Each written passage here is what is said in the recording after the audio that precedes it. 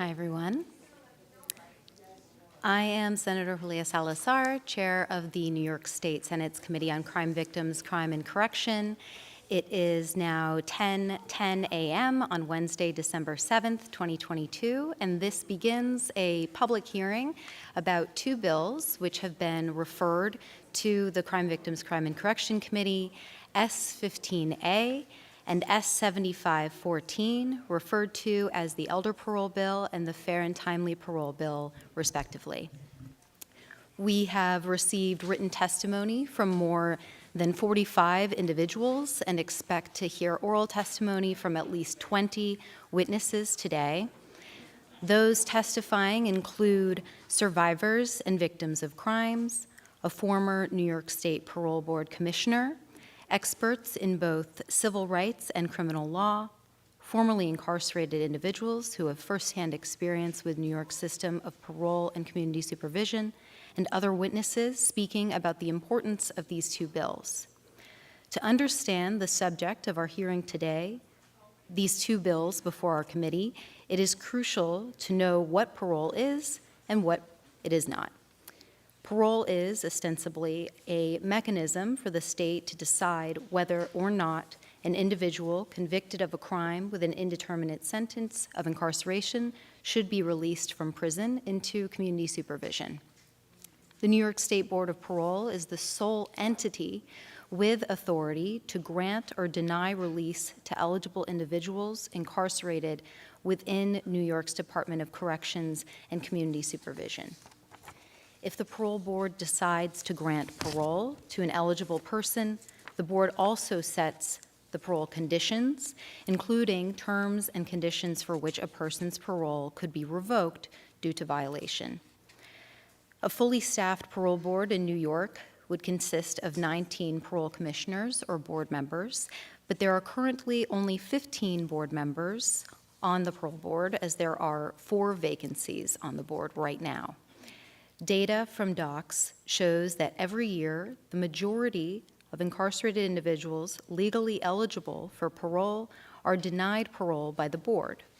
The percentage of incarcerated New Yorkers granted release after a parole hearing has declined since before the pandemic, with only about 36% of all interviewed parole candidates granted conditional release by the board in 2021, compared to 40% granted release in 2019. Today, New York State has the 3rd largest population in the country of people serving terms of life imprisonment. Of all the counties in the state, the highest percentage of individuals serving a life sentence right now in New York are from Brooklyn. The Elder Parole Bill would provide that a person of age 55 or older who has served at least 15 years of a sentence should have an interview with the Board of Parole to determine whether or not they should be released to community supervision. The interview would be scheduled to occur within 60 days of their 55th birthday or the last day of the 15th year of their sentence, whichever date is later for that individual. If release is not granted, the person would have a subsequent parole interview no more than 24 months or 2 years after their denial. The bill would also require the Board of Parole to report quarterly to the governor, the legislature, and the public about the outcomes of elder parole. Separately, the Fair and Timely Parole Bill, of which I am the Senate sponsor, would direct the parole board to grant discretionary release on parole unless the eligible individual poses a current and unreasonable risk that cannot be mitigated by parole supervision. These factors shall not be the sole basis of the board's decision, and the board would be required to explain in writing the basis for a denial of parole and how risk factors were considered and weighed. I will note that neither of these bills, if they were to become law, would automatically grant release to any individual and would not in any way circumvent the parole process. I normally would turn it to Senator Hoylman. who is the sponsor of the elder parole bill. Senator Hoylman is on his way, so when he arrives and joins the hearing, I will give him an opportunity to speak. But I just want to welcome everyone and also give an opportunity to Senator Palumbo to speak if you would like, and then Senator Tedisco as well. Thank you, Madam Chair. It's nice to see you all post-COVID, and certainly starting to address our new legislative session coming up. I myself have been working for many years in the area of criminal justice. I have a former prosecutor for many years. I was in a major crime bureau. I was a supervisor handling rapes, robberies, homicides, and then I've been on the defense side for many years. So I think I'd certainly bring a unique perspective to these bills and analysis of it, and I do look forward to our panelists' testimony. I do have a few comments just generally, because I believe that some of these bills in conjunction would create a situation where we have, again, a mandate that would ultimately provide opportunities, of course, for certain people, because we all want appropriate justice when it comes to the criminal justice system and prisoners. But however, I mean, for example, today's the anniversary of the Colin Ferguson shooting. He would be eligible for parole if these were to both pass, and it wouldn't be the best interest of society that is the current standard under our parole system. It would be what is best for the individual potential parolee. So I do have some concerns with some of these bills, and I think we're certainly going to have not even necessarily a spirited discussion, but a very intellectual and intelligent discussion on these bills, and how, quite possibly, in my opinion, some of them could certainly be modified if they're taken up by the legislature to account for certain very, very serious crimes, because, of course, it's not a perfect system of justice, but we don't have magic wands to bring back people who've been murdered and for rape victims to forget what happened to them. So our system of justice removes people from society. So I think this is it's a very important, these are interesting bills, and this is a very important topic to me. So I certainly look forward to the further discussion. Thank you, Madam Chair. Thank you, Senator Palumbo. Senator Tedisco. Thank you. Let me first of all thank the chairwoman for having this hearing, and my colleague, Senator Palumbo, and all of you for taking the time to help us look about and think about and look at legislation which relates to hopefully a definition towards moving towards for equal justice for all, whether you're incarcerated, whether you're alleged perpetrator, or whether you're a victim. I want to personally just make a statement about constituents who live in my district here, which is an example of something that seems to be happening holistically as it relates to when someone who was arrested for a violent crime, convicted for a violent crime, some very serious, some lesser to medium, given a sentence and comes up for parole. As you know, the victims who are the families or the victim themselves are given the opportunity to give what's called a victim impact statement.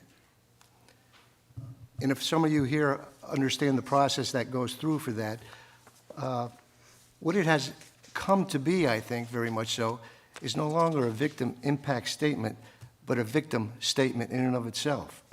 And I'll explain to you why. And the constituents I'm talking about are Michael and Regina Stewart and the Rivers family. Christopher Stewart and Deanna Rivers were students at Shenendehowa High School. They were driving home from a basketball game, and they were killed by a drunk and drugged driver. Irresponsible, of course, was arrested, was convicted, was given a sentence. Every time that individual comes up for parole every 2 years, Regina and Michael Stewart come before someone who represents the parole board and the commissioners. But you probably understand and know, in most instances, in fact, I think just about in every instance, that individual is not one of the 3 individuals who are going to interview the perpetrator who is coming before the parole board. That's why I said this has become a victim statement alone and not a victim impact statement. Because how could it impact what took place with that interview that's coming up if the three individuals who are part of the Parole Board and Commission don't see that victim impact statement. And when individuals like Regina and Michael make those statements, and you probably know this if you're a victim or you've made some victim impact statements yourself, it brings up a lot of emotions. And it's something that has to be brought up and gone through, the emotional, the psychological impact on the family members who are left behind and the victim themselves. And they're distraught about the fact that every time they come up every 2 years, the person who is there, very nice usually, listens, consoles them, but they know for the most part that's not the person that's going to be interviewing the individual who perpetrated that crime. We have a bill, and I'll give you the number of that bill. It's S2846. It's bipartisan. We have Fred Thiel, I think, represents us in the Assembly on that. It's a pretty simple bill. It says when those individuals come before the individual who they're giving that victim impact statement to, they would have the opportunity to require a videotaping of that. And that videotape would be brought to the real individuals who will be interviewing the individual who's up for parole. And they would have to view that. So then they could say to themselves, well, we put our hearts on the line. We told the story once again. We let them know the impact on us. It's more closer to a victim impact statement. Of course, there's nothing like those being right in front of them to see the hurt and the horror of what they've gone through. So we think it's a reasonable concept and reasonable bill. It's impossible for these individuals to travel all across the state and go before. We understand that. But we think it would be a good compromise to allow individuals to say, videotape us, send that out to those individuals who will be there interviewing the one who's up for parole, and let that be a real victim's impact statement, positive or negative. Because I'm sure some of the individuals come forth and say, we think that individual served enough time. We think they've paid their dues right now. And others will say, well, we still feel there's a need to spend more time in the sentencing process and being an incarcerated individual. So that's something I'd like to have maybe the board and my colleagues actually consider, because if there's going to be a victim impact statement opportunity in the state of New York, I think the victim should have the ability not to just be a victim statement, but to be one that can have an impact and at least let those who are interviewing the parolee see what they have to say. Thank you very much, Chairman. Thank you, Senator Tedisco. I will also note, as all of the panelists have been made aware, that we have a social worker from my office who is available. Of course, the testimony that we'll hear today, a lot of it is difficult to hear and difficult to give. And we want to make sure that every witness and person in attendance has the support that they need. So please make sure to take advantage of that if you need to. I will go ahead and invite up our first panel. That is Anthony Dixon from the Parole Preparation Project, Alicia Cohn from Newburgh LGBTQ Center, Jose Saldana from the RAP campaign.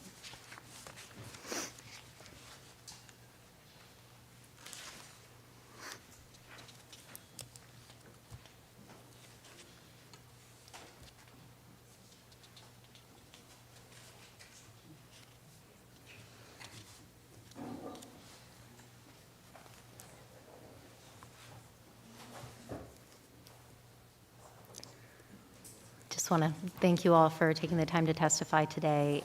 Whenever you're ready to begin, feel free.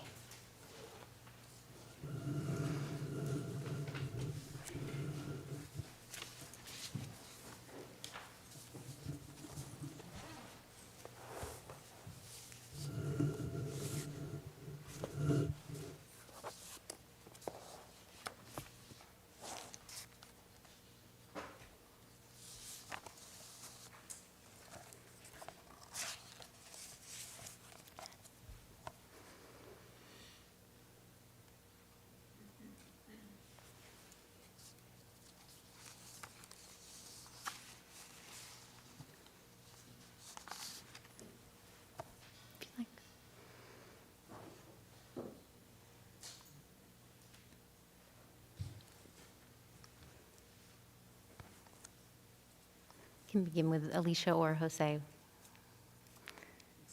Oh, feel free to begin, Alicia or Jose. Oh, okay. No, it's okay.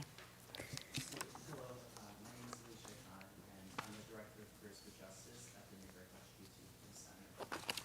I want to thank this committee today for inviting me to speak at this hearing. Could she get a little bit closer to the mic? I can't. Oh, yeah. Is it on?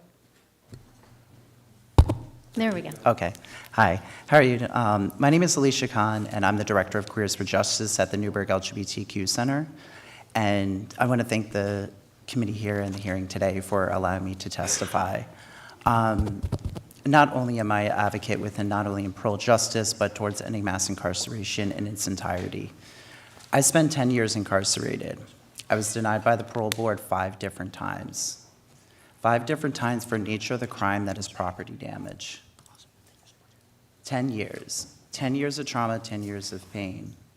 And when I got arrested, the cops told me if I told the truth, I would not go to prison. That didn't happen. When I saw the judge told me I'll be out in 5 years on good behavior. That didn't happen. And when I go into the Department of Corrections, I behave. I repress my own sexuality. I repress my own gender to get by. I was sent to the parole board, and when I was in the parole board, they told me that I'm a horrible person. They told me that I'm a horrible person 5 different times. It didn't matter about my behavior record. It didn't matter about anything. All that mattered is that they wanted me to serve time. And during that time, I was sexually assaulted. I was raped multiple times during that time. I was beat up.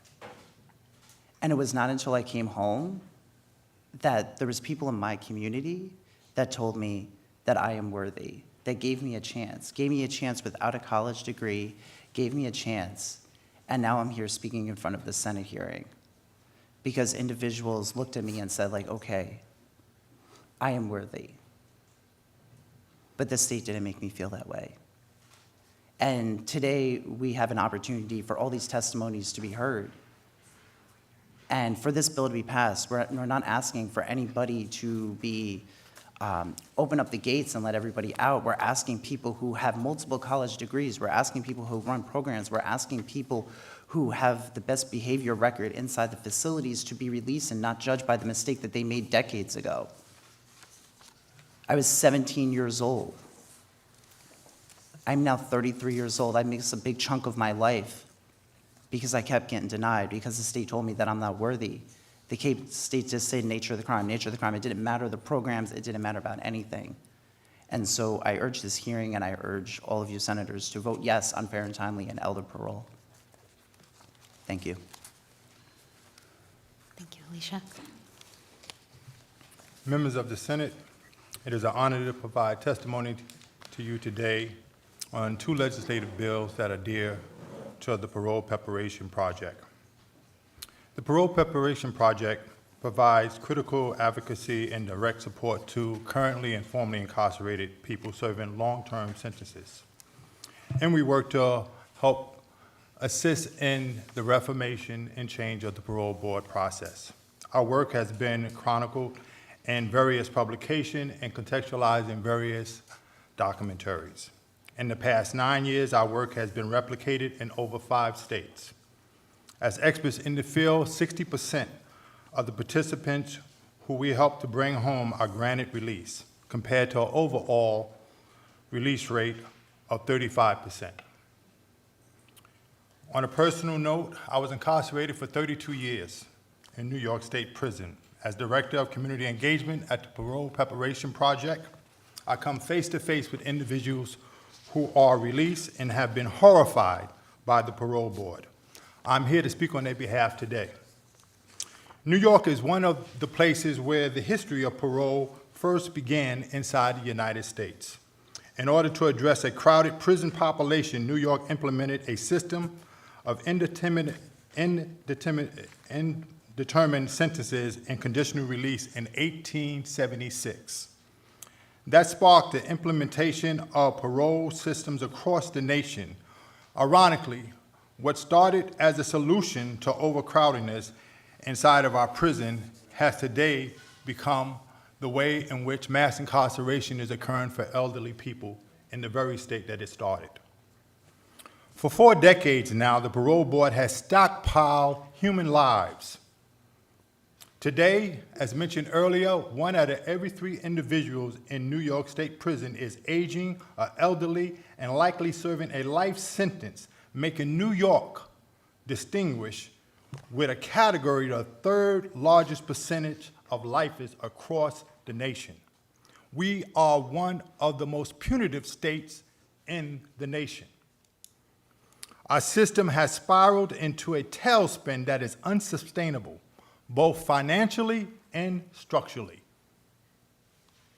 Furthermore, data has shown the pervasiveness of structural racism in New York State prison system. As I said here today, I am reminded that every 3 days, a person dies in New York State prisons.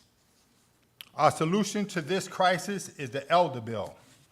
Among other things, the merit of our criteria for 55 is borne out by DOC's public records, showing that individuals on average die at 57 years old. The Elder Bill is a data-driven solution to the crisis of the aging prison population in New York State. Its passing will improve public safety, reduce correctional costs, and immediately free up funds that can be redirected to community support service to assist individuals upon release. Lastly, the second bill we propose and support is the Fair and Timely Bill. Each year, the Parole Board sees over 10,000 individuals. Despite the fact that these individuals have stellar institutional record, a diversity of skill sets because they've been in there so long, concrete release plans. They have low compass risk scores for violence and rearrest. The Parole Board denies 60% of those who appear before them. On its face, this 60% denial rate is an indictment that either DOC or the board is transparently off course. The records show that it's on the board. I believe that everybody that comes into prison is able to change. As a person that has been incarcerated, I have seen individual change. I ask this honorable board of senators today that are here to hear these 2 bills, that they believe in redemption and that humans are not their worst mistake. I yield the floor for you and tell you today that we are asking that you mend the executive law or end it. Thank you. Thank you. He'll say whenever you're ready. Thank you, Senator, Chair, Senators. I submitted a written testimony and briefly detailing my accomplishments during 38 years of incarceration and what I've been doing in the close to 5 years that I've been released. I ask that you refer to it.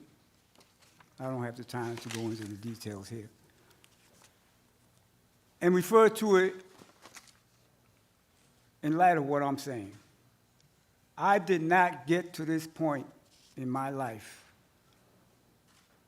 from harming people, being convicted of a very violent crime, to who I am today on my own merits, by myself, in a vacuum. I had tremendous help.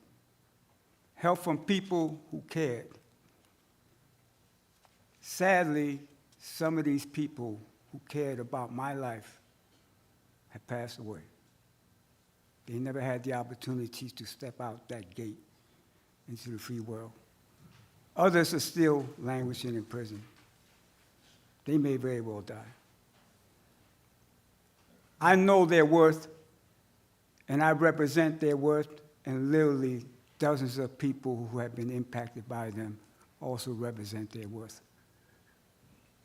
And I suppose the same could be said about women in our prison system. they have actually helped an entire generation transform their lives.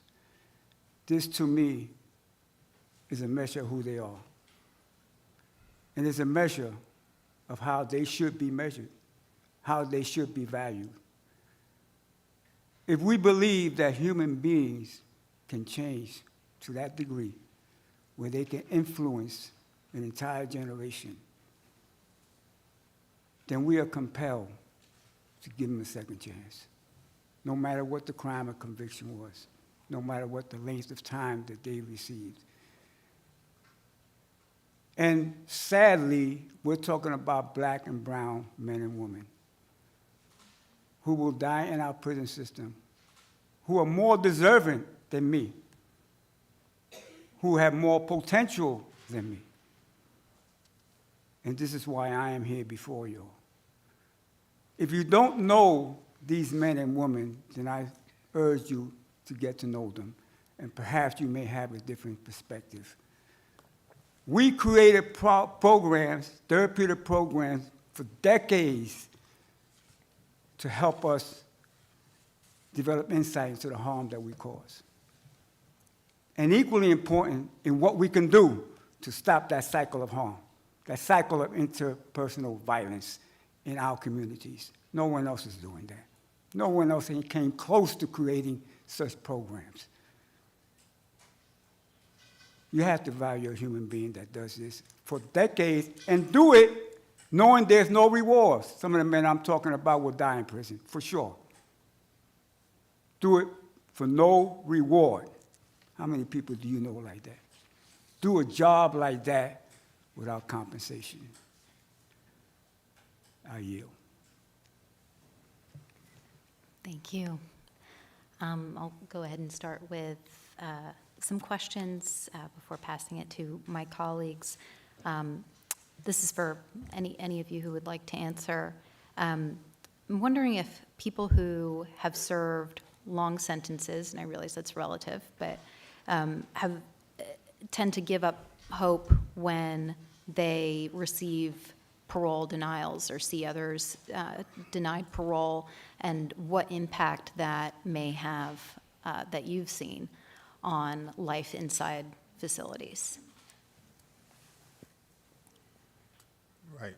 So over the past 6 years that I've been home, I've worked face-to-face with individuals that have experienced the exact thing that had happened. At my own parole hearing in 2016, a dear friend of mine by the name of John McKenzie committed suicide after he was denied parole release after his 10th time.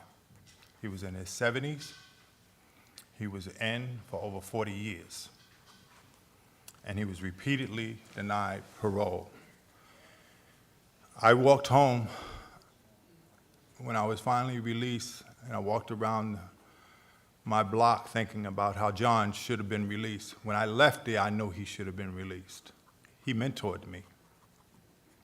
I know another individual that was at the parole board that had given up hope on the parole board, and we begged him to go. He was denied so many times, he had resigned to die in prison. Finally, he did go. And when the board gave an indication that they was going to release him, he asked to use the restroom. He went to the restroom to garner up his strength. What he was heard, he was suffering from cognitive dissonance. He had set his mind that he would die in prison, that he was just there to go through the motion. And he was just trying to compose himself to go back out there. He caught a stroke and he died later on that night. Just recently, last week, I brought home a man who had did 48 years, almost half a century in New York State prisons. We're pulling off more time in this state than any place in the nation. 48 years. He had refused to go to the parole board for 17 years because they had already hit him. And he was making a claim of innocence. I brought this individual home with some of my colleagues in a wheelchair. His name is Pete Rivera. Senator, we should not let anybody come home in that condition. His remaining family is horrified that he could have came home much earlier and come home as an asset rather than dependent on community resources and the remaining family. We equipped him. We spent taxpayers' money to rehabilitate, quote unquote, these individuals. But yet, we refuse to get the dividends at the end. And we'd rather they die or let them out when they're seriously ill, wheelchair bound. Thank you. Thank you. I wanted to ask actually a question about your testimony, Mr. Dixon. You had mentioned resources for post-release. Could you speak, and as well as your fellow panelists, to your experience with any resources that were or were not offered to you after you were released on parole, and the nature or whether or not they were adequate? Right, I'm sorry, can you repeat that in another way? Yeah, so resources that were made available to you, if any, after you were released on parole, and just sort of evaluating what that support gave you, if anything, and what recommendations you would make in terms of resources offered to people after they are paroled. Right, thank you for that. That's an excellent question. I would start by saying that individuals that are denied parole, just recently they are providing some type of counseling in some facilities after they are denied because they saw individuals' state of mind afterwards. So that was a resource even prior to release. After release, 1 out of every 3 to 1 out of every 4 individuals that I've saw, including myself, we come home without a valid identification. That would be the Social Security card and the birth certificate. It didn't make sense to me that after 3 decades, DOC did not have that on record. And that means that individuals are impeded from making a successful transformation. They cannot open up a bank account, cash a check, go into certain buildings. For all intensive purpose, they have an immigrant status. Other resources that was not available to me was any cash flow. $40 was nothing after being in docks for 32 years and no retirement plan. I had to start up. I think that the resumes are antiquated, the cover letters as well. I think that the department is not allowing individuals to get certified while they're in with license.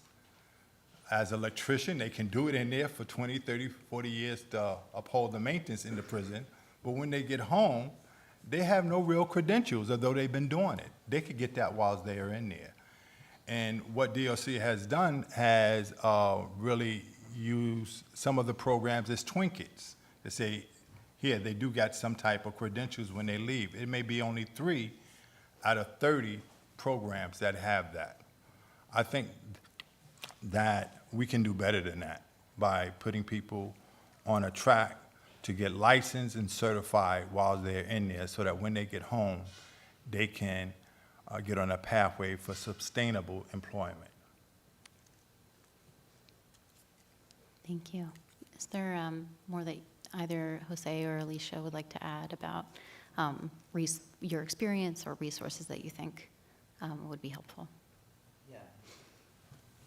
I think that when I came home, I was sent to a motel that was known for sex work and drug use. I'm a recovering heroin addict, now almost 6 years clean.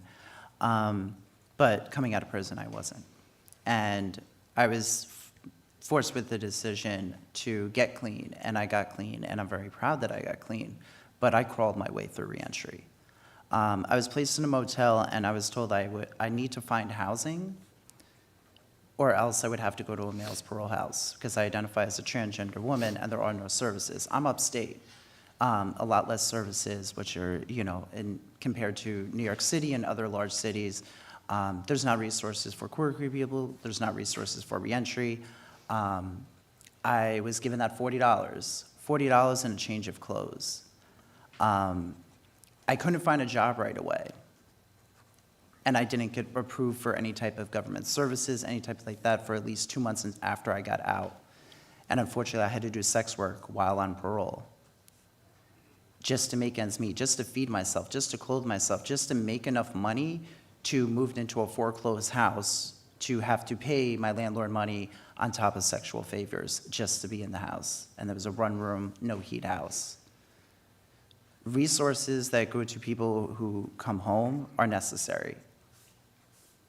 Because if one thing that prison does, prison teaches folks how to survive. It teaches us how to live. It teaches us how to be independent. It teaches us how to deal with the worst of the worst and survive and move forward and turn amazing things into not coming in without a high school diploma and having a college degree by the time you leave.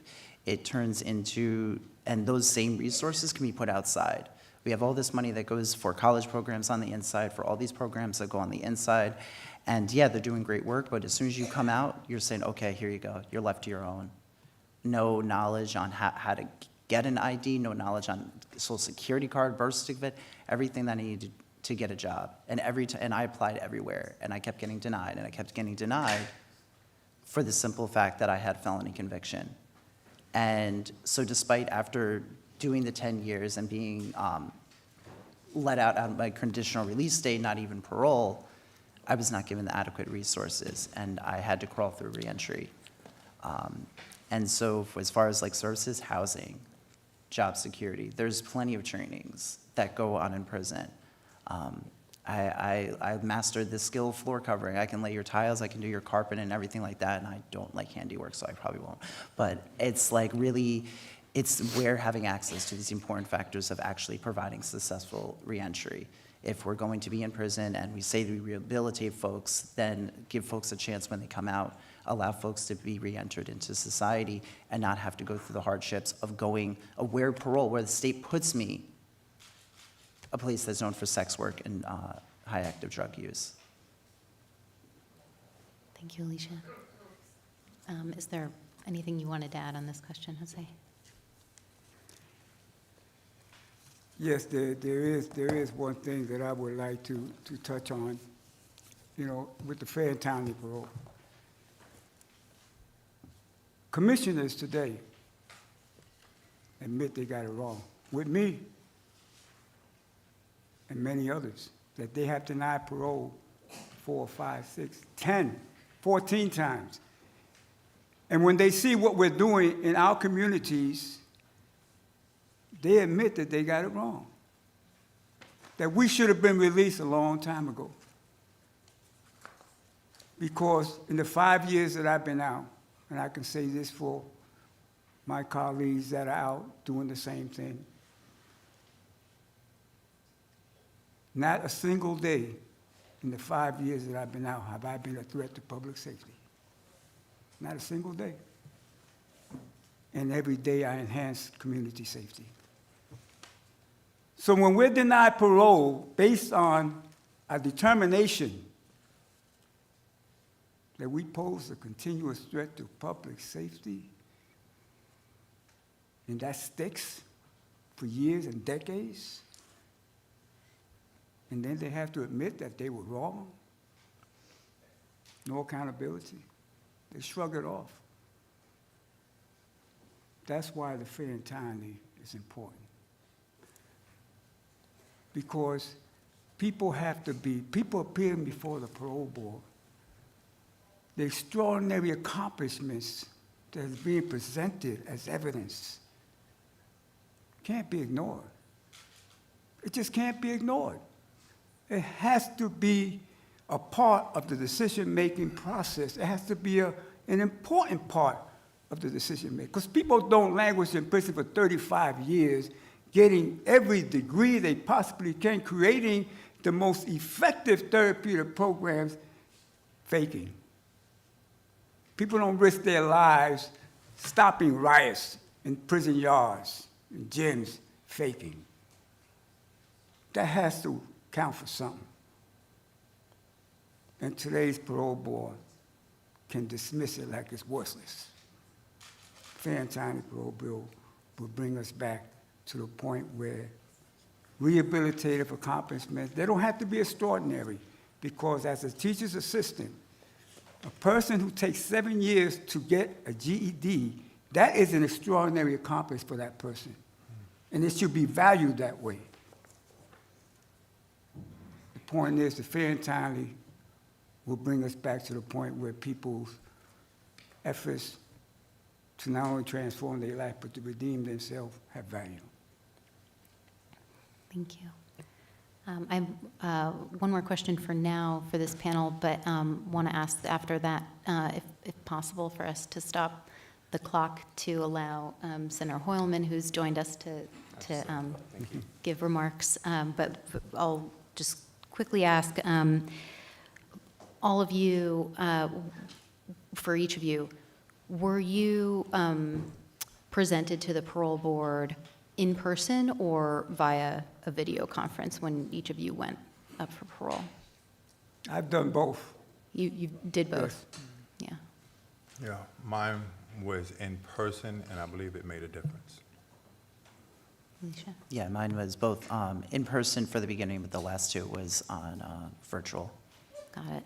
And what impact would you say, each of you, any of you, what impact was there having parole hearings on video? I know, Anthony, you didn't experience that, but for Jose and Alicia, could you see the commissioners when you had a video hearing? Did you know who was speaking when they were speaking? What was the impact of video versus in person? When you're in person, you see the three commissioners, and you're speaking to three people. When you have a conference, the only person you see is the one that's speaking to you. And if the other two are not engaged, you don't even know who they are. You don't even know that there's two or three in the room unless they identify themselves. And I just think being able to just look at a human being and see the human expressions that we can address. You know, if I see a frown on if I'm talking about something and I see a frown on your face, I say, well, I got to say something to take that frown away. You know, I got to get this person engaged. You know, and the video doesn't allow for any of that. It becomes so mechanical that, and then when I was appearing before the parole boards that denied me, they only lasted 8 minutes. And I'll say that the parole board that granted me parole lasted a lot longer than 8 minutes, almost 3 times that.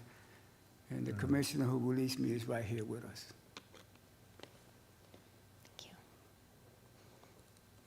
you. Alicia, do you have any thoughts about video I think versus when it was done in virtual, it was impersonal. Like Jose said, like you don't get to see the person unless the person is talking or they're engaged. When actually having it, you know, in person, you can actually like see body movements, and you can see if they're engaged, and you can appeal towards like you know what your accomplishments have been towards prison. Whereas virtual is very limited. I think they give us less than 3 minutes to actually put our lives on the line and explain why we should be released. And even virtual, it's even shorter. It's very quick, very next person, in and out, which is not, in both, more so in virtual than in person. Thank you. I'll hand it over to Senator Hoylman if you'd like to give opening remarks or ask any questions. Thank you, Senator Salazar. So glad to be here, State Senator Brad Hoylman. I am the sponsor of one of the bills we're discussing today, the Elder Parole Bill, as it's known, S15A. And I just wanted to thank you three for testifying, and Senator Salazar for organizing this and her team. The Elder Parole Bill that I carry with Assemblymember Davila would, I think, as we've discussed, help remedy the long and ineffective sentences by guaranteeing a parole hearing. for those 55 years and older that have served at least 15 years. It's a guarantee of a hearing. It is not a guarantee of parole, as you all well know. And of course, Senator Salazar's fair and timely bill is crucial too. You know, one of the things we'll be talking about later today is how both of these bills could actually save the state millions. The estimate is $522 million per year. And to put that into perspective, by uplifting what United Neighborhood Houses noted in their written testimony, which we've received, $522 million is greater than the entire budget of the New York City Department for the Aging, the entire budget, which supports hundreds of thousands of older New Yorkers through contracted services such as over 300 senior centers, home-delivered meals, and case management. And I think you'd agree that that's a pretty staggering comparison. Just think what we could be doing to serve older New Yorkers instead of keeping them behind bars. We could instead be spending on programs for incarcerated New Yorkers to help set them up for success after their sentences, just to take one example. But this is certainly, as you have described, more than just about the state's bottom line. The need for elder parole is higher than ever. In January, the state controller released a report that found that although our overall prison population is declining, the percentage of New York's older prison population has doubled since 2008 and tripled for the 60-plus-year-old population.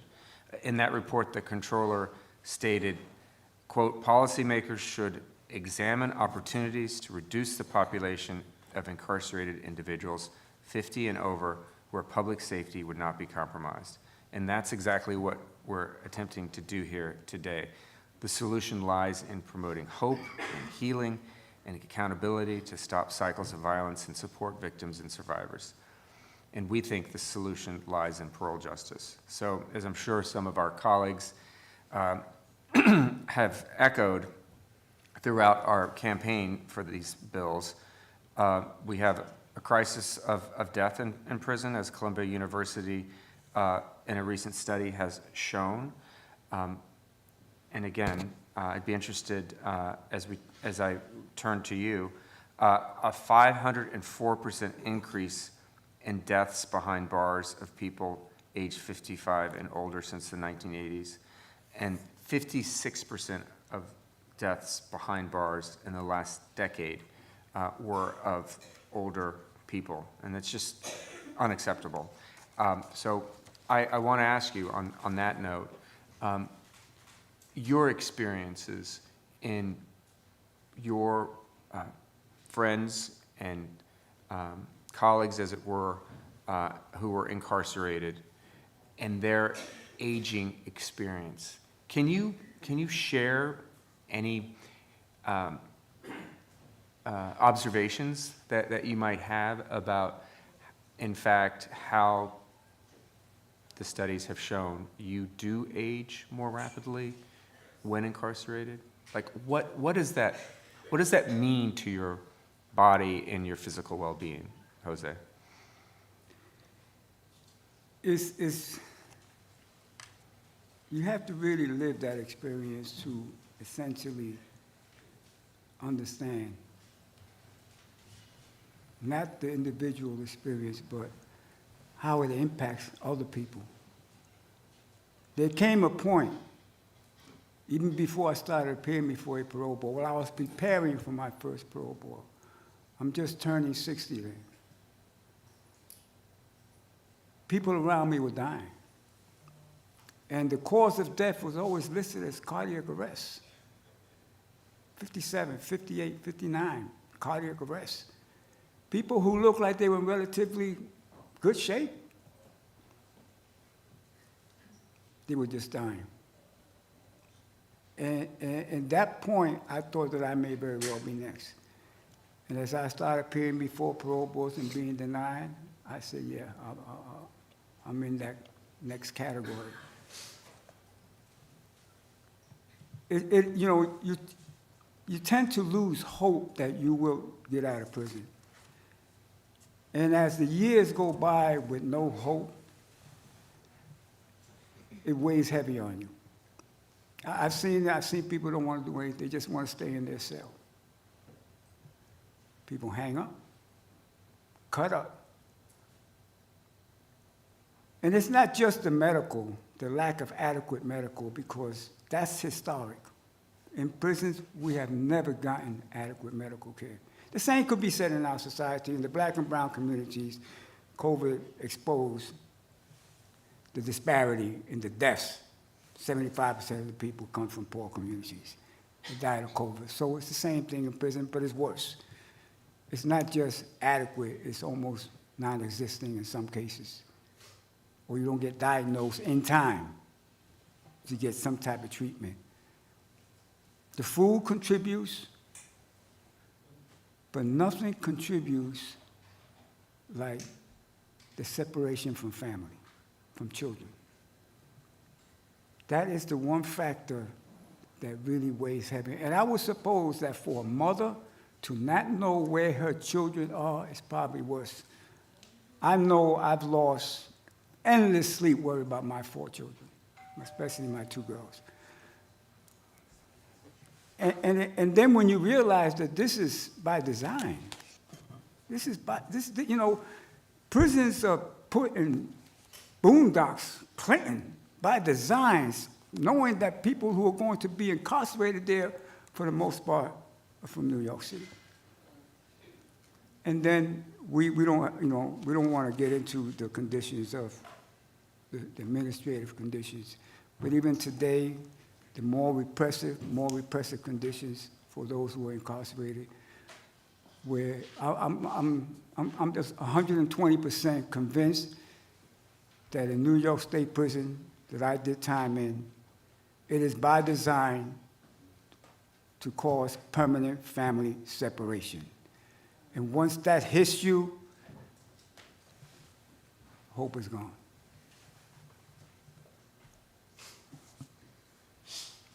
Thank you.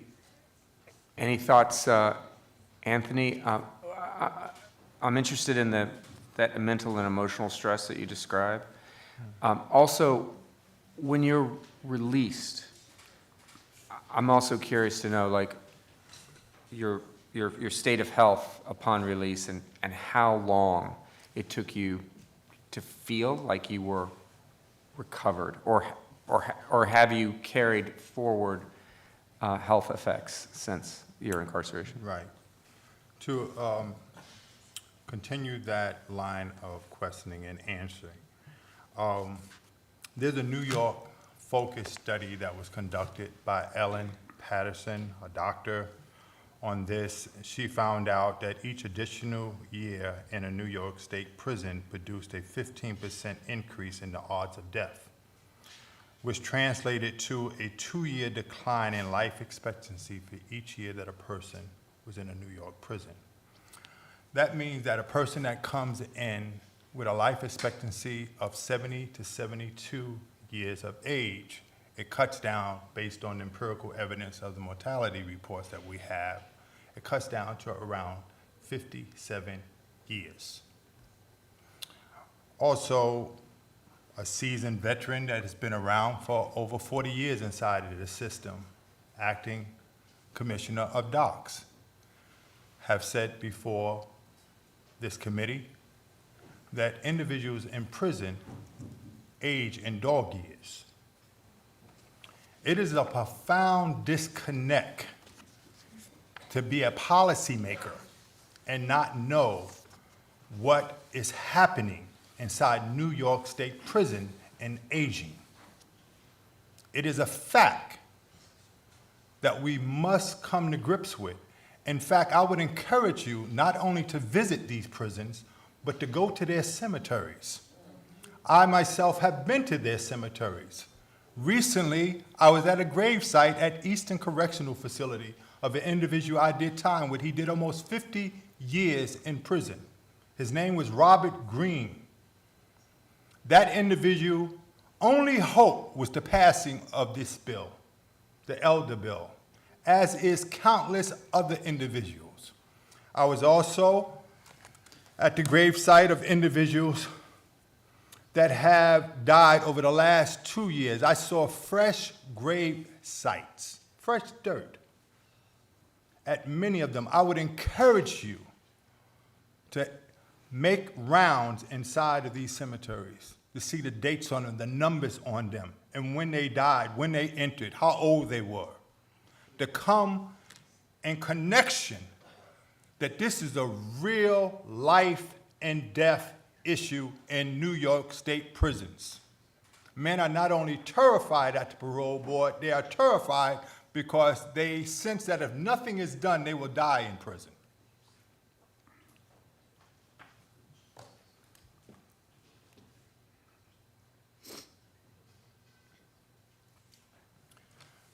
In my own personal transition, I never put an ED. I'm still in transition.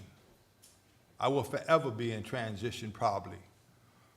Being in prison is made comparable to veterans in war. I think it's compounded, much more severe than that.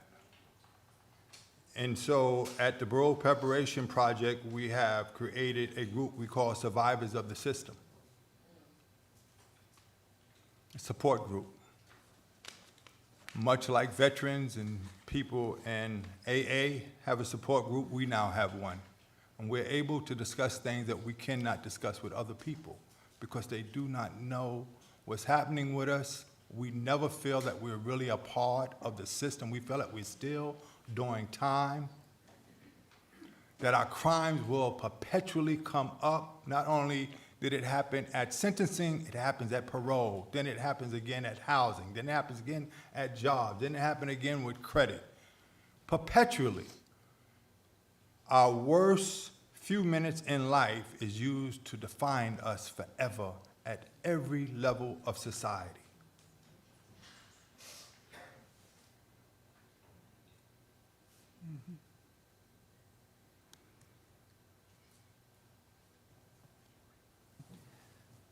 Thank you. And Alicia, in terms of what you experienced and your physical health and mental and emotional upon release, any description you can share with us as to the length of time it took you to feel like yourself before you were incarcerated? To piggyback what Anthony says, you never feel a part of. There's no amount of years, there's no amount of time that can go by to being fully a part of society. I'm diagnosed with post-traumatic non-epileptic seizure disorder due from trauma. I just had a seizure this last weekend. And that is due from prison. I was diagnosed from a psychiatrist that this is what happens because there's no amount of medication that can control my epileptic seizures. It's surrounded by the past traumas that I have, and that prevents me from driving to this current day. There's an international study that says that 1 of every 3 people will develop an epileptic seizure disorder while in prison. There's commonalities between the military and prison, like Anthony was talking about, of how that is connected into epileptic disorder. And having a seizure, quite frankly, it sucks. And it's all surrounded by trauma, and it's surrounded when particular things come up, when particular trauma-induced things or a memory comes up or a situation, because I always don't get to say when my trauma is going to confront me. It could be a sound. It could be walking down the street. It could be just simply going to the grocery store and my trauma hitting, and then I'll have a seizure that following day. And so as far as my current state, I do my best to maintain my epileptic disorder, but what ends up happening is because of prison that causes this. So there's not a medical treatment. There's not every test was ran. I have to live with this for the rest of my life. And I was diagnosed with epilepsy at the age of 21 while I was incarcerated. And they did nothing for me but give me medication. That was not good for me. So as far as my current health, good, but then also it's bad. And then if I could just ask another line of questions. In terms of parole hearings and the incentive that they create for an individual who is incarcerated, does the potential of a parole hearing change your behavior while incarcerated? Does that opportunity to speak before a parole board make you think differently when you're incarcerated? Does it lead to behavior that, we might consider to be more conforming with the expectations of those who are incarcerated? Is it a positive for the safety and the behind the bars if someone has a parole hearing coming up? Like what does that mean for an individual who's incarcerated? Any thoughts on that? Yeah, for the most part, most people serving a life sentence that is parole eligible, they look forward to that day. In fact, I don't really know anybody who doesn't look forward to that day, because that's the day that they can possibly leave prison. But when the parole board's release rate was 4%, it wasn't too much of an incentive. People were saying, well, maybe this goes in cycles. Maybe the release rate will increase by the time I go before the parole board. But as the parole board rate of release stabilized in the 30s, mid-30s, that's not much of an incentive to do anything for most people. For others who this is their only hope, you have to try to convince parole commissioners that you should be released.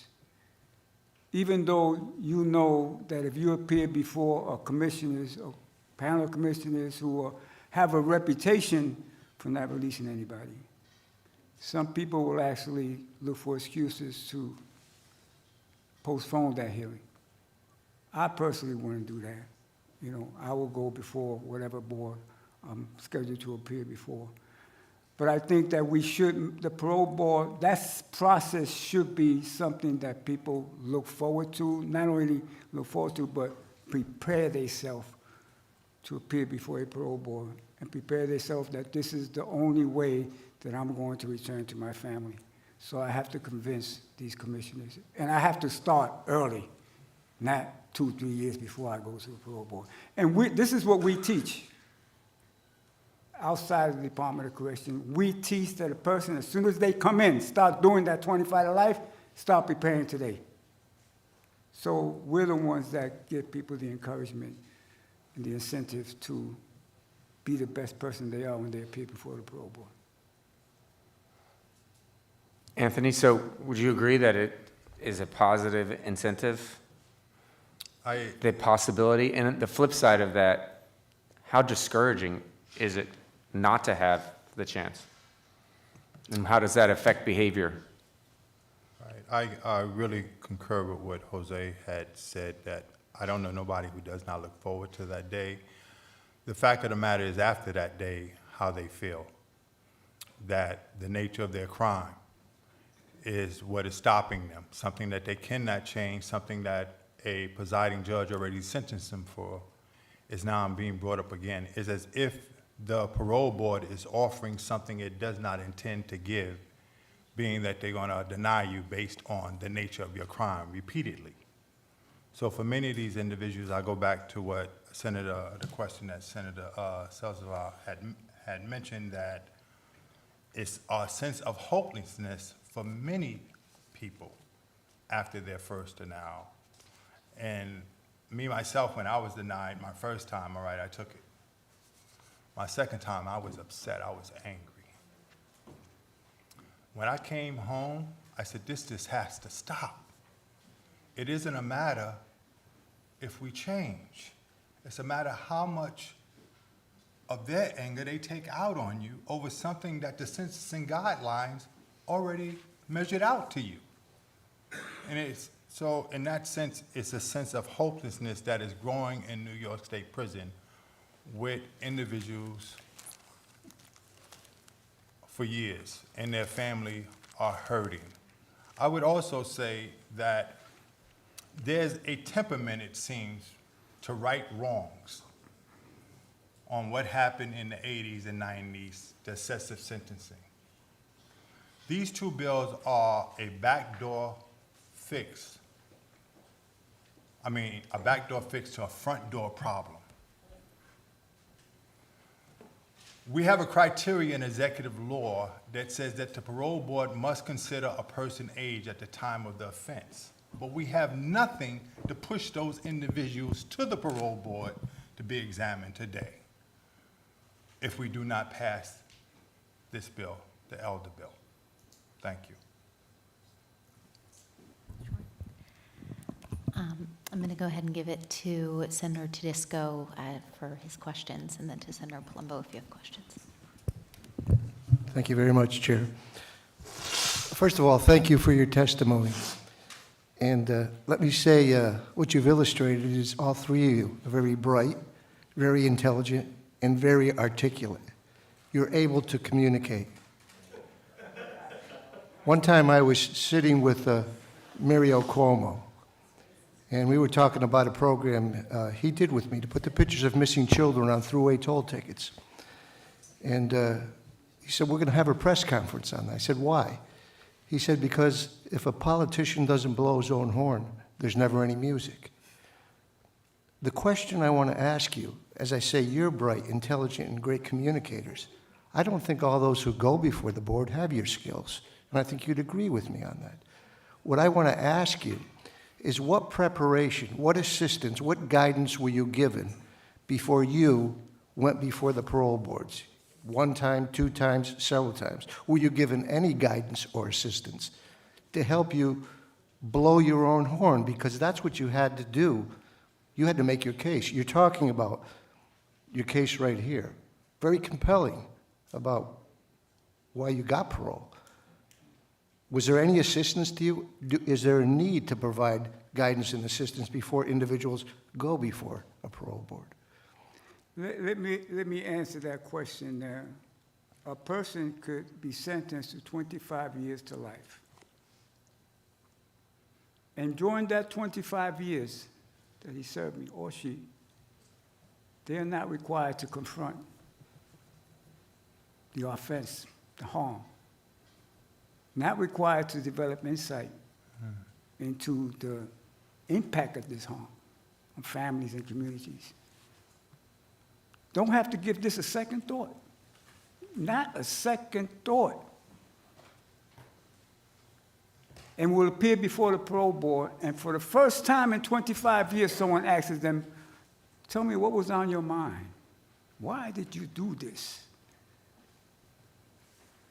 But we create the programs to guide us into taking responsibility. It's not a question of my bad. Oh, excuse me, pardon me. To take full responsibility requires action. To develop insight into harm requires action. And we have to do something to make it right. Something.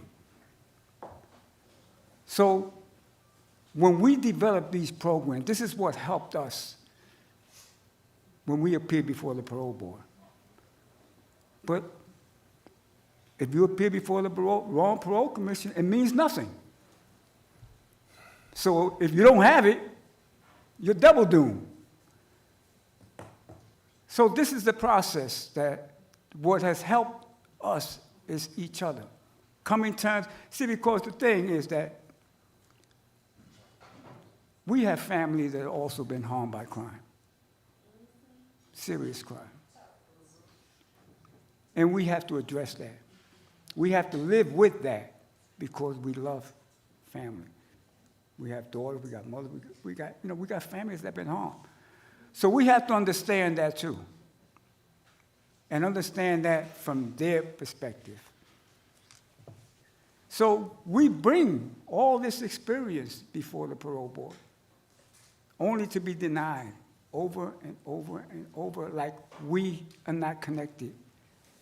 Because, like Anthony said, the decision is based on one thing, crime of conviction, and the determination that we are a risk to public safety is based on that crime exclusively, not on the degrees.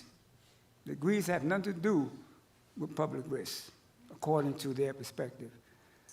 So to answer your question, we prepare ourselves. If we don't do it, it doesn't get done. Well, let me say, every 2 years, we prepare ourselves too. But my staff says to me, hey, you remember you did this, and you did that, and you did this. You have to tell the public you did all that, the positive accomplishments. And sometimes your memory doesn't compel you to remember all those good things you've done. What I'm asking is anybody sit down with you, you were in this program, you helped this individual, you did that. Remember to tell that parole board. None of that happens. You just are waiting and you go before those 3 individuals. And nobody helps tell you, you did some pretty good things and you behaved in a way that showed that you should be out there in public again. There's no assistance like that whatsoever. We don't get assistance with the Department of Correction, none whatsoever. Yeah. Maybe we should. Right. So, perfectly sound questioning. At this point, I'm thinking about how individuals go before a grand jury. They are prepped. When they go at trial as a witness or whatever, they are prepped. And when they go before the parole board 25 years later, there's no preparation. Hence, the Parole Preparation Project sought to fill that void and has replicated itself in over 15 times over the nation over the course of its existence, almost 10 years now.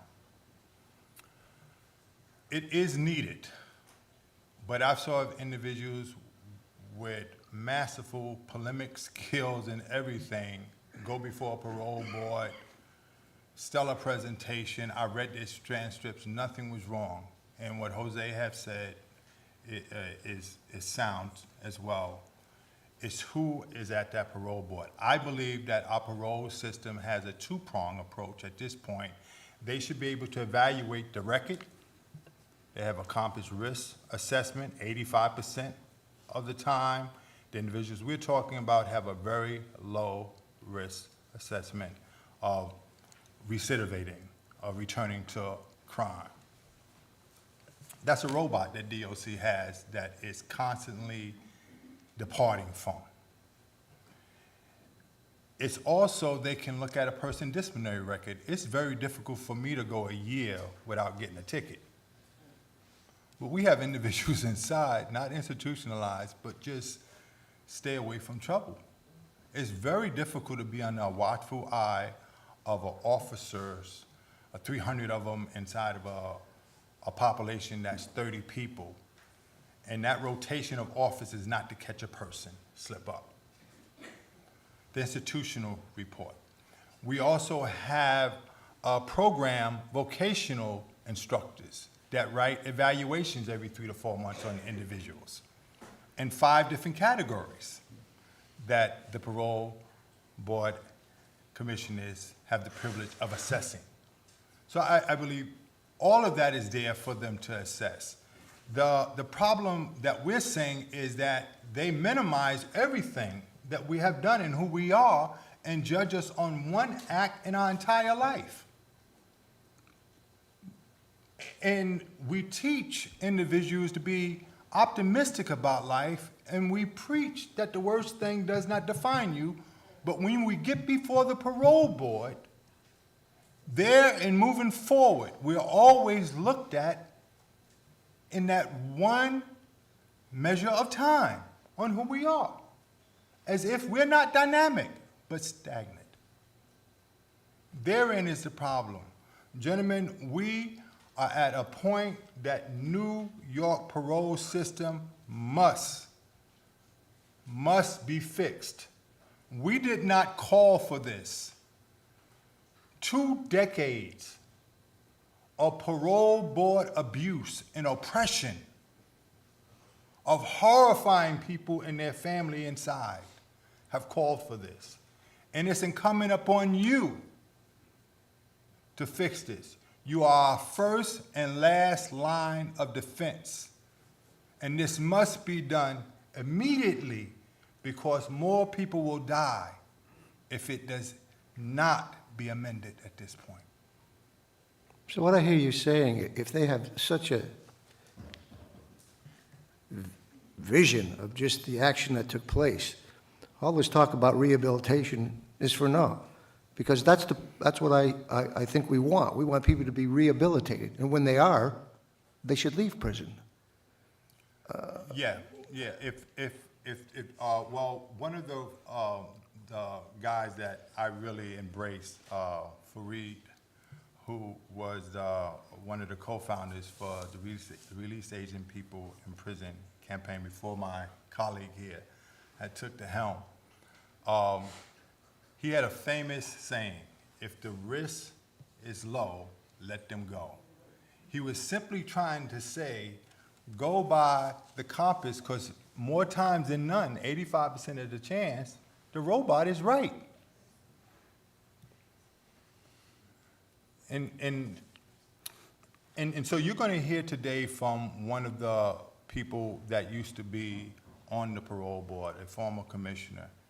And I'm pretty sure she's going to lay it out as to what her duty was and how that plays out for you. But from our side, it matters little about our preparation most of the time. As my colleague Jose had mentioned, it's who is at that parole board that makes the world of difference for us. Thank you. Thank you, Madam Chair. Nice to see you all, and I do certainly thank you for your testimony. I'll try and be lean and mean because I see we're over time.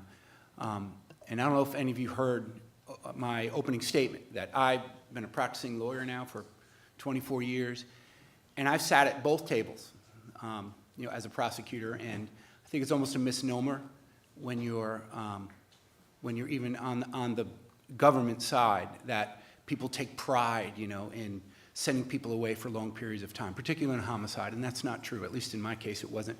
One family's lost, someone is gone forever, someone's going away for a long time. So there needs to be that element of compassion, and a lot of what you're saying sounds like I understand that the prison system itself, we've got malnutrition, we've got those issues, that people need to pay a debt to society. That's the way, coming from a law enforcement family and seeing, when people commit crimes, violent crimes particularly, they need to pay their debt to society. But we need to work on the way that we can get them back out.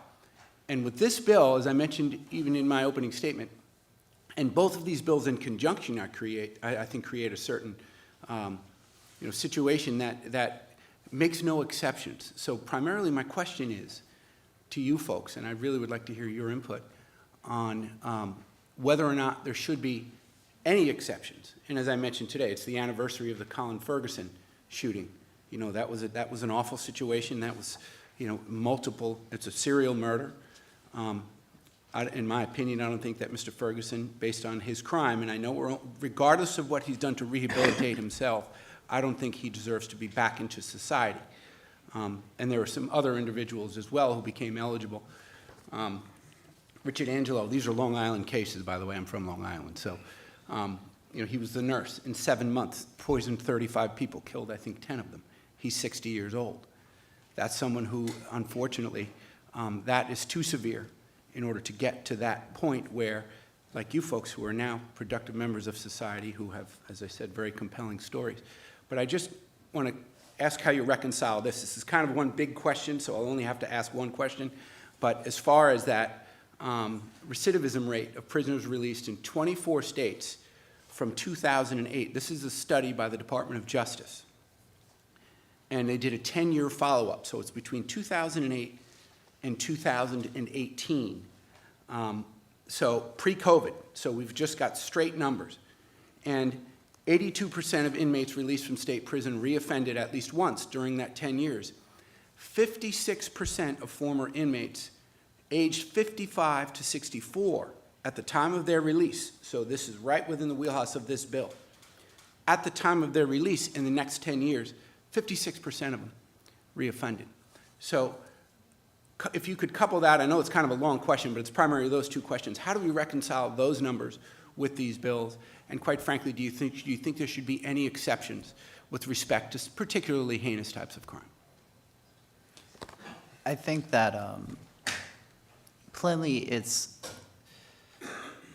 the individuals that are accused and sentenced for what we may consider heinous crimes is not what we're advocating for. What we're advocating for is for the individuals who have that opportunity to go to the parole board and show the work that they have done.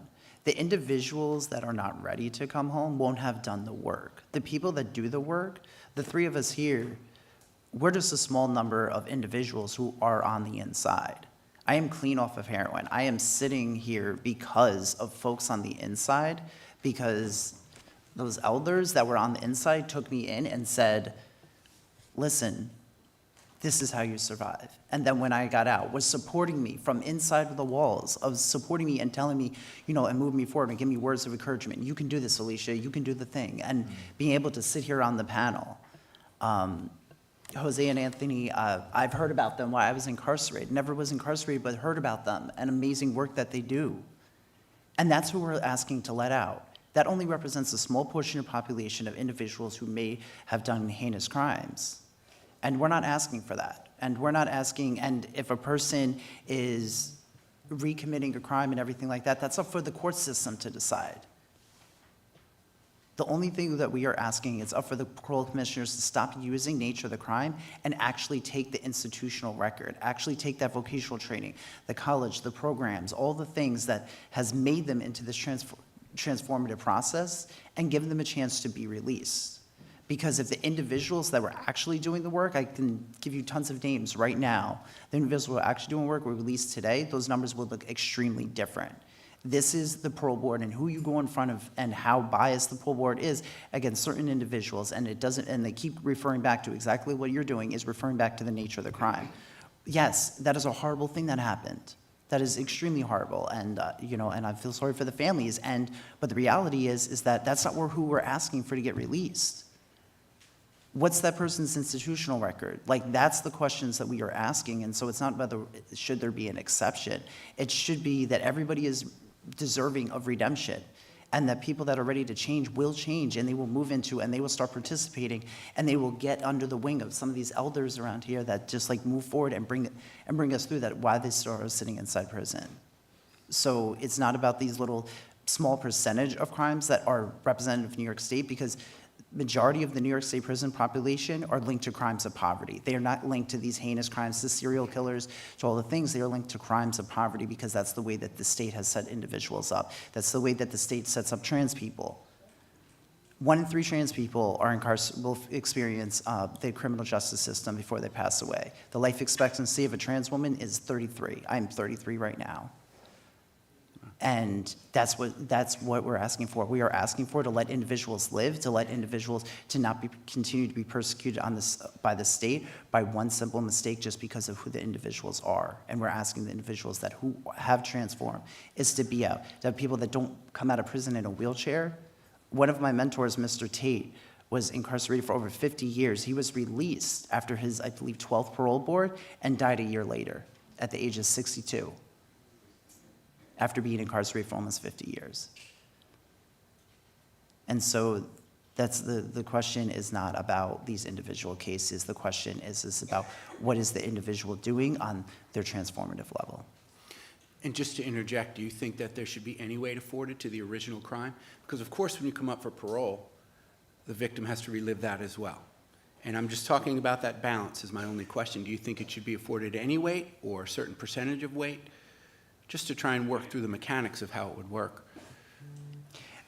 It's not about whether it's nature of the crime, it's whether they have transformed. It's whether they have given a fair chance at the parole hearing. They already got sentenced by the judge.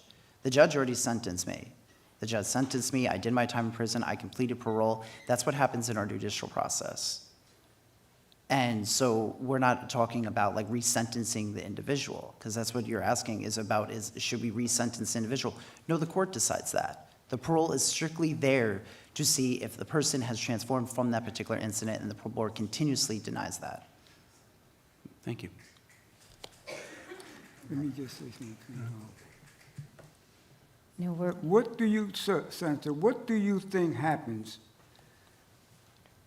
when the victim's statement, impact statement, families of people who have lost their lives through violence, what do you think when the victims say that they believe that this person should be released?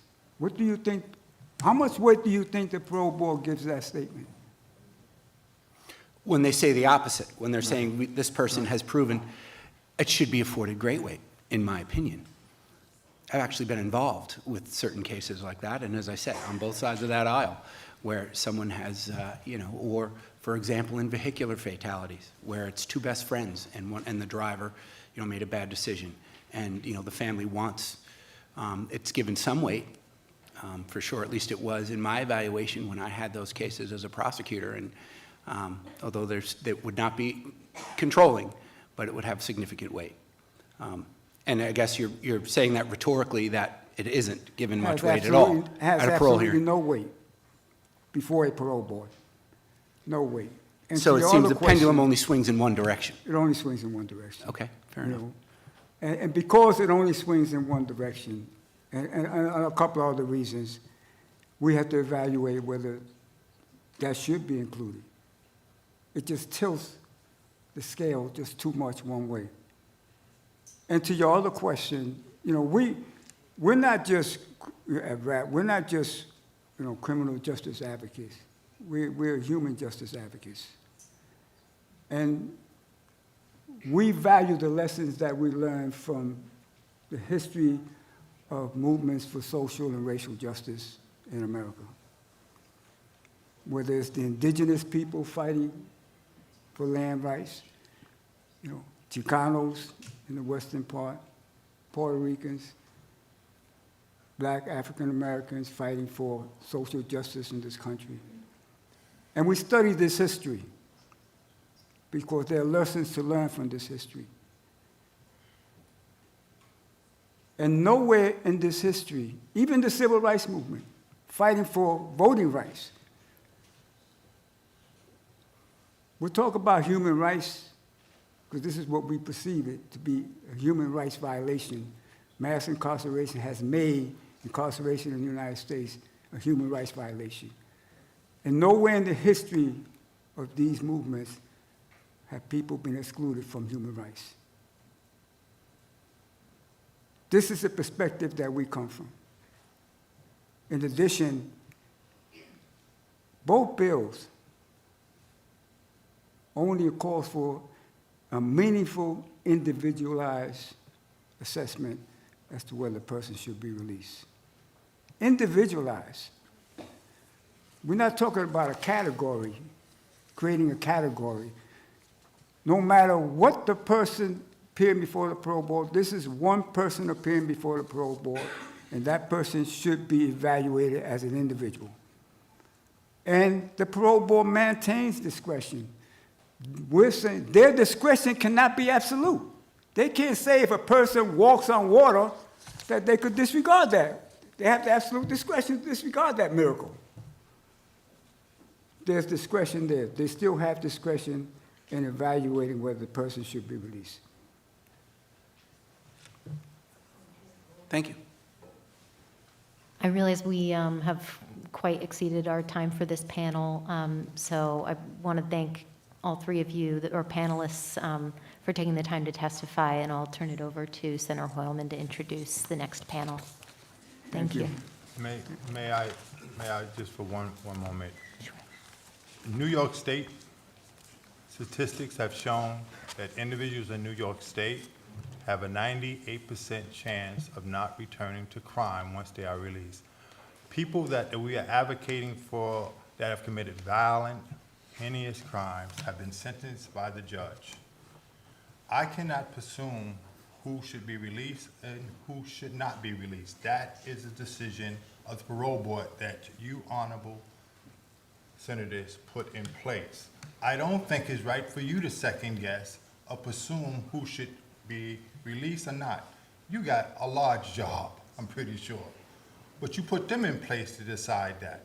What we're asking you for is to return the parole board back to its original function, to see who a person is at the time of where they was and then who they were when they appeared before the parole board. Of course you look at the crime to see the contrast, to determine risk. But it should not be used again repeatedly to hold a person in. By that standard, there's no reason to even have a parole board. It's an insidious joke. At the Parole Preparation Project, we have saw individuals come out, stay home for the now 9 years that we've been in. We have a 98% success rate. What you're looking at is a national success rate. 40% of those individuals are technical violations that have driven up the statistics. Thank you. Thank you. Thank you, Mr. Dixon, for making that final point. Thank you to all the panelists.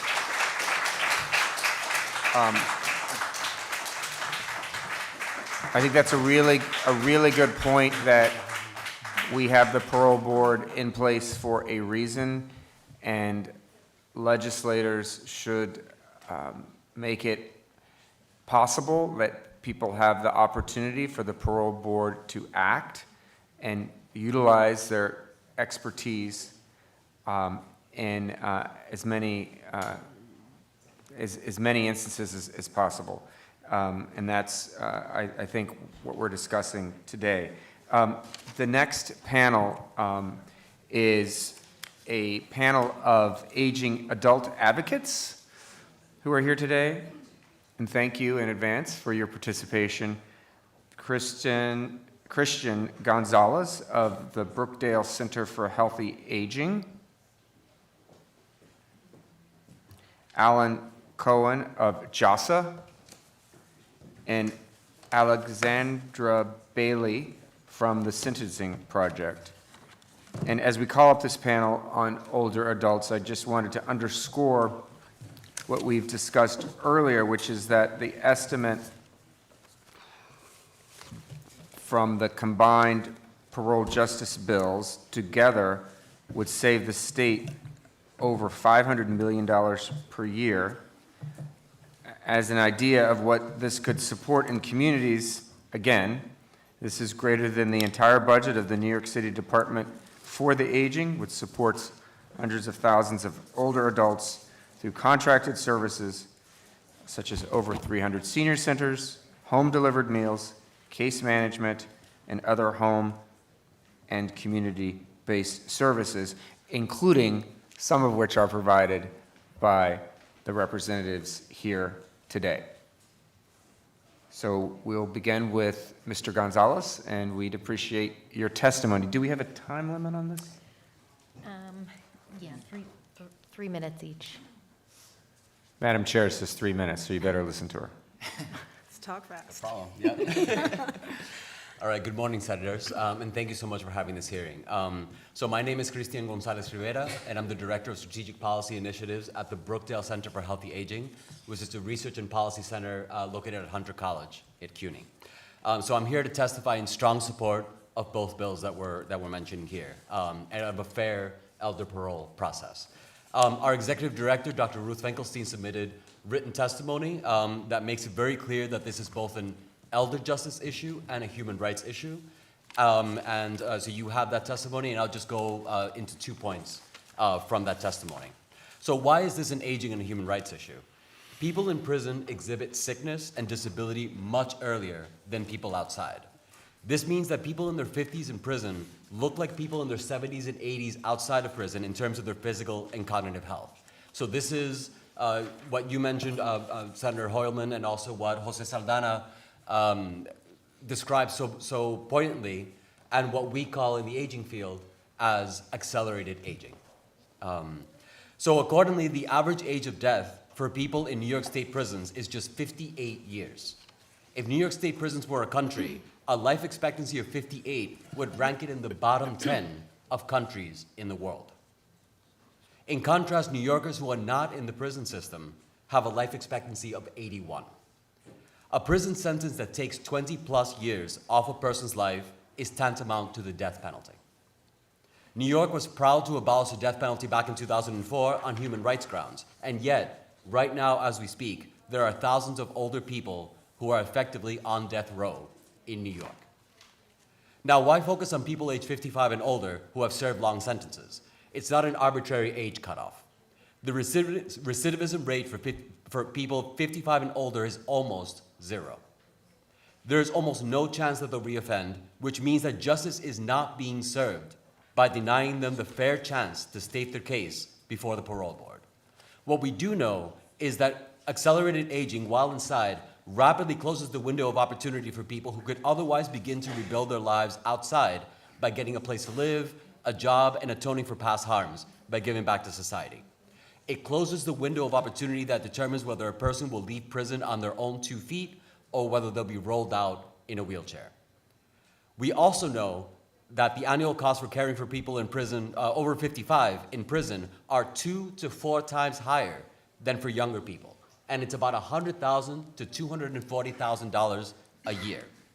Taxpayers are footing that bill, and there is no net benefit to society for the amount of money we're spending in keeping people inside that do not any longer need to be there. Right now, the parole board has an arbitrary discretion on whether they'll approve a person's parole, and they often deny parole for no clear reason. What the Fair and Timely Parole Bill would do is put the onus on the board to provide a concrete reason why the person should not be released. And that's extremely important. And this is, so clearly, I mean, it's like, as been said by many people before, this is not a get out of prison free card.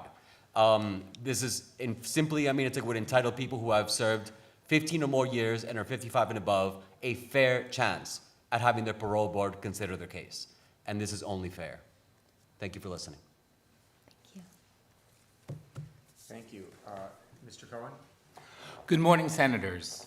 Why is JASA, a more than 50-year-old aging services organization that delivers the exact kinds of services that Senator Holman talked about, testifying today about 2 parole bills? I think the answer is clear, and that's because of our values.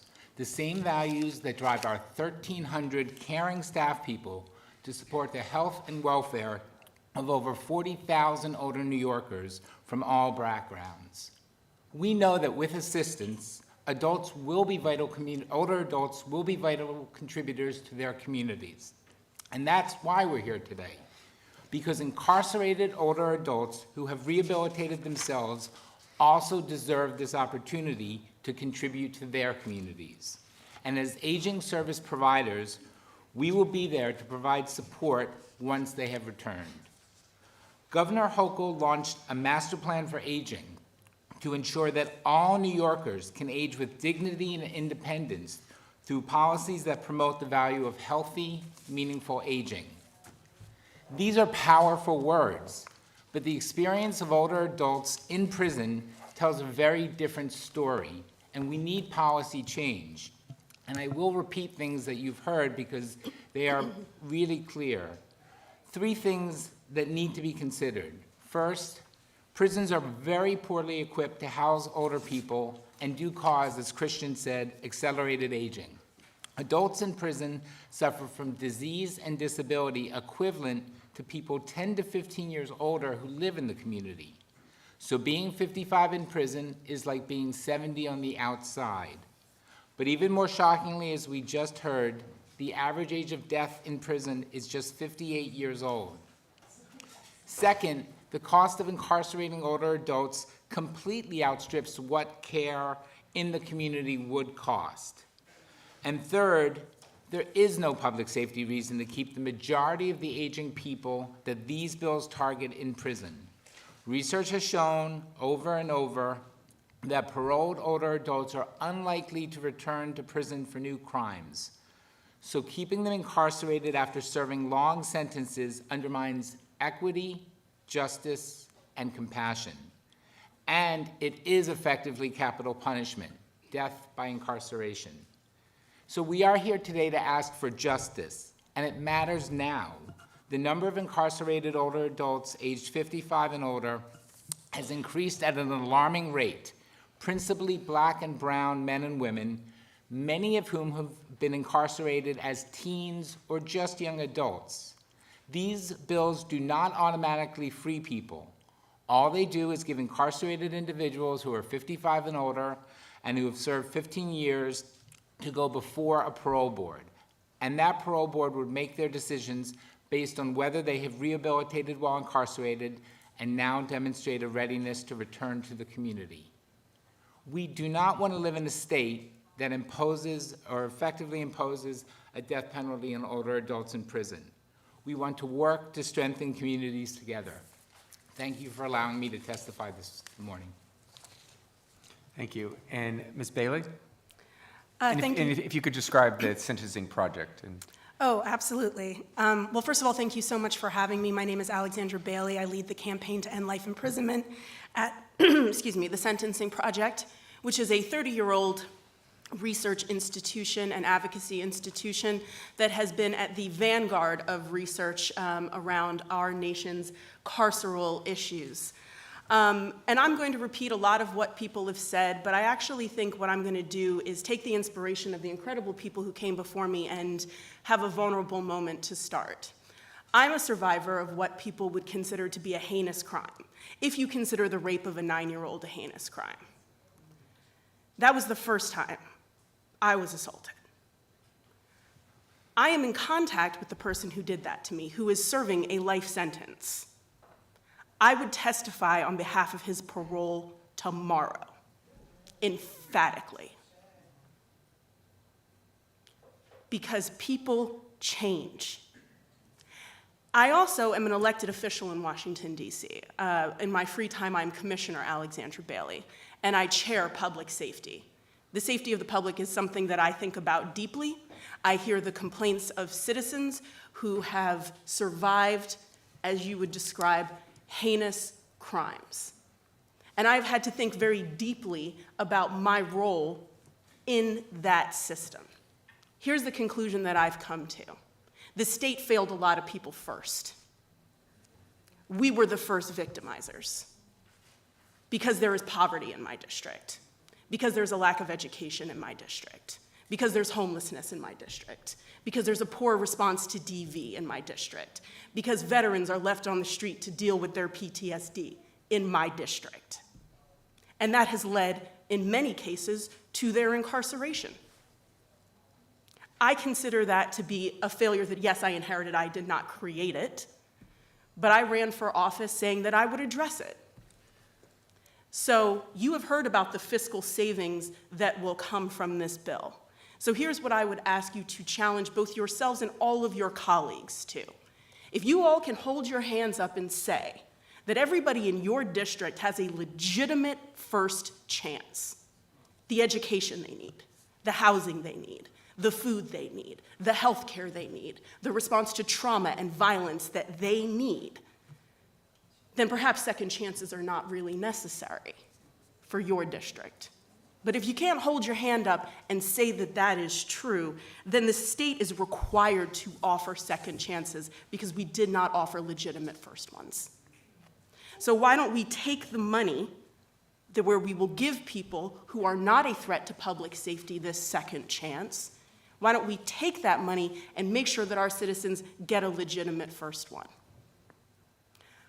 In the last 36 months, I survived a very severe DV situation that left me with a brain injury that I take seizure medication for every single day now, and probably will for the rest of my life.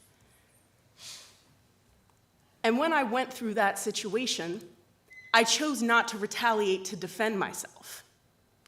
Why did I make that choice? Because of what I do for a living. Because I know why people end up in prison. I know why black women end up in prison. I know a lot of those black women. And I know the services aren't there. I know the intervention is not there. And I know that it is a 50-50 shot that if I retaliated to the extent of violence that was being perpetrated against me, that I could end up behind bars. And when that happened, there would be no second chance for me. So who are we actually for? How are we defining victimhood? We have to think very deeply about this, and I understand the blowback of not being for the quote-unquote victim.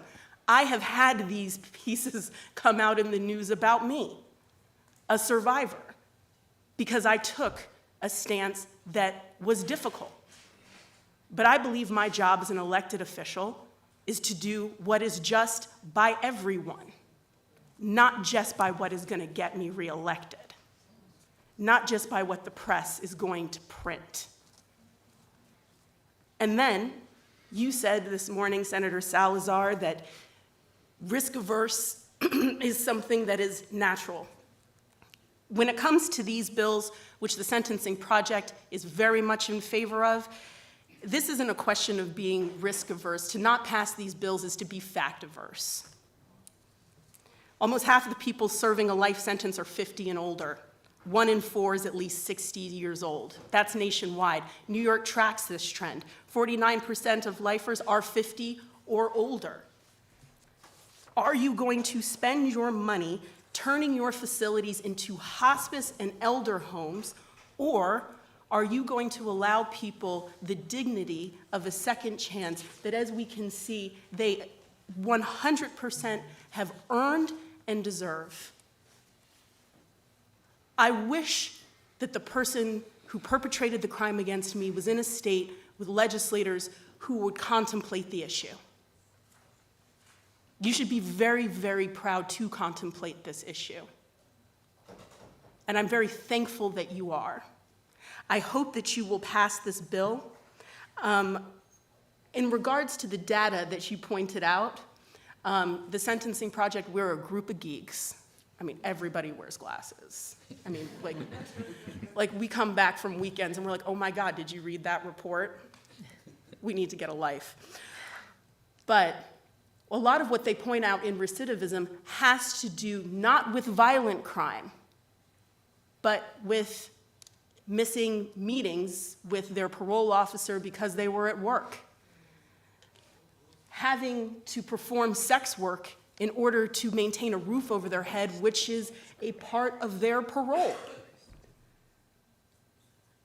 So while that data, I understand your concerns, what you have pointed out to in the extraordinary cases that you have chosen to highlight is not what we're actually looking at in the data en masse. I'm happy to send the Sentencing Project's recidivism report. We did a 2020 50-state survey of the 55,000 Americans who were serving an LWOP sentence, which is a 66% rise since 2003. And that rise doesn't have to do with violent crime. It has to do with expanding what you can be criminalized for. And most of that is actually around nonviolent crimes. We have tried our darndest to incarcerate ourselves out of the societal problems that we have. I think we've genuinely given the Good College try. I think New York State most certainly has done that. But if this policy has not worked, then let us take that money from second chances and put it back where it belongs. The first chances that every single person that we all represent deserves from us. Thank you for your time.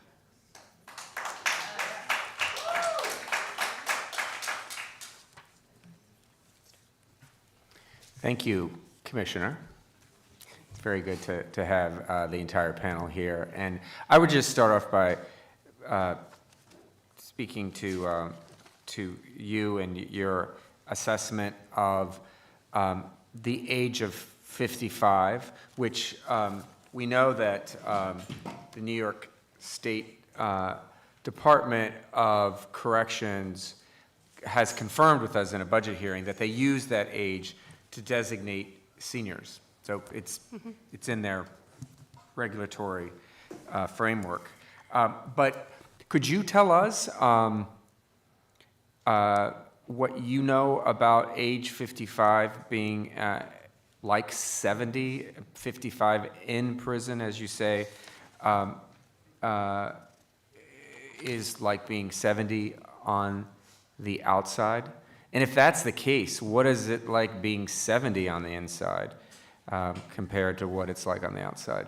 Mr. Gonzalez, since it was in your testimony. Sure, yeah. Well, I mean, by way of answering that question, I mean, just to sort of give you a few numbers on sort of the increased rate of sickness and disability inside. So while 31% of community dwelling people, I mean, it's like people on the outside have a chronic condition. I mean, it's like whether it's asthma or hypertension or diabetes or any of those. That number is 44% inside. And when you look at just people age 50 or above inside, I mean, it's like who have those conditions, the number is 72%. So, I mean, it's like this just shows, I mean, it's like that being inside, I mean, it's like the constant stressors of being inside, the routines of being inside, the poor nutrition, I mean, it's like all these compounding negative health impacts are rapidly accelerating the onset of all of these conditions. And the fact is, I mean, it's like, you pointed this out as well, that effectively prisons are becoming nursing homes or hospices. And the fact is that, I mean, it's like, did you know that in New York State there are no public nursing homes? So in effect, the prison system is becoming the only public nursing home in the state.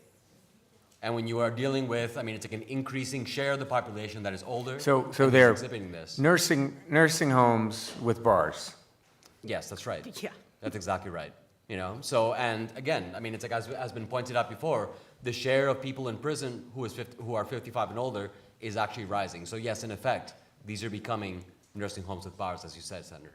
And what is your understanding, and Mr. Cohen or Commissioner, feel free to jump in, what is your understanding about the capacity for our corrections system to cope with individuals who are subject to accelerated aging, as you frame it? Is there sufficient capacity and skill set to provide the needs of this rapidly aging population? Mr. Cohen? We don't see any capacity within the system itself to deal with people who have chronic disease and chronic illnesses. There are very effective ways. We run a number of evidence-based chronic disease management, self-management programs that really enable people to manage those diseases. Part of that has to do with food choices. Again, choices. Part of that has to do with exercise choices. Part of that has to do with the physical environment in which you find yourselves. None of those things are possible to control in prison. The physical plants are set up for a very different kind of population, certainly not an older one, certainly not one that's disabled or facing significant disabilities and aging. The food choices only aggravate chronic disease. So while it is possible to address these things, to really work toward creating autonomy and independence on the outside, we don't see any possibility, at least in the current system, of being able to address this inside. And how do you support individuals who are released? And what do you see in terms of that population and the services that you provide?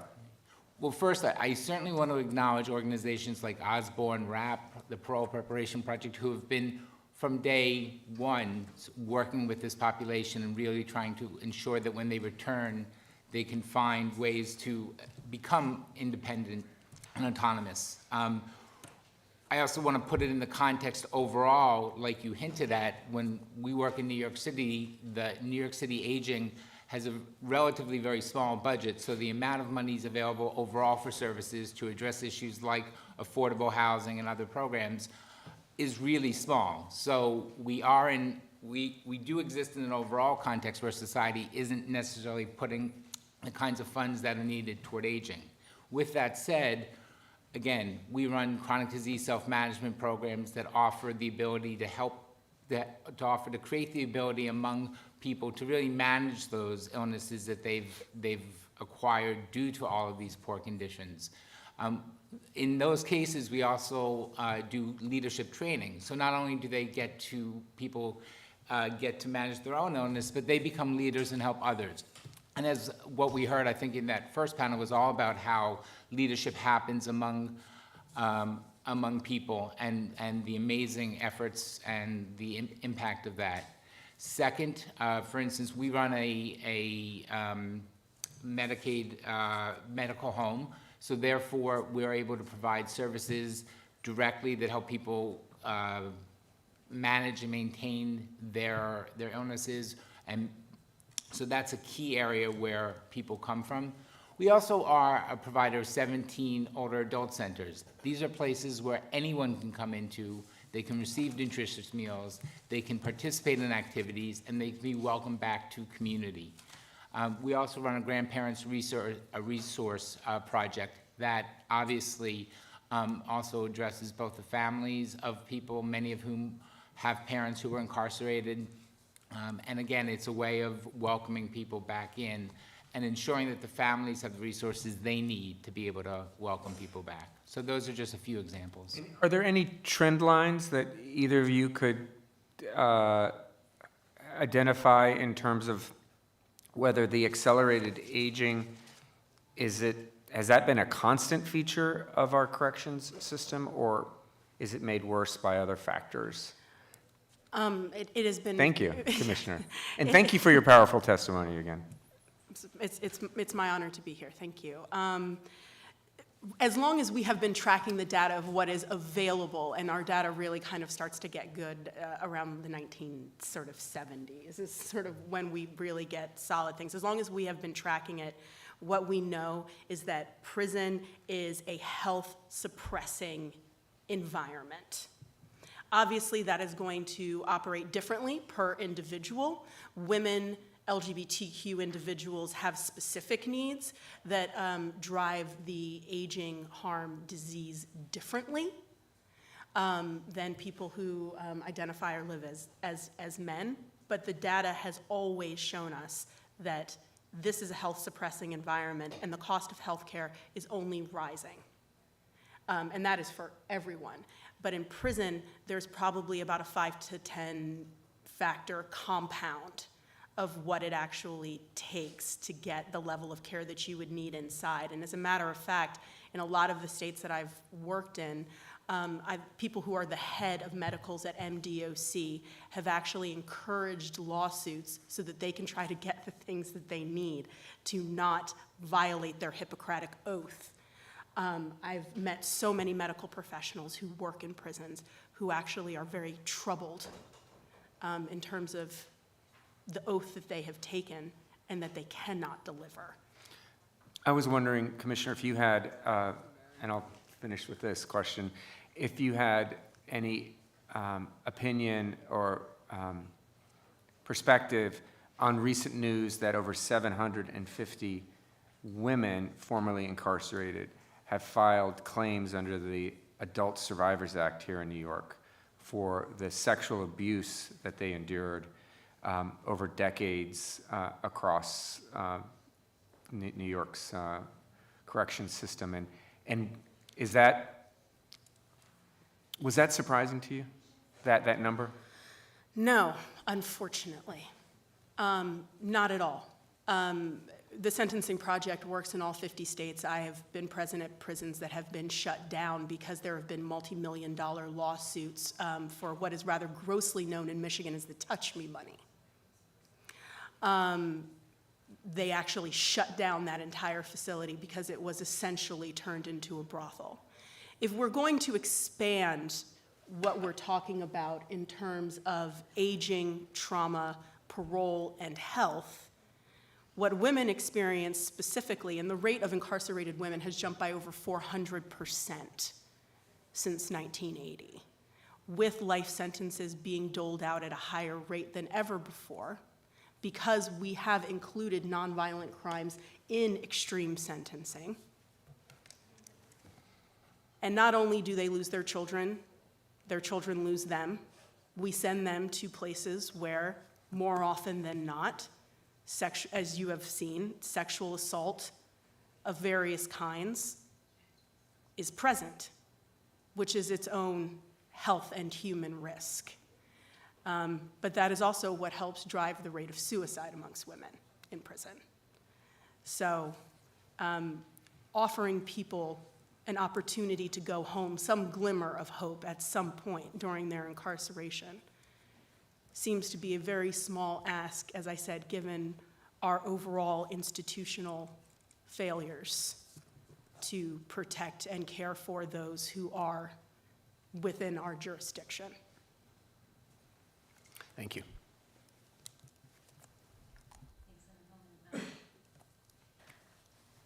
Senator Jasko, do you? Oh, no. Senator Palumbo, do you have a question? Yeah, absolutely. Thank you, Madam Chair. And I know on the fly, when I was talking about these statistics. Oh, I love them. I know, and that's why I think it's great to discuss, these discussions I think are very fruitful. Yeah.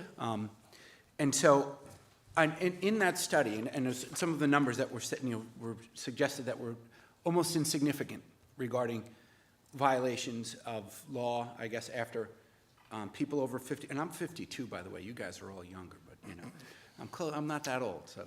But anyway, this Department of Justice report that I talked about earlier, and it was released, by the way, in 2001, and when Mr. Dixon mentioned those numbers were almost zero as far as non-technical violations, I pulled out the report itself and was digging through it.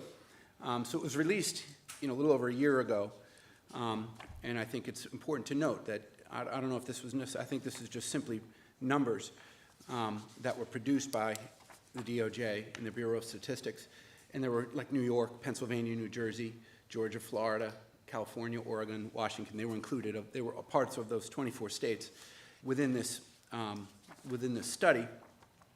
And on page 21, it indicates here all of regarding the violations. In this report, arrests for probation and parole violations were included as public order offenses.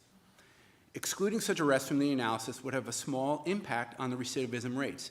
The percentage of state prisoners released across 24 states in 2008 who were arrested at least once within 10 years would be 80.5% if arrests for probation and parole violations were excluded, and 81.9% if they were included.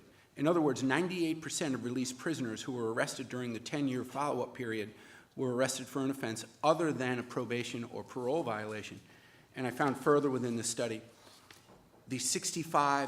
those individuals that were released at the age of 65 and older committed additional offenses at 40.1%. And so and again, to suggest, I don't believe this is a partisan study. I mean, 10 of these 8 years were under the Obama administration. This was released under the Biden administration. I think they're just simply stating numbers. So I would just ask, how do we reconcile those numbers? Like, what is the methodology, or what is the basis of the data? Or where is that data that you folks are getting to say that these numbers are insignificant? Because I don't believe they are. Well, the Sentencing Project digs in a whole lot deeper in terms of what the actual recidivism was for. I can actually send you our report on recidivism. It's lengthy, but it will also sort of give you a deeper dive, and also definitions around what folks consider to be violent and nonviolent crime in terms of statute amongst states varies widely. Sure, we've had those debates regarding burglary in the second degree, for example. It's Exactly. characterized as a violent felony Murder under second degree without interaction is an with human. LWOP sentence, depending on the state that you're in. You're an attorney, you understand how complex one code is, and comparing them in those numbers is not quite, does not give a fully accurate picture, in my opinion, in the Sentencing Project. So I will send you our recidivism report so that we can actually dig in more specifically. But we go with violent crime, and we actually define it in our reports. And what the statistics that folks are pointing to have to do predominantly with first-degree rape, murder. What I think based on what you've spoken here at this hearing, what I think you would consider to be heinous crimes. But how people interpret data and spit it out is not always equal. Not to be smart, but would you not consider those heinous crimes? Rape one, murder one? I'm a victim of rape. It was most certainly heinous and difficult for me at the time, particularly as a child. Sure.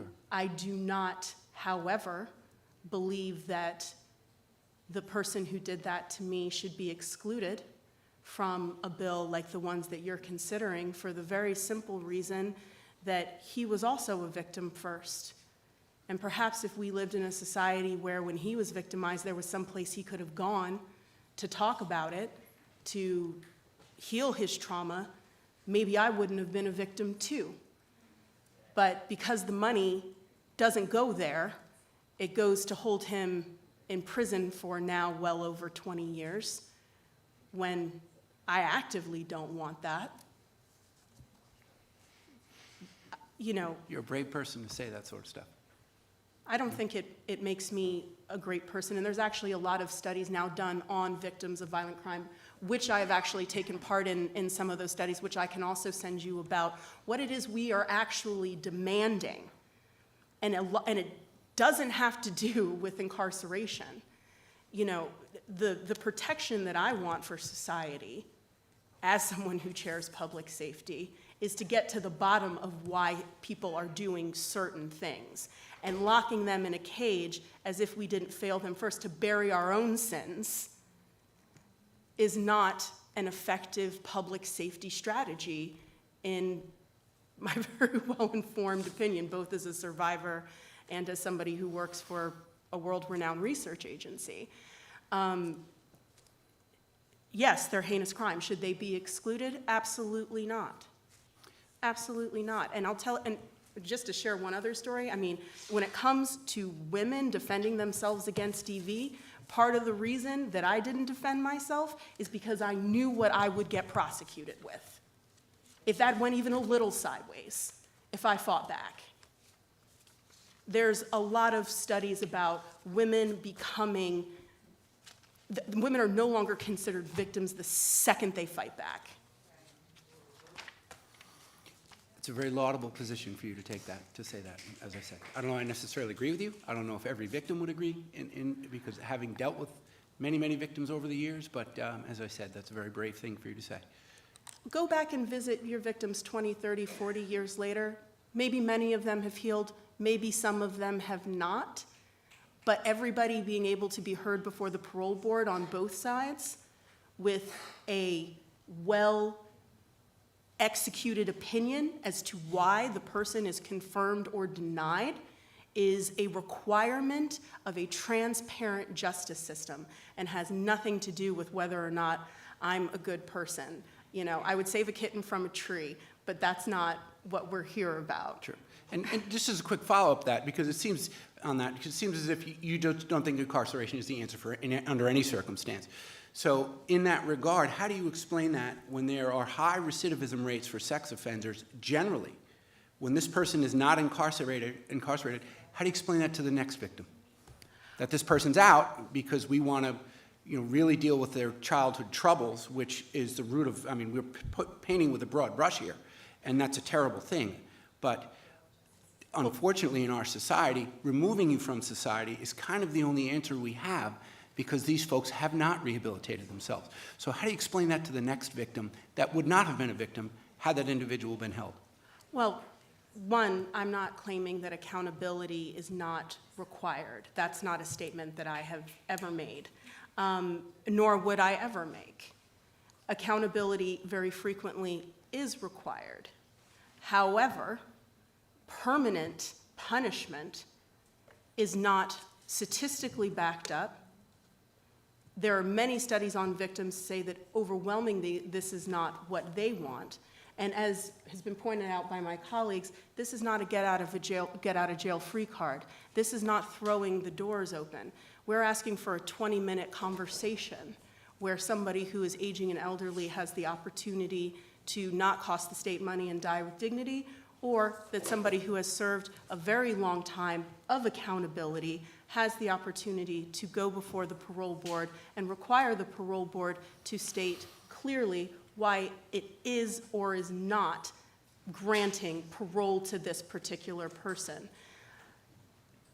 If you haven't been sexually assaulted as a child, believe me, nobody cares about survivors more than me. I run support groups for them. I know what that pain is.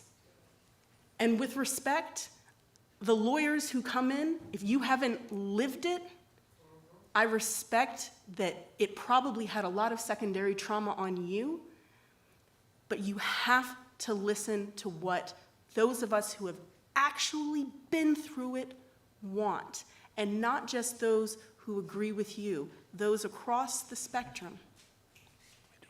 You have to listen to people who were victims first. Now, maybe that doesn't mean that their parole is granted. Maybe they are not ready to be released. That is a possibility that is certainly on the table within these bills. But it is something that should be considered. Is victims' impact, victim statements, positive or negative. We had a previous panelist who said that there were situations where the victim or complainant in a crime was looking to have the individual released, and that wasn't afforded enough weight. And under fair and timely, the victim impact statement has less significance than the efforts at rehabilitation, according to the language of the bill. So how would you reconcile that? I disagree. I feel that it weighs things evenly, which I think is the role of the state. The role of the state is to look at the system writ large to keep it balanced, not to come in on one side or the other. Now, I won't have the opportunity to testify for the person who harmed me because a bill like this is not being considered. But I would want what I feel and what they have done to have equal consideration. Because one thing that is absolutely true, you cannot fake integrity for 10, 20, 30, 40 years. No person can do that. And what I experienced was a terrible moment in time. If I was not in contact with this person, I have no idea who they are 20, 30, 40 years later. The prosecutor doesn't really, we're looking at the record and listening to both sides, and the state then has to make a neutral, unbiased decision. And in order to do that, you have to take everything into consideration under equal weight. I think that's just reasonable. I mean, these bills are fairly common sense, in my opinion. Thank you. You're welcome. Thank you. I'll pass it to Senator Tedesco. Yeah, just one question. I didn't hear my colleagues say this, but are you including like acts of terrorism, the Boston bomber? They should be included at this at 55? So here's the thing that I always say when I'm promoting second look bills or bills like this of any kind. I often ask legislators, do you know any members of the parole board by any chance? Have you ever met them or anything like that? Yeah, they were here last year, testimony, we talked to them. Okay, had well, conversations about victim impact statements. what combination of drugs and alcohol do you think they would have to be on to go, yeah, you're all good, see you later, buddy, in certain cases? I'm not sure, what was the question? They'd have to That be was drunk, rhetorical. wouldn't they? Yeah. If you met the members of the parole board, right? My understanding is that they're not exactly a bunch of crack-ups, right? No, it's not that they'd make that decision. Is it in the law that could be up for parole? That's all I'm asking. Oh, yeah, I don't know if they'd be drunk or not be drunk. No, Who knows what their, No, it was just a joke. if you were a parole board member, you would consider them for parole, right? Again, consideration is not release. Granting somebody consideration is not release. And Yeah. my joke, If which you felt they were rehabilitated, you would release them, though. again, I can't speak for what the parole board will or will No, not. I was asking you if you were a parole board member. I would have to look at the facts of every individual case. I would want everybody to be included. Yeah, well, because that's the there question I are- asked, yeah. Yeah, there are every situation is unique. The system should be a scalpel, not a hammer. And that is why their job is difficult. But again, I mean, my joke, which, I'm sorry it landed so poorly, is very simply that I do not think that any member who is appointed to your parole board, even in consideration of cases like that, would take them lightly. I think they would take a lot of time and a lot of thought, and I think they would give that time and thought, and they should be permitted to. I would doubt that they would come to the conclusion that the explosion of an entire town was something that, the level of rehabilitation shown in that particular So why should we instance. allow it in the law then? If you doubt they would. Because so many factors could play in. You have no idea what the contributing So factors they could might be. allow it then? Potentially. I mean, So you would agree this eliminates life without parole for some? I'm sorry. could you- Life without parole, that would not exist anymore, potentially with this. They could still get parole. No, this is not a bill that eliminates life without So the if you possibility get life of without parole at 55 and 15 years, you can't come up for parole no matter what. So, I mean, I want to be very clear about this. It's very easy to conflate issues and to pull out what would be considered the most extraordinary circumstances to excuse the fact that the vast majority of people who are incarcerated in New York are not incarcerated for what has been defined here as either heinous crime or, in your particular instance, terrorism. The law should be as broad as possible to allow as much discretion as possible for the very simple reason that we do not know what will come before us. So it's possible, if you got life without parole, you could be paroled under this law. No. I know am I right or am I wrong here? Just to clarify, if someone in New York State, and we do have people in New York State who are given a life without the opportunity for parole sentence, if elder parole were law, it would not give that person an opportunity for parole. So that's one exception then? I'm sorry, it's not necessarily one exception, but the bill as written would not, in my opinion, unfortunately, be able to change someone's sentence so that they would have an opportunity for parole if they have an LWOP sentence. This bill is not the elimination of the ceiling of maximum punishment. It is the consideration of rehabilitation decades into incarceration. I understand the concern, again, I chair public safety, I understand the concern of the worst case scenario that could potentially happen. But the fact of the matter is that what we know statistically and just from reality of sitting in our chairs is that that's really not what happens. That is not what the vast majority of people who are incarcerated in New York State are there for. That is not reflective of who would be considered under this law on the average day-to-day parole hearing. Yeah. And what we want is rehabilitation. I agree Yeah. with that. Part of my concern is that if this bill passes, some judges might say, well, if I don't give this person life without parole, they could be out in 15 years. And they say, this is a heinous crime. I wouldn't give them normally life without parole, but I'm going to give it this time.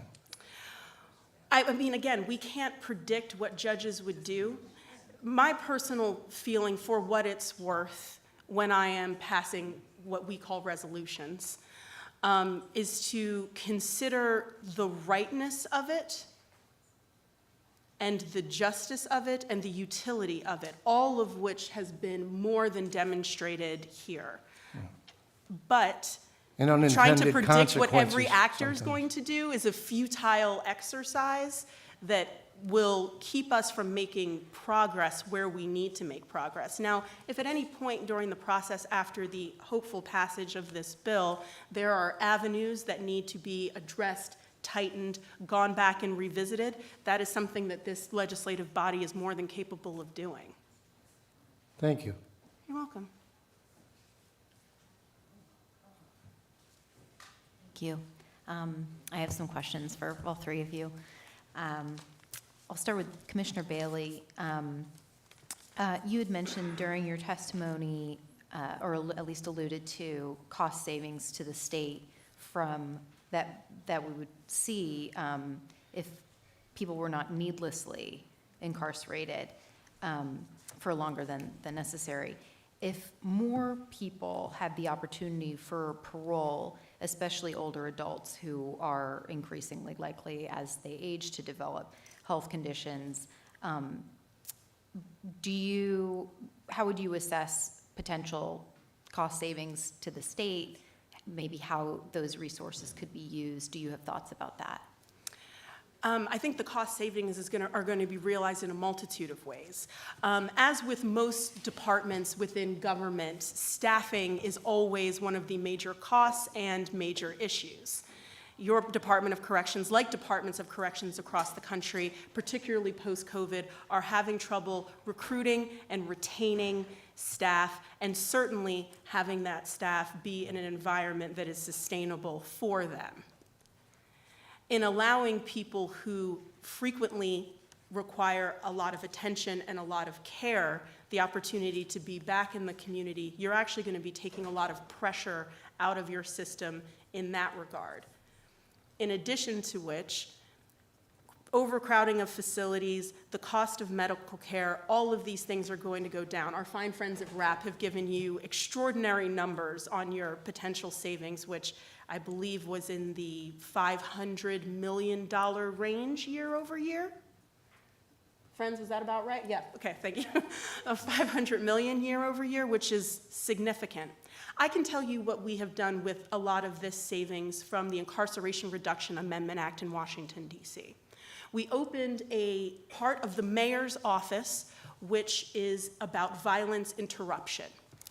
People who were formerly incarcerated, very frequently who were gang affiliated from the neighborhood that is experiencing these various types of distress, are now there addressing that. Personally, the violence rate in my single member district is down by 4%. That is one avenue that you could take. Trauma response in its various ways. We know that people with mental illness tend to be incarcerated at higher rates. That is something that we could definitely use this money to get ahead of. We know that people who are unhoused very frequently end up in jails and prisons. That is something that we could use this money to potentially get ahead of. We definitely could use it within the educational system to help young people who do represent a very large portion of people who were sentenced to extreme sentences in the state of New York. We can see what we can do to get ahead of that trend happening for the next generation.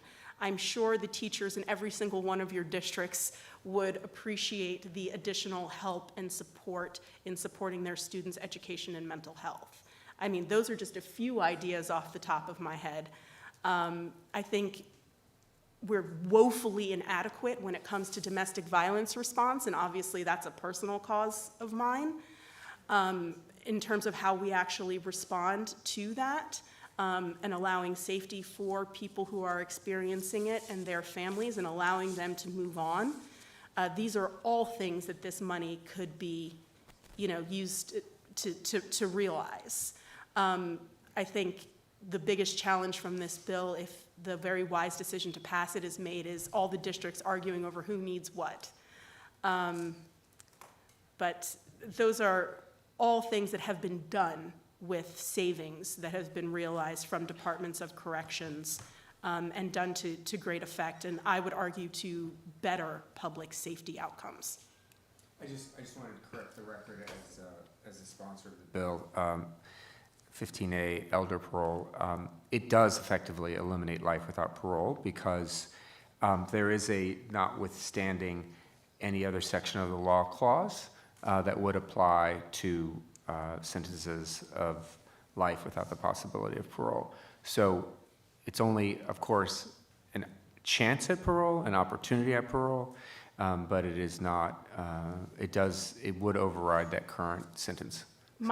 I'm sorry, my understanding was simply that it does not remove it from the books. In Correct. the sense that You're absolutely you correct. can still be sentenced to life without parole, which I'm sorry, my understanding And of your that I question think is was what whether or Senator not it was Salazar a was- repeal Yeah. of that statute, which That's my right. understanding is You're that it is absolutely right, not. and that's what Senator Salazar meant too.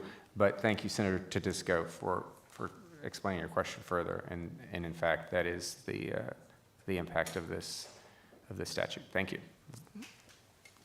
Thank you, and your response is very informative. I also wanted to add, please send me, as I know you'll send to Senator Palumbo, reports and studies that you had mentioned earlier.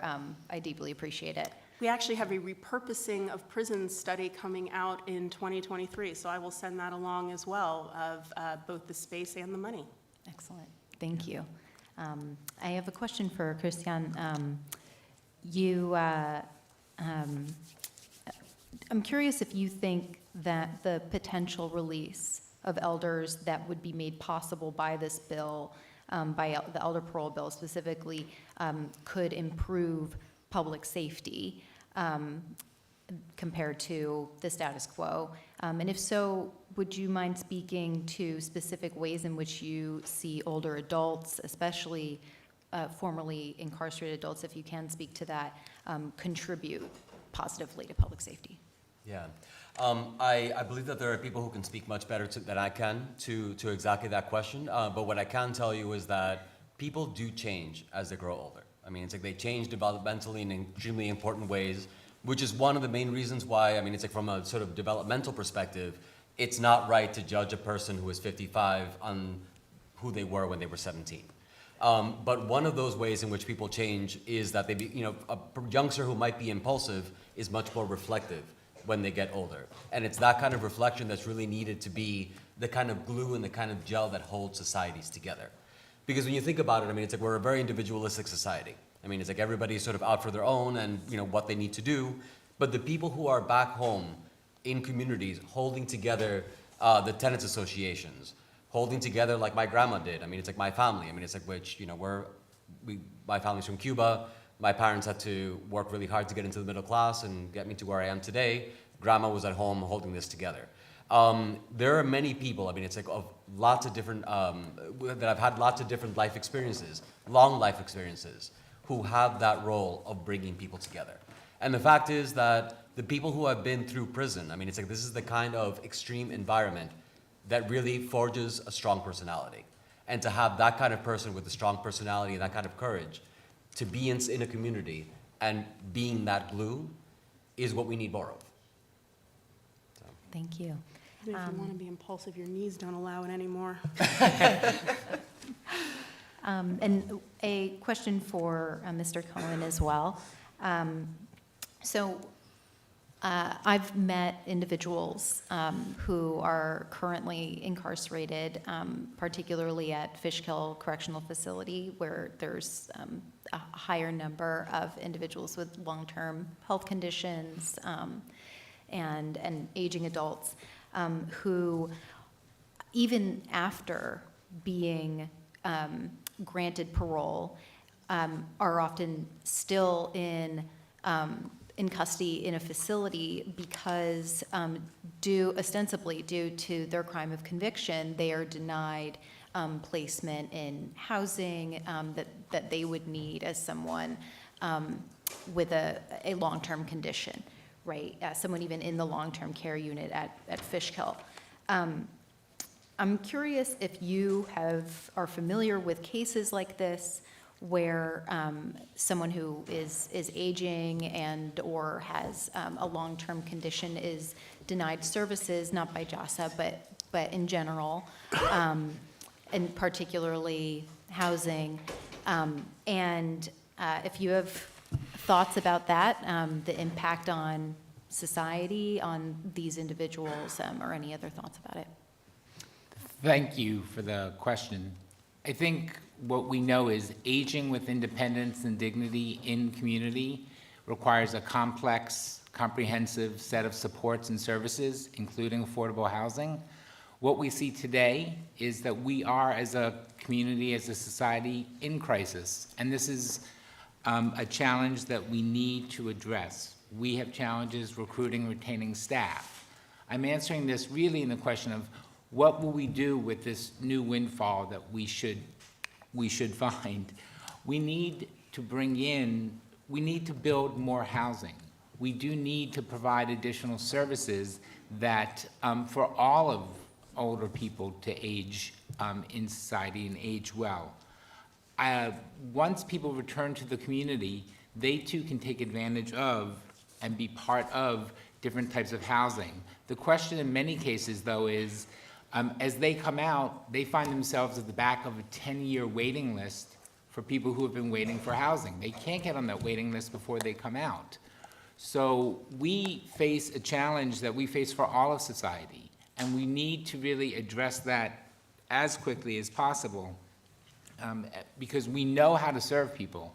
We know how to provide supports, and I want to be clear, because you saw the panel before, we're not simply serving people, we're helping, we hope, provide platforms both for the extraordinary, but even for the ordinary who come out, who with basic supports, they too can become leaders in their communities. They too can serve as examples to children in schools and in communities. And they can also find nutritious meals. They cannot, we see an array of food insecurity among older adults, and that's not only because, for multiple reasons. Sometimes it's because they can't afford it, sometimes because fresh food is not nearby, sometimes it's because they don't know the right things to eat based on conditions. We know how to address these issues, and with more funding, both for people who are coming out as well as for those who are in community now, we could address it. But we want to go back to the issues of, this is an issue we feel as aging service providers of justice, of trying to right wrongs of the past, and we would welcome, as Christian noted, people who have served their time into our community centers, into our different programs, because they will make our services and our communities much more vital.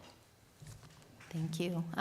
If you don't mind, I'd like to add a piece to this, Absolutely. actually. I mean, it's, I'm an urban planner by training, and I'm in the field of aging. I mean, it's like, and so the essential nexus between those two is really thinking about how do we build cities, both physically and also, sort of the cognitive aspects of a city. How do we build it to be enabling environments for as many people as possible, right? I mean, it's the opposite of an enabling environment being a disabling environment. So what this shows is that, I mean, it's like when you label somebody as having a disability, it's really not just about the person, it's about the interaction of that person and their environment. And of course, when somebody is inside, that is the ultimate disabling environment. One that, I mean, it's like reduces the vitality of people, and also, as I said, reduces the window of opportunity that person might be a positive force on the outside. So that means, I mean, it's like this is state-inflicted additional harm on top of the harm that's already been caused. And so essentially, I mean, it's like what Alan is describing is what an enabling environment looks like. What an environment that creates a space for healing for individuals and enables them to have the ability to do well. I mean, it's like, so that's really what we're trying to say here. I mean, it's like we're trying to eliminate the number of people that are in disabling environments and put them in enabling environments. So. Thank you. All right, I know we've exceeded our time again. I don't like to interrupt anyone. So I just want to thank all three of you for your testimony today. Deeply appreciate you taking the time. And I think if there aren't additional questions, we'll move on to our next panel. Thank you all Thank so you. much. Thank you. Thank you for listening.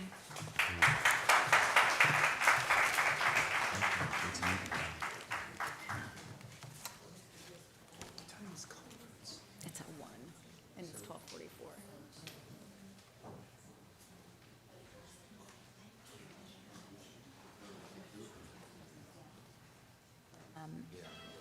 So, Well, I feel like I'm the Lone Ranger here. I want to consult with Carol and see if she's able to. Yeah. Yeah, let me actually ask her.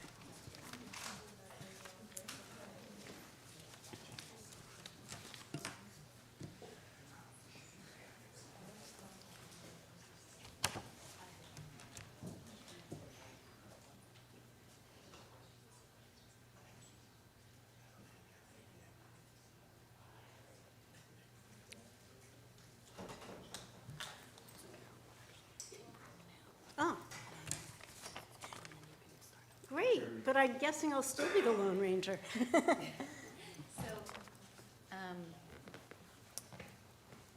Sorry for the confusion. Senator Holman and I both have to attend conference shortly, so we have scheduled a break from now until 1:15.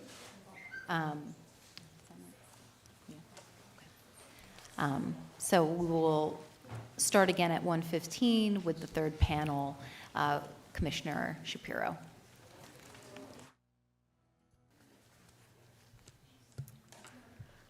All right, welcome back. Is this on? Yes, okay. And thank you, everyone, for your patience. As I mentioned earlier, the Senate Democrats are conferencing right now, so there was a little bit of a delay, but we are back. For our third panel, we also have been joined by Assemblymember Khalil Anderson from Queens. Yeah, and we'll go ahead and begin. Before I turn it over to former New York State Parole Commissioner Carol Shapiro, I wanted to mention that both Acting Commissioner Anthony Annucci from DOCS and Tina Stanford, the chair of the Board of Parole, were invited but declined to testify today. With that, I'll give it over to Okay. Carol Shapiro. Thank you. Well, it is really a privilege to be here today. You've heard so much this morning. I did serve on the New York State Parole Board from 2017 to 2019, and I am so in favor of these bills, partially or mostly because I saw the transformation of people who came before the board. As you've heard the testimony before me, there are many, many accomplishments that people, in spite of the most draconian conditions, are able to accomplish while in prison. And sadly, we just keep them there way too long. And what I really love, for example, about Fair and Timely is it reinforces what the purpose of parole really is. And the purpose of parole was designed to assess the readiness to go home, not to resentence and not to keep somebody in prison perpetually. And I also really support the elderly parole bill from my experience because there are so many elderly people in our prison system who, as you already heard from the testimony, are ill but so able to go home and be mentors and supports to their communities and families. Just on a personal note, I have spent my entire life since the age of 16 on criminal justice reform, and I joined the New York State Parole Board with the hope that I could underscore the value of transformation, and I found the experience to be quite difficult and toxic. I also should say that I know victimization firsthand. My mother was crushed by a drunk driver when I was a child, but I was lucky enough to grow up with feelings of redemption and forgiveness, something that we don't really talk about here. I also want to say on a personal note, I founded a nonprofit that was a spinoff of Vera Institute, and we won an Innovations in American Government with the New York State Parole Board and system in the 90s. So, and I've worked around the country and the world with different parole systems. I think New York is really, as you've heard, ready for a massive overhaul.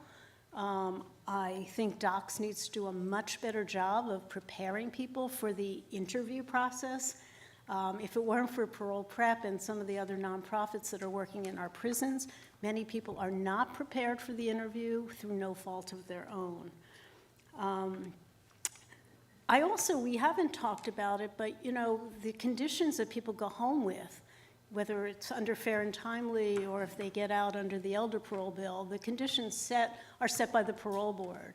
And some of those conditions also can be very draconian and have massive impact on families and communities. And you already heard the statistics on people aging in prison.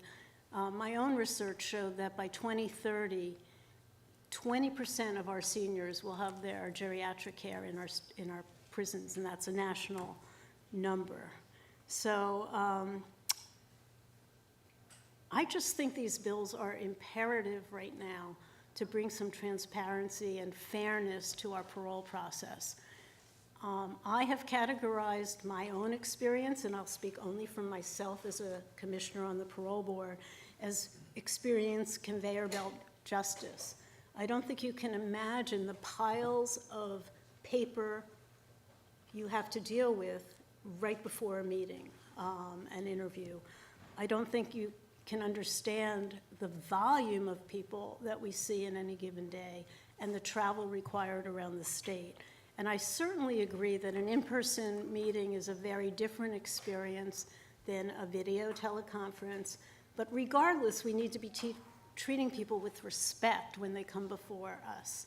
And I found that sorely lacking. And part of that is if you only ask people, that the first question out of your mouth is about the index crime or the crime of conviction, you're starting with a deficit and a negative. If we turn that around and ask people what are they proudest of that they've accomplished, you'd see a very different human being. So I'm grateful that you're having this hearing and hope that we can make some headway this year to bring some fairness to our system. And I would love to help in any way I can. Thank you. Thank you. I do have some questions. I'm sure Assemblymember Anderson may have questions as well, but I'll go ahead and begin. Could you speak to how the Fair and Timely Parole Bill, in your opinion, would specifically improve parole hearings and outcomes? Okay. Well, I'm particularly excited about the fair, about that particular bill, Fair and Timely, because I really think it just underscores the purpose of parole. And instead of just weighting the crime of conviction, which is what many parole board members seem to do, it ensures that we will see the person for who they are today and what they've accomplished. And as my colleague said, not everyone's going to have, an armful of degrees or, they may not be able to, but most of the people I saw had accomplished a lot in their time while they were there. And I think just the opportunity to see somebody and recognize, and it goes to the hope we hope people have in prison for release, it goes to show respect of what they've worked on, the responsibilities they've taken, understanding the harm they may have caused to people or families or communities, to their own families. And I think it lends some transparency that this isn't about resentencing. It's about who are you today? Can you go home? What have you prepared to do that? And it's frankly how I tried to operate as a parole board commissioner. Yeah. In your experience as a parole commissioner, is it true that parole board release rates vary widely depending on who the commissioner is? Yeah, I think all of us bring a line in the sand, when we do our jobs, our belief system and our value systems. And yes, I think there's great variety. I think I was part of a group of commissioners that was designed to expand the parole board, to bring in more people with experience in the social services or in the justice realm. But the reality is, it does matter. And also, when I served on the parole board, there were times where there were just two of us, two parole commissioners, which meant that if you disagreed on the outcome, it was called lack of consensus, and the person would have to come back the next month. Truly frowned upon, as you can imagine, because of the workload. So, yeah. Wow. And in those cases, or at least some of those cases, it was not due to any fault of the Correct. Prospective. Correct. parolee. But I think there's no litmus test to being on the parole board, and I think historically it had been many political appointments, but I think people bring in their own values. I think most of us obviously have to follow this. We had to follow the statutes, and we did so. But, there were some people who would say, I just can't let this person out, for whatever reasons. And, so it's hard to be, if you're asking people on the board to be objective, they need the information, and it does help. The fair and timely bill at least helps them say, you've got to look at who they are today, not just who they were 20 years ago, 30 years ago, 40 years ago. Yeah, absolutely. So there have been reports previously, public reports, indicating that there are racial disparities in the New York State Parole Board's release rates over the past 6 years. In your opinion and experience, why do you think those racial disparities persist? And do you think that the Fair and Timely Parole Bill would have an impact, perhaps, to help remedy those disparities? Well, you're asking like the million-dollar question about our racial disparity in our justice system. I mean, I think that's part of it. But I can tell you, it doesn't matter who the members of the parole board are in terms of their skin color or beliefs. I think there has been a racial bias. I think fair and timely parole is not going to eradicate our racial biases that we have. What it does do, however, is require parole board members to take seriously who's in front of them today. And I think that might, over time, mitigate against some of the racial disparities that we see in terms of release decisions. Excellent, thank you. I'll hand it over to Senator Palumbo, and then Assemblymember Anderson. Thank you, Madam Chair. Commissioner, nice to see you. How are you? I'm very well. How are you, sir? I'm well, thank you. And regarding fair and timely parole, I think generally as an idea to have a strict criteria to be considered. Correct. As long as, I mean, and I've been discussing it now, we've been discussing it all morning. I certainly understand your position in that regard. And I think we can all kind of wrap our arms around that as having specific criteria, as long as we at least have the weight of society and victims' impact statements giving appropriate credit. Where that credit lies, I'm sure, is subject to debate. But regarding the elder parole, and do you think that there should be, and I know certainly having sat on the parole board as a commissioner, you recognize the impact that just a parole hearing on behalf of a victim-sensitive crime has tremendous impact on the families, particularly those that are, close contact type of where people knew each other. They're going to be released back into the community, and this is really, they go through a lot. Do you think there should be a distinction between a victim-sensitive crime, someone who's eligible for parole, versus someone who is in on a drug offense, for example? Right. Well, my personal opinion, having done many victim impact statements in my life and worked a lot in the role of victim and offenders in community in the course of my own experiences, I think that the victim has its say at sentencing. And I think we understand, as I said, my mother was crushed by a drunk driver. And it's not healthy for me to have to relive that every few years. I do think as a society and as a culture, we need to do better in terms of dealing with victims of heinous crimes in particular. I think that they need a way to heal. And unfortunately, we now have a system that the way they continue to heal is to do a victim impact statement every time their perpetrator comes up for parole. And what I have seen personally is the impact on their own health, their own well-being, if you will. The PBA comes, the Police Benevolent Association sits in the room, urging them to come forward and tell their stories. And I think that the parole process should absolutely understand the impact. And I think I did look for ways that the person coming before the board understood the harms that they've done. And I think that what we're asking with fair and timely is just to consider, who they are today. Because we are all so much different than the worst things we've ever done in our life. And I saw people who committed their heinous offense, and they were horrible. And I can tell you, I had threats from people when I let people out, from the PBA, from the governor, from many people. But the truth is, some of them were like 17, 18, 20. In Europe, you're not even considered an adult until you're 26. So you realize we've incarcerated people for multiple years And yes, they've done some horrible things, but I think that the time of fair and timely parole is just to consider who that person is today. And it is not to say you're discounting the harm to a victim. Do you feel as if a current, and you said, so they had their say at sentencing many, many years ago. So now, if, for example, in that victim-sensitive crime, for example, like a rape, I guess is the example we're using, hypothetically, that person is still suffering tremendous distress today. And you have, of course, the defendant now has, said, look, I'm sorry, it was a bad point in my life. I've gotten a GED.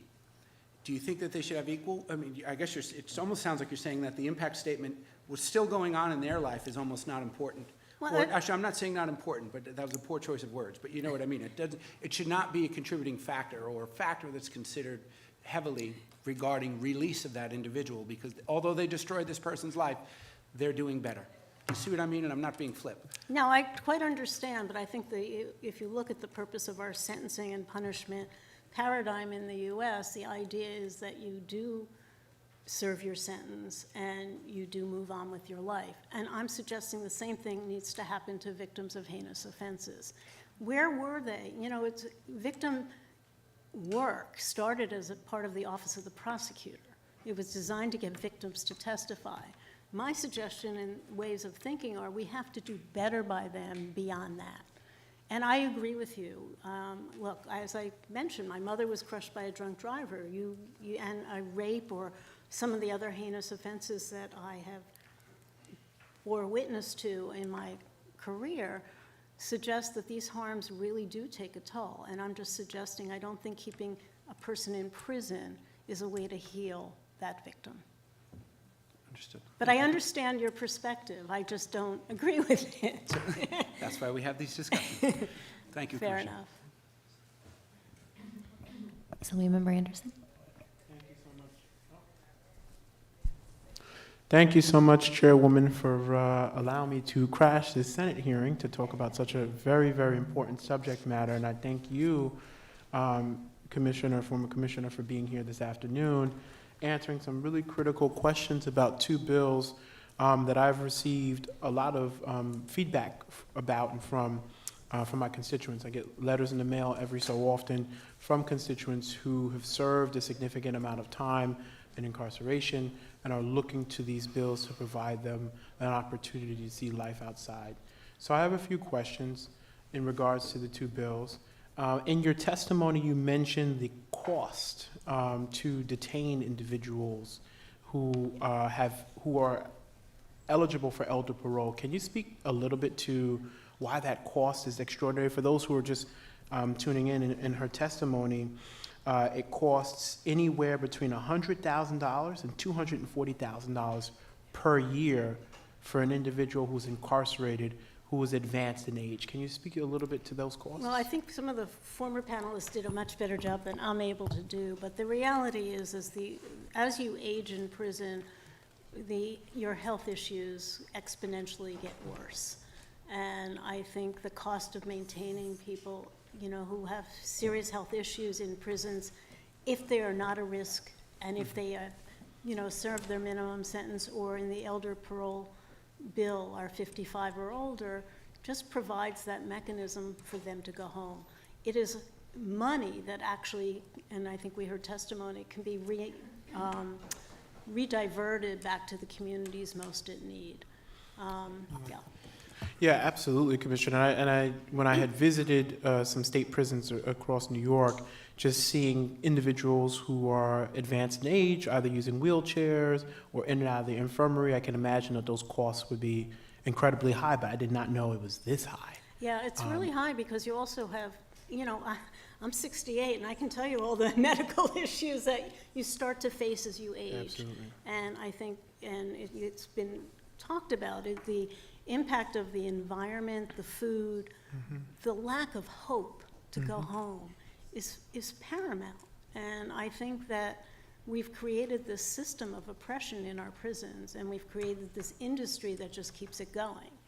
And I think if we can divert that money back to our communities that are most affected, it's a much better use of our limited resources. And we have human resources. I mean, I think the people I met serving on the parole board who came before me and my colleagues had accomplished way more than most of the people I know.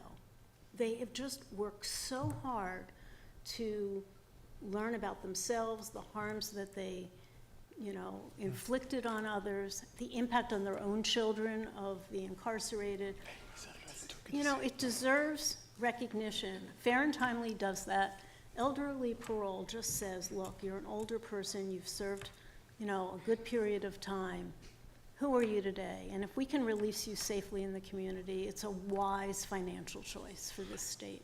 Thank you so much. Commissioner, I have one more question. I'll save the other one for the next panel, but this one's around, I think you mentioned it when you were, the last round when you were speaking to Senator Palumbo, but there's a cognitive development theory that says that individuals who are under the age of 25 might have some cognitive development pieces that need to grow and impact their decision-making ability. So those individuals who have come before you who are under the age of 25 that have been asked or eligible or came before the parole board, what were your experiences like with those individuals? Well, I feel lucky enough when I joined the parole board, there was a new law that said if people were under the age of 18 at the time of their crime, heinous offense, you had to consider the context of where they lived, who they were at that time.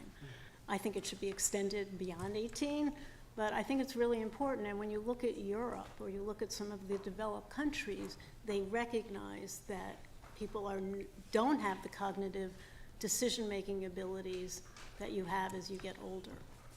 And that was during your period, but there's no statute currently for 25 and under, or is it right now it's 18? It's 18 and under. It's 18 right now. Okay. Yeah, and I think it's very significant because when you start to look at the context of where somebody was, like think of your own lives, right? Where were you when you were 18? What kinds of decisions were you making, or 17? And then you also add into that if it was the 70s or the 80s. I met people from the 70s or 80s, Black Panthers, others who were involved with political, violence. You just start to understand who they were then, and it doesn't mean that's who they are today. And that's I understand that's a leap for people, particularly when you just read a face sheet, right? You just see the crime and you go, oh, but you realize the amount of time that's passed. And I think it's very significant to look at the context of who the person was when they did this. Drugs, for example, huge thing. Selling drugs, getting caught up in gang violence, all of those kinds of things, most people age out of. Thank you so much, Commissioner, for your comments. Thank you. I have a couple additional questions. I'm thinking about how the norm, I suppose, of focusing constantly on the nature of the original crime. It's not, in my assessment anyway, something that is invented by parole commissioners, but something that is really pervasive in our society, in the way that we think about crime. And I'm wondering if, and you did mention earlier in your testimony facing threats during your time serving on the board, and I'm sorry to hear that.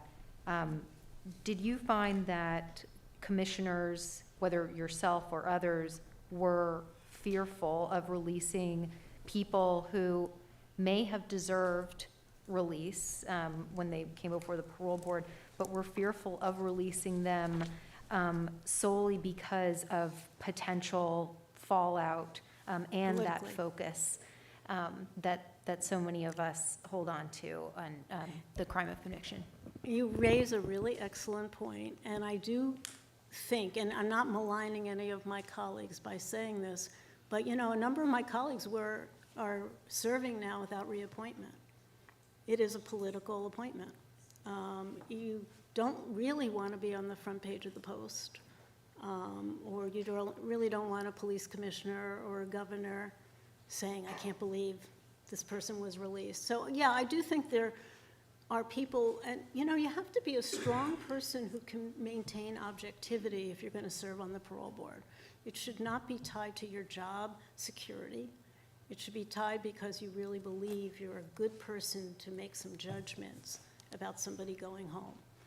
And I think that's a tough one, and I don't know that we have a process, a transparent process for appointing parole board members who are able to do that at this point in time. Senator Hoylman? Thank you. Good to see you, Ms. Shapiro. I appreciate your Thank coming today. You said in your testimony that the elder parole legislation isn't a blanket release policy, nor does it guarantee release for anyone based on their age. What would you say to people who are concerned that the parole process isn't rigorous enough, and that if an individual does come before the parole board as they would under elder parole, could you describe what that review would look like to give the public assurance Right. that these cases will be heard thoroughly? Yeah, it's another very good question. I personally believe that the more you have protocols in place to help people make some of those decisions and to have to justify why they're keeping somebody in prison, other than the deprecation clause, would go a long way to give the public more security in how these decisions are made. You weigh very carefully who the person was at the time, but who are they today? What have they done? And I think the public, we need to change that conversation more publicly, right? All we read about in the paper are the heinous offenses and a reaction to them.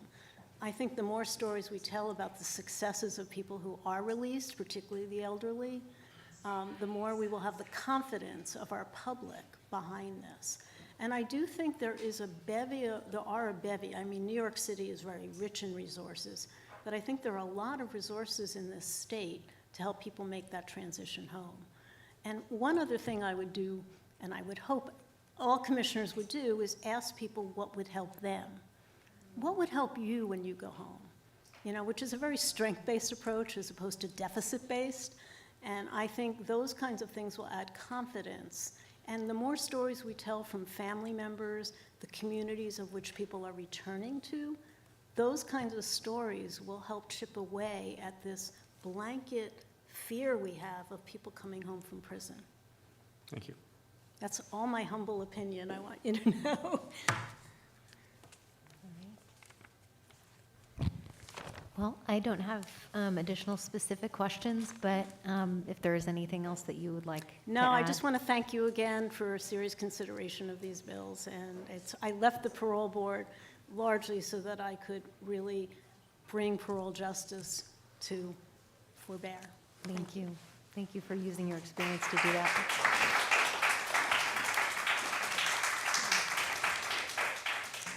All right, our next panel will include Alice Hamlet from Common Justice, Teresa Bliss, Luz Marquez, Shaniqua Purvis. Yes. All right.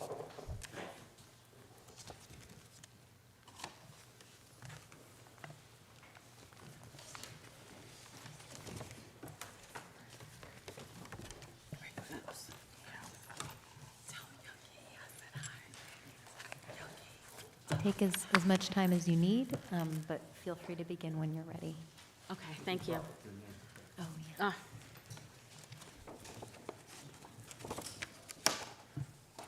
There we go. Good afternoon, Chairwoman Salazar, Chairman Holyman, members of the Joint Committees. Thank you for the invitation to be here today and to give my testimony. My name is Teresa Bliss, and I am the mother to David Bliss, a homicide victim. At the young age of 25, my son's life was stolen from him. On March 24th, 2021, at 3:30 in the afternoon, in broad daylight, my son was murdered as he went to pick up pizza to bring home for us. A complete stranger made the conscious, intentional decision that day to pull the trigger on his illegal handgun, not once but several times. The gun jammed after the first shot. A fatal bullet to David's abdomen pierced his main abdominal artery, where then over 40% of his blood spilled onto the sidewalk, where he was left to die. After a jury trial, the defendant was found guilty of second-degree murder and criminal possession of a weapon and sentenced to 40 to life. The prospect of him ever being released any earlier is devastating to us. Murder devours innocent lives with a cruelty that is absent of reason, absent of values, and absent of compassion. Murder can never be undone or compensated. One of the arguments made by proponents of these two bills is that everyone deserves a second chance, regardless of the crime. I'd like to know where my son's chance at life is. What about his hopes and dreams? A career, family, all gone, wiped out in an instant.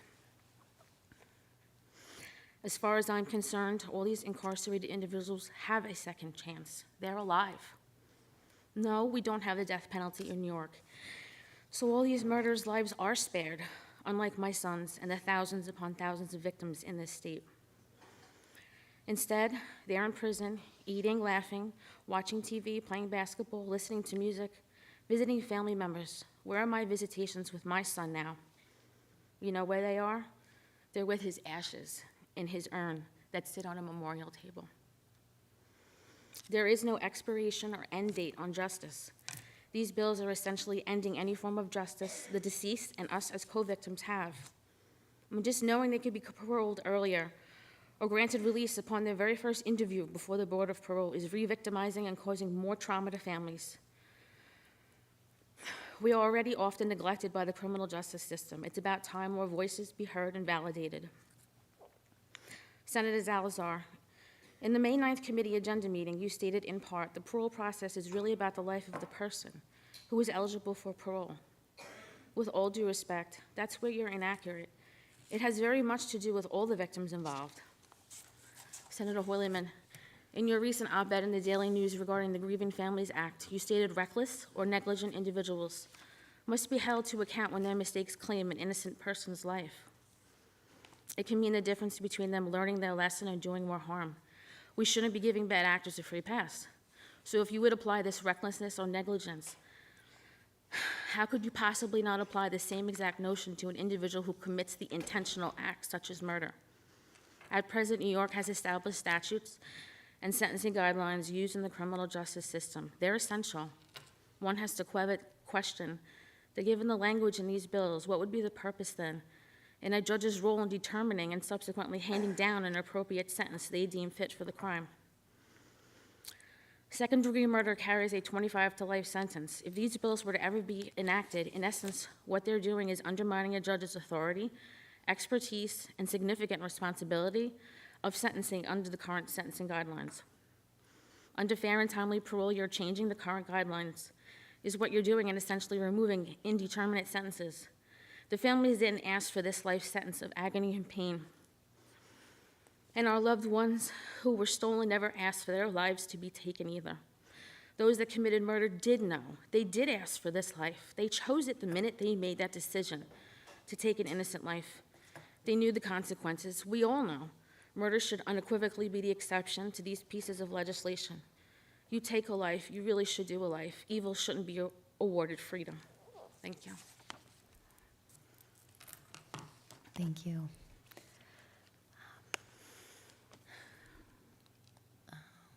I think, Shaniqua, if you're ready to speak next. Hello, everyone. Thank you for having me here. That was a lot just now, so I just need a second. I am the executive director of Both Sides of the Violence, Inc. My name is Shaniqua Purvis. Both Sides of the Violence, Inc. provides services to justice impact youth and grief support for victims, along with other resources for our community. We work in NYCHA development, schools, and jails, promoting proactive ways to stop violence. In 2002, my sister, 28 years old, Maisha Pumpkin Hubbard, was killed by a stray bullet while in our first-floor apartment at Tonkins Houses in Brooklyn. She left behind a son who was 10 years old when his mom passed. This left our family devastated, and we would never be the same. we were violated in our own home. But with this, her assailant, who was sent to prison for manslaughter and came home, committed to changing his life. The hurt and pain of losing a sibling, my best friend, is unimaginable, especially when I was the one that found her. You never want another family or community to experience that. So currently in my healing, and I'm gonna say that again. So currently in my healing, I mentor this man in his progress, back in his initiative to develop a boxing program so community members can have a safe way to build self-confidence and relieve stress through regular exercise. Justice to me means that he goes on to help others prevent acts of violence from happening. I have a father-in-law who was incarcerated most of his life. Before entering prison, he was depressed and clouded by his untreated traumas. Now he's 63 years old and won't go to the parole board till 2029 if he makes it that long. The average age of death in NYC prisons, New York State prisons, is only 58. Addressing trauma before people commit crimes and enter the system is key and part of my mission. I advocate for people like the person who committed this crime against my sister. I advocate for my father-in-law so he could come home and get real help outside of prison walls and live the rest of his life in peace around family. His crimes was nonviolent. Lastly, I advocate for people like my fiance, who was 16 years old when he was sentenced to 7 years to life and ended up doing 16 and a half years in prison because the parole board denied him 9 times. Finally, a judge intervened and ordered them to release him. By his first parole hearing, his Compass risk assessment score showed that he could be safely released and had done real work to change, but the board denied him again and again simply because of one thing he could not change, his conviction. My life has been deeply affected by violence in the community and mass incarceration, and my experience is the norm, not the exception. I'm also a chaplain, ordained minister, and received my honorary doctorate degree in humanities from my community. I'm on the community board in the 79th Precinct Clergy Council. All of this is why I'm testifying this week at the State Senate hearing in support of elder parole and fair, timely parole bills to promote healing, transformation, and safety. I'm also working with the growing coalition to pass a bill, Fair Access to Victim Compensation, which will remove barriers to healing support faced in vast majority of crime victims and survivors. Most of the people I support through my organization get none of the victim services funds and the state collects from people convicted of crimes. Without us, their trauma would just get absorbed into a big, great mass of hurt created by generations of poverty and racism.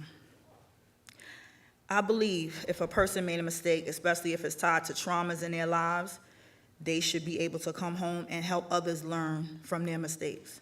The only way this vicious cycle can be broken is through us. Together, we could reduce traumas and reduce the violence that is caused by hurt people. We can keep their life experience. We can't keep their life experiences in a cage forever. Thank you very much. Thank you. When you're ready, Luz Marquez. It is said that when we speak truth, we are able to release our ancestors who weren't allowed to speak their truth and the children yet to come. So I just wanted to say that to my fellow survivors. Thank you, Chair Salazar and New York State Senators. I'm a resident of Troy, New York, born and raised in East Harlem, a first-generation Black Puerto Rican, mother of 3, and an adult survivor of childhood sexual abuse, incest, and rape. By the time I was 7, I was sexually abused by my older brother. By the time I was 12, I was molested by my mother's boyfriend at that time. And by the time I'm either 14 or 15, because the brain does this interesting thing to you when you experience trauma, so I can't remember how old I was raped by a family friend. And I'm sorry that Senator Tedesco isn't here, because this is my victim impact statement to you all. I am here in support of parole justice now. And I'm not alone in these traumatic experiences.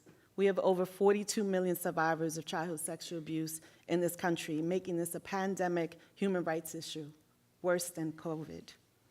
Like many survivors of color and other marginalized survivors, we're not seen as crime victims, as you heard one of my fellow crime survivors say. We're often only visible to any system as people who only commit crimes. Darling Lulu, as she is affectionately called, Darlene Lulu Benson Say, is another adult survivor of child sexual abuse and intimate partner violence and the child of a murdered parent. When you experience such childhood trauma like I did in Lulu, the world looks very different, and you respond to the world in a very different way. When society thinks about crime victims and people who commit crime, we're taught that there's a us versus them. There's a victim, and then there's a harm doer, as if we are not sometimes one and the same. But Lulu's tragic life exemplifies exactly that we're not separate. And if we are to truly address any form of violence, because that is really what the issue is, not we as individuals, then we need to address the issue of mass incarceration. Systems such as educational systems, healthcare systems, child welfare systems, the criminal justice systems, they failed me and they failed Lulu and the millions of other people that are behind bars. Our coping mechanisms are not seen under an ACE study where we receive trauma-informed services, but rather we're literally sent from school as young as elementary into a pipeline of juvenile detention and later life in prison. Our state needs more funding and resources for culturally specific programs such as the last speaker spoke, because crime victims' compensation is not even something that most people get access to who are Black and brown in this city. And actually not just in the city, but across the country. Culturally specific organizations are designed specifically to work directly with Black community crime victims, Black survivors, Latino survivors, Asian Pacific Islander survivors, survivors who represent LGBT communities, and people with disabilities. We spend more time funding the criminal justice system than funding what survivors actually need, which are healing centers and spaces that understand us, which can also help with early childhood detention in schools and support for healthcare, that support we can get from healthcare providers. From the age of 12 until I was 19, I struggled with abusing drugs, school truancy, teen pregnancy, petty theft. I could have been Lulu. But I got lucky. That is all. That's the only difference between Lulu and I. I got lucky and ran away from home from the very last time. I had run away from home since the age of 12. And when I learned that you can go to college and your parents will let you go, because my parents were Puerto Rican and they were not going to let me go, I said, I'm going to go to college. I didn't get to graduate from college because the truth is that, and statistically, adult survivors of childhood sexual abuse have a hard time getting through school. And if you really want to put funding and you really want to support survivors, that is one area that is needed. Lulu and many other survivors and our coping mechanisms are often shunned, demoralized, disparaged, as opposed to seeing it as a cry for help, as a red flag that says, let's get some holistic approaches and figure out how we could help this child. No one ever asked me why I was so angry. No one ever asked me if I felt safe. No one ever asked me if I needed anything. Those are simple questions that every child, especially Black children, should be asked. No one asked me. This is how white supremacy and patriarchy dehumanizes many survivors, especially Black survivors, and other survivors at the intersections of race, sexual orientation, disability, gender identity, and for those of us who are undocumented. Our communities need deep and long-term investments in repairing such harm, especially given the legacy of over 400 years of enslavement and the sexual exploitation of Black and Indigenous communities if we are to ever heal as a nation. Surveys show that 95% of women behind bars are survivors of trauma, including child sexual abuse. Surveys also show that prison staff perpetrate more sexual harm rather than ever prevented. And worst of all, the Federal Prison Rape Elimination Act that we know as PREA has failed us and is failing to protect and preserve the confidentiality and the privacy that every survivor deserves, regardless of whether they are being held in prison or not. Just last month, the New York State Focus published the brutal sexual assault of Robert Adams, a person being held at a correctional facility just less than 2 hours from here in Ulster County. Prison staff committed such abuse and then it's continuing to enable further abuse by covering it up. As I come to a close, after decades of prison, Lulu became the first woman to die of COVID. That was a death sentence that could have been stopped and prevented if we had parole justice. But Lulu's passing is not in vain, because not in Lulu's name or my name are you going to use our survivor experiences or our victim pain to put us up against other victims and other survivors' pain, to justify a racist institutional system that continues to hoard Black and brown bodies until they die in prison. We must pass parole justice reforms, specifically the elder parole and the fair and timely parole, to ensure that people have meaningful pathways to release consideration for all survivors of trauma and abuse. Thank you.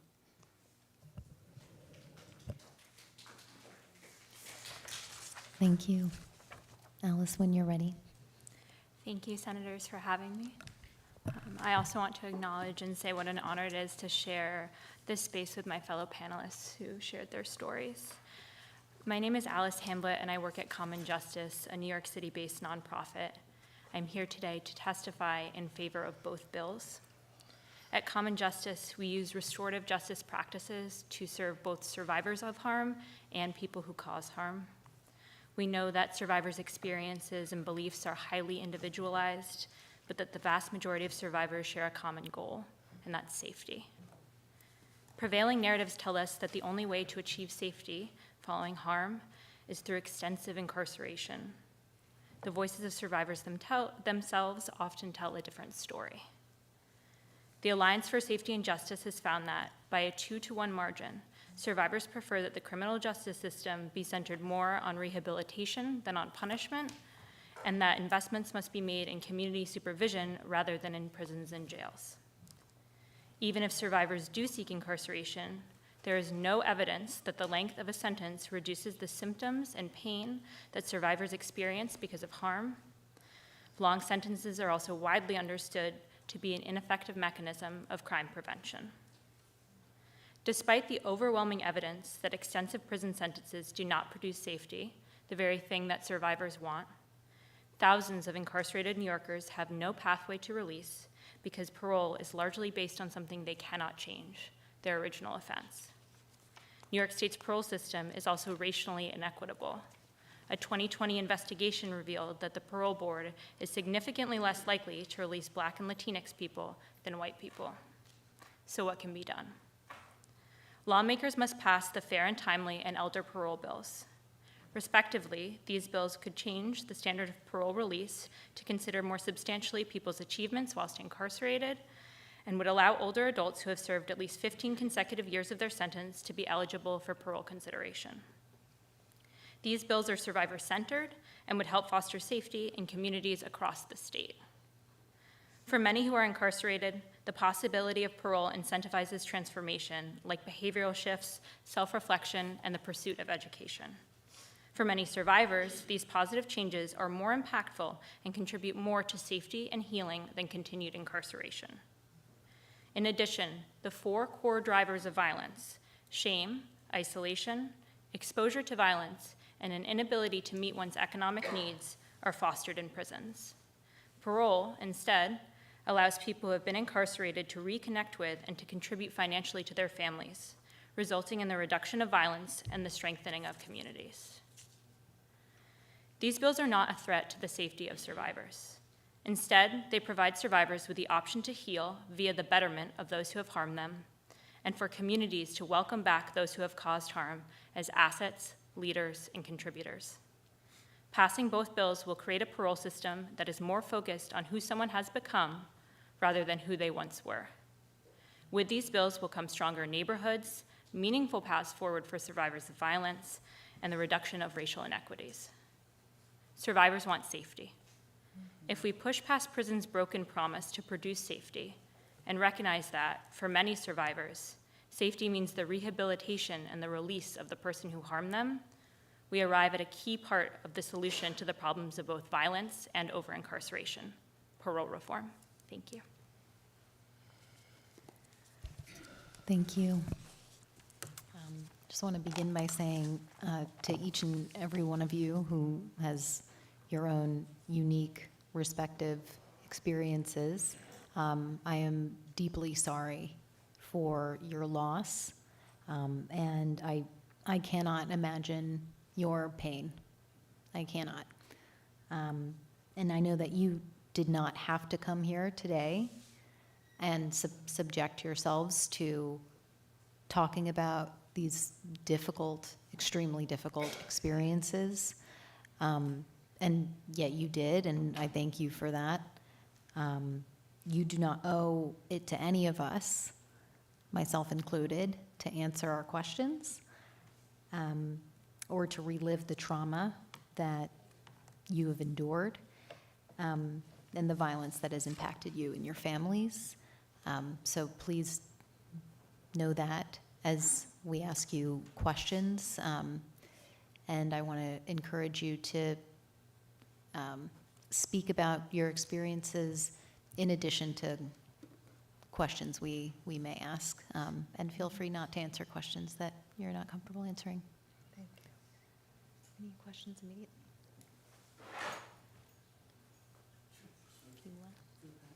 Sure. Thank you. Thank you. Thank you all. And you all have, significantly interesting and sad stories. Even though you may have divergent views of these two bills that are before us, and a lot of the comments seem to be focused on victim services or the lack thereof and funding. And I think that's something that we certainly, as committee members, need to focus on in the future. But I'll ask just specifically regarding these bills, and you may have heard me ask some of the previous panels. I'd like to get your takes, possibly, and I think Teresa, I certainly know her. Sadly, her son was killed in my district. I'm very familiar with her case. The three of you, what is your position on exceptions, if any, to the rule? Because I think you all know, having experienced in various ways being a victim of a crime, whether it's someone close to you or yourselves individually, and the parole process for someone, and I know I keep using this example, and I know it's somewhat anecdotal, but Colin Ferguson, you have, how many people were killed? I think 6 and 19 more wounded. He would be eligible for parole tomorrow if this case if the elder parole bill became law today. So that's something that is not carved out. And of course, and as the commissioner mentioned earlier, it would be pretty bananas to let him go. Right. But under fair and timely, there are also varying weights that you'd have to give to any programs that he took. But the bottom line is it might just be every 2 years it comes up as a matter of course, and he gets rejected until the day he dies. I get it. But that has a significant impact on victims. And I just want to see how you would reconcile that, if you have any comments in that regard, that this shouldn't necessarily be considered an absolute bill for every possible case, or maybe just nonviolent crime, whatever you'd like to offer, if anything, in that regard. I'd be very interested to hear it. Chiniqua, yes. I would like to say it would have to be a case-by-case basis. Colin Ferguson, no. Right. I mean, it's an easy one. Unless he was 90, and in a wheelchair and can't move or use his trigger finger, no. It would have to be a case-by-case basis. You would just, it's a panel for a reason. When you do parole, it's a panel. So each one of the individuals on the panel plays a role in the decision-making. But I guess my question is, though, and I'm sorry to interrupt, but I'm just thinking, but my question, though, is should they even have the opportunity for a parole hearing? They should be heard. For a serial killer. it should be heard, They but should be heard. So you it should be believe a there shouldn't be- case-by-case basis. Understood. So you feel there should not be an exception? Okay. I mean, yes, I'm sorry. It should be an exception. Like, it depends on the case. Like, I think it should just be a case-by-case basis. That's the way I see it. Right. Colin Ferguson, no. But then there would be, my father-in-law, who just had a nonviolent crime, but he just kept committing robberies like no one was ever hurt. But he's 63 years old, he don't get to see the parole board till 2029. So in a case like that, then you would be like, you know, okay. But Colin Ferguson, no. Thank you. I appreciate your comments.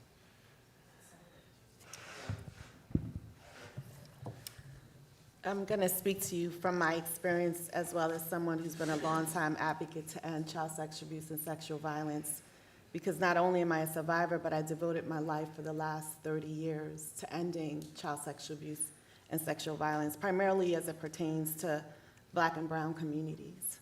The thing about crime and violence that we rarely ever talk about is that it really destroys and takes away the humanity of the person who experiences the crime. It tries to steal at our sense of humanity, right? It tries to distort that. And so as a child, I was really, really angry. I was angry with the world, I was angry with my family, my community, so much so that I was suicidal, so much so that I couldn't do enough drugs to take away the pain. What I come to realize, before I get to what I come to realize, what I know about child sexual abuse is that 90% of survivors of child sexual abuse know the person who sexually harmed them. Yeah. So it isn't like the scare tactic of a boogeyman somewhere hiding. It's the priests, the pastors, the politicians, the teachers, our uncles, our aunts, right? It's people that have access to us. And that when we experience a crime as such a betrayal that uses our bodies against our own autonomy, it steals at the very core of who we are and how we see the world. And for many of us, we make our lives as survivors to not focus on what society thinks justice is, right? Everything tells us that you get justice in a courtroom. Everything tells us that you get justice by someone being behind bars. But I'm here to tell you that doesn't end the nightmares or the in the middle of the night sweats or the triggers that I have to experience or the reason why I have to sit here with my African tools to keep me present so I don't disassociate from who I am, right? And those are the things that I'm able to talk to you out loud, because there's a lot of other demons inside of so many of us who experience pain at such a young age.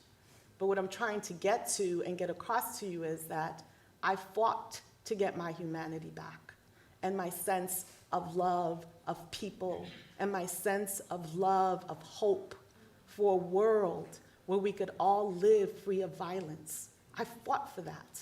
I fought for that in Western notions of one-on-one therapy with a therapist.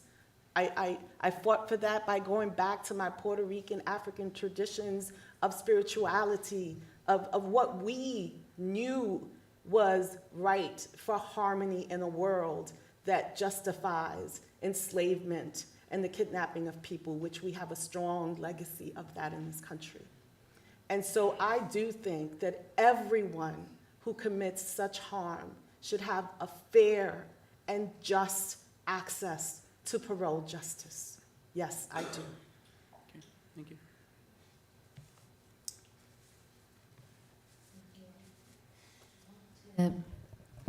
Thank you. I wanted to ask, Luce, you had mentioned in your testimony one area of support that is sorely needed for survivors is support to pursue education. And I wanted to ask each of you, if you'd like to speak to it, what you feel is most important and urgent to help crime victims and survivors heal.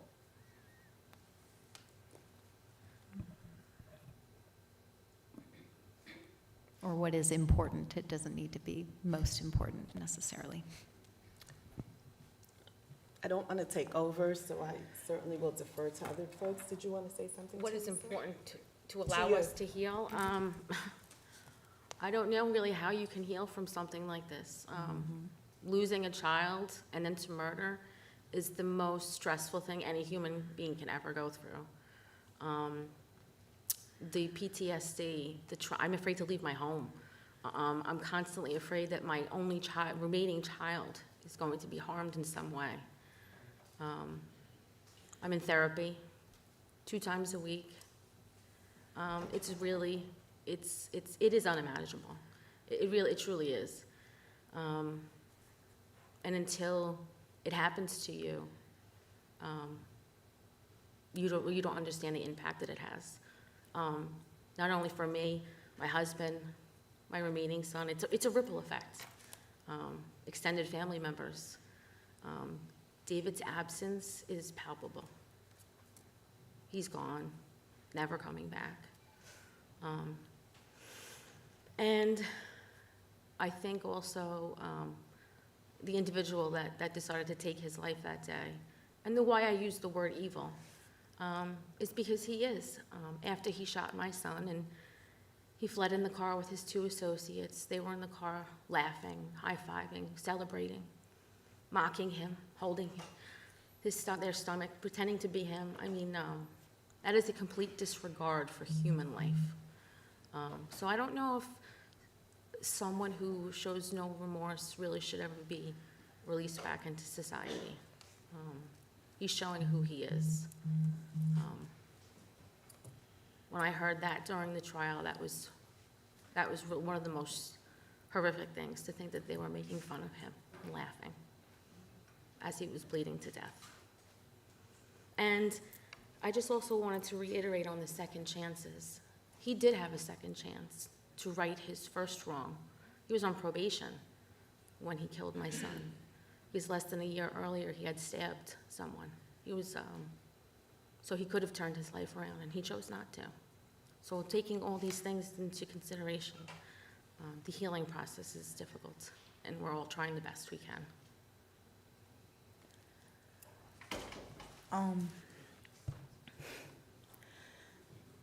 I can only speak for me and my family. The best healing that the best way that we use to heal is helping other people. You know, like, if I could help another family not go through what my family is going through, that's healing for me. Like she said, there's no real way to really heal, or there's no, oh, it's gonna be better, or, oh, you could get past it, or, you know, how many years, it still feel like yesterday. So, what I've found out in my life is helping other people not go through, being more proactive in my community. In our communities, we know who's who. We know who's doing what. So just be more proactive in saying what she said earlier. How are you doing? How can I help you? What's going on? Tell me what's up. So I've been doing that, and it's helped a lot. And in that situation with this young man that Ms. Blitz just talked about, he had a chance before he stabbed someone else. I'm working with agencies and systems right now where it's a full circle. So anytime a participant or a young person get into trouble, we act as a circle. So if we get more funding to do this work, I would have been that person that came to the probation officer when that young man first got in trouble. And I would have worked with the probation officer to get him some real help. He would have never been able to do that to her son. You understand? So that's what I'm working with right now, and I think funding organizations like mine to have and create that circle with all the systems, probation, parole, HRA, ACS, you know, all the systems, police, legal aid. I do all that, and I do it for free. There's no funding, you know? So I've been proactive in changing a lot of people's lives. If we just put more money into helping people like myself create those circles for when they first get in trouble, or do it with them before they even get in trouble, because I'm in the schools. So when I'm in the schools, I ask the teachers, who gives you the most problems? Send them to me. You understand? They might not have committed a crime yet, but they have the potential to commit a crime or do something crazy in school. So if I stopped it at school, they won't make it to Rikers Island when I'm talking to a 14-year-old person who told me he just stabbed 3 people. He won't be that person. He won't be that person that took her son. Once he get the probation, I'm on it. We on it at the precinct when they get locked up. I get legal representation for them as soon as they're arrested. Legal aid steps in. After that, they go to court, if they go to court. We're talking to the DA's office, like it's a circle. All right, he go to parole or probation. I mean, not parole, probation. I'm on it with the probation officer. How we stop this? So I think it should be more money in helping organizations like mine. And in my healing, that helps me heal, helping other families. So there won't be no more mothers sitting here on this panel. That's what I do. And in helping him, the person who perpetrated my sister, he gets to help other people. He gets to stop that cycle by saying, listen, that was me. I used to be that person. Nah, do this. Talk to Ms. Purvis. You understand? And then, wait, my probation officer, he was cool. He know her too. We work resources. You don't got your ID, we can get that. You don't need your birth certificate, I got that. I call and get it the same day. You understand what I'm saying? Like, it's a circle, and it just needs to be more funding for programs like mine to create that circle so we won't have this panel. I would say to that I can't speak as if I'm the only survivor, adult survivor of child sexual abuse who feels the way I do. I represent a vibrant group of adult survivors from every walk of life and race and gender identity across this country, developing some of the amazing, effective programs. From Andrea Ritchie, who is an attorney, works out of Columbia University and is doing a lot around police sexual violence, to Mariam Kaba, who is a studier, who's also a survivor, doing a lot around transformative justice circles and accountability outside of the criminal justice system, to the Bay Area transformative justice process that Mia Mingus is doing, who's also a survivor out in Cali, in the Oakland area. Is transformative justice and restorative justice processes allow us to take a look at the deep root of what violence can do to a society. It's not just responding to it when it happens. By the time they get to her program, it's too late sometimes. And so why not address it at the very onset? If someone had circled around me when I used to beat up girls and rob people, I probably would have gotten a bachelor's degree in something, right? Like, I probably would have been a whole lot better of a person. I love who I am today, but I had to fight for that. I had to look beyond this idea of punishment, of punishing my own brother, of punishing people in my own community, as if that was gonna bring me a resolve of some kind. It never will. I live with PTSD every day. I took my meds last night. I did all types of prayers so I could stand here and be heard and be as clear as possible. But if we're only responding to violence, then we're not getting above it. We have to go underneath that. Young people are showing us every single day. I was showing my teachers, I was showing my own family, I was showing my own community every day that there was something wrong. And every day they dismissed it to, she's just a little black girl from Harlem who's poor and her mom is a single mom, and that's how those kids are. And that's how white supremacy and patriarchy seeps in and judges us. And then next thing I know, I'm Lulu. Do you understand that? Do you hear that? My friend told me not to ask you if you understand that. but I need you to hear that and see it. When we are victims of crime, we are not seen as that. We are seen when we cope by doing drugs or dropping out of school or getting abortions or going into sex work as if we are criminals and just reckless people who are just violent, and we are not. But when you're introduced to violence at a very young age, that is what you respond with. And when you lock us up and put us in prison and just isolate us, it kills us even further. And you don't have rehabilitation programs. Y'all need to stop talking about it like you do.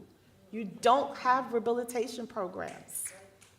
Even your sex offender management programs are not even effective, and they're a waste of money. They don't even work for white people who commit crimes.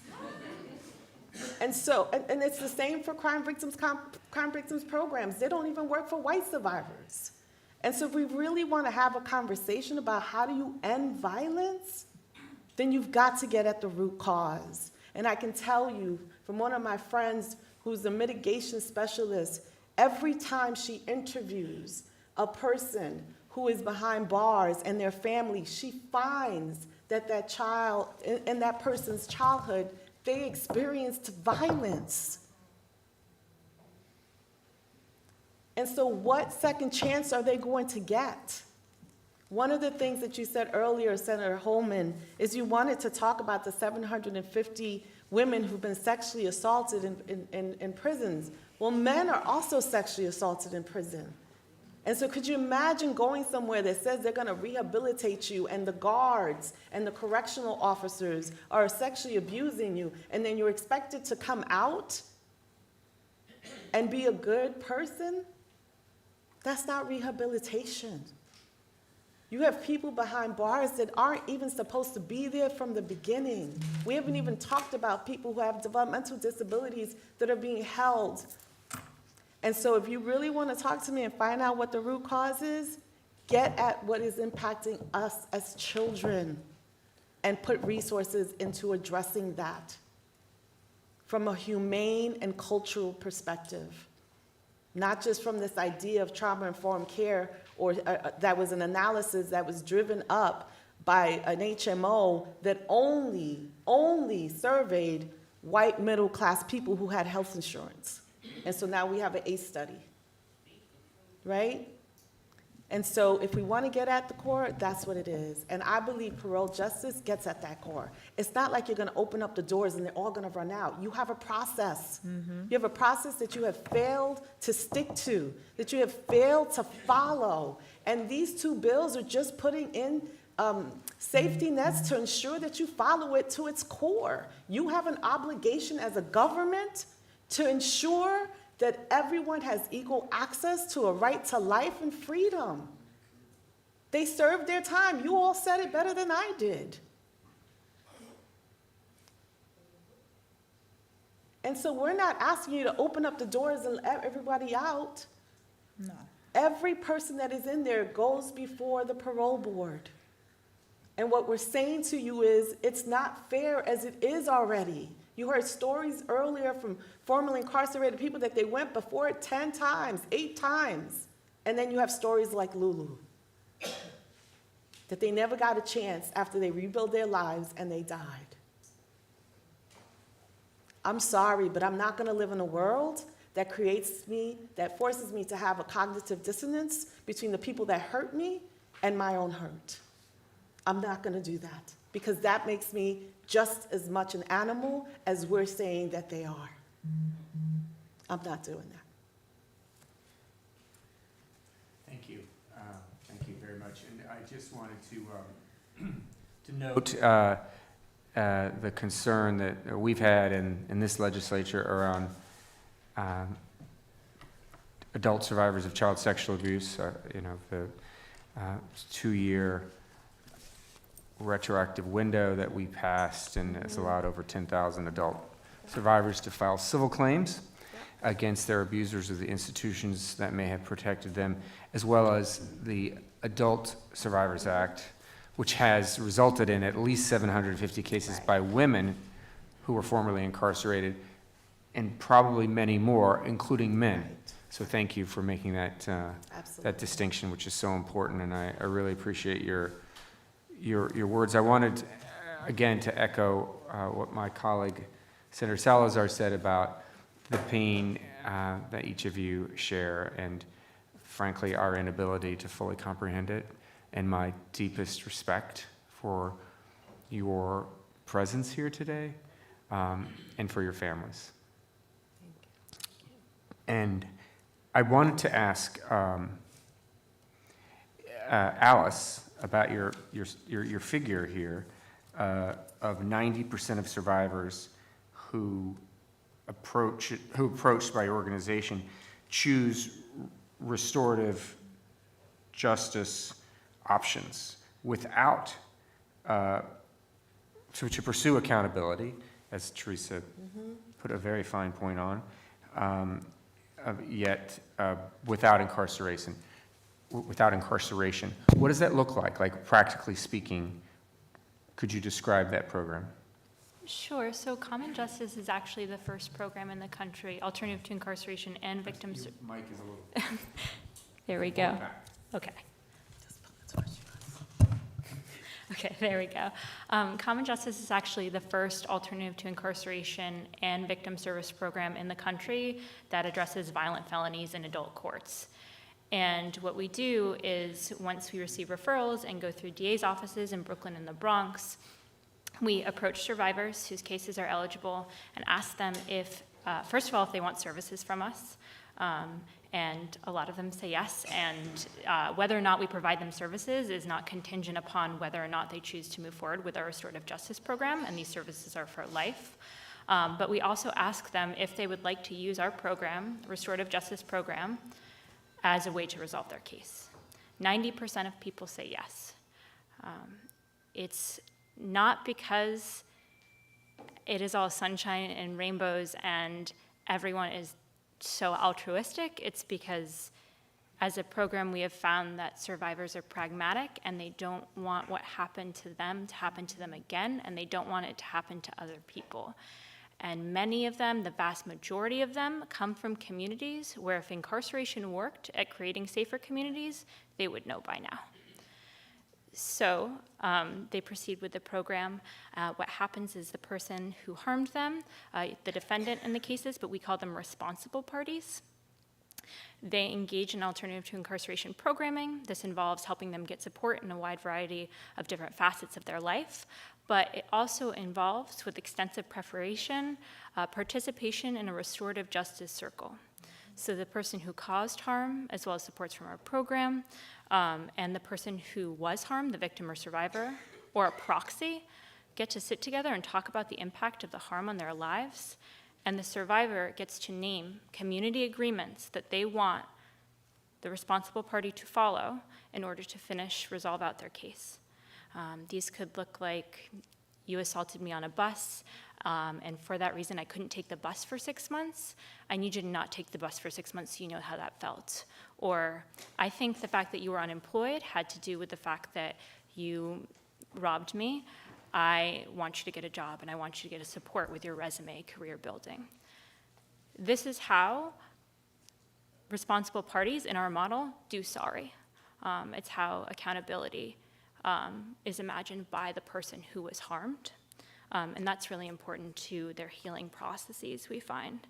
And I think, circling back to Senator Salazar's question regarding what survivors need, I'm not a survivor myself, but I'm from an organization, or I'm representing an organization that has served over 300 survivors, and what we do not have for survivors is options that go beyond the punitive and, frankly, disgusting nature of prisons and jails.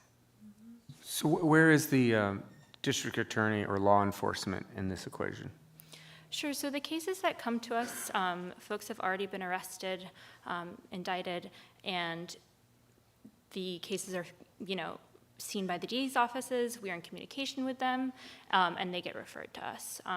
They go through sort of a referral process. Other folks can refer the cases to us as well.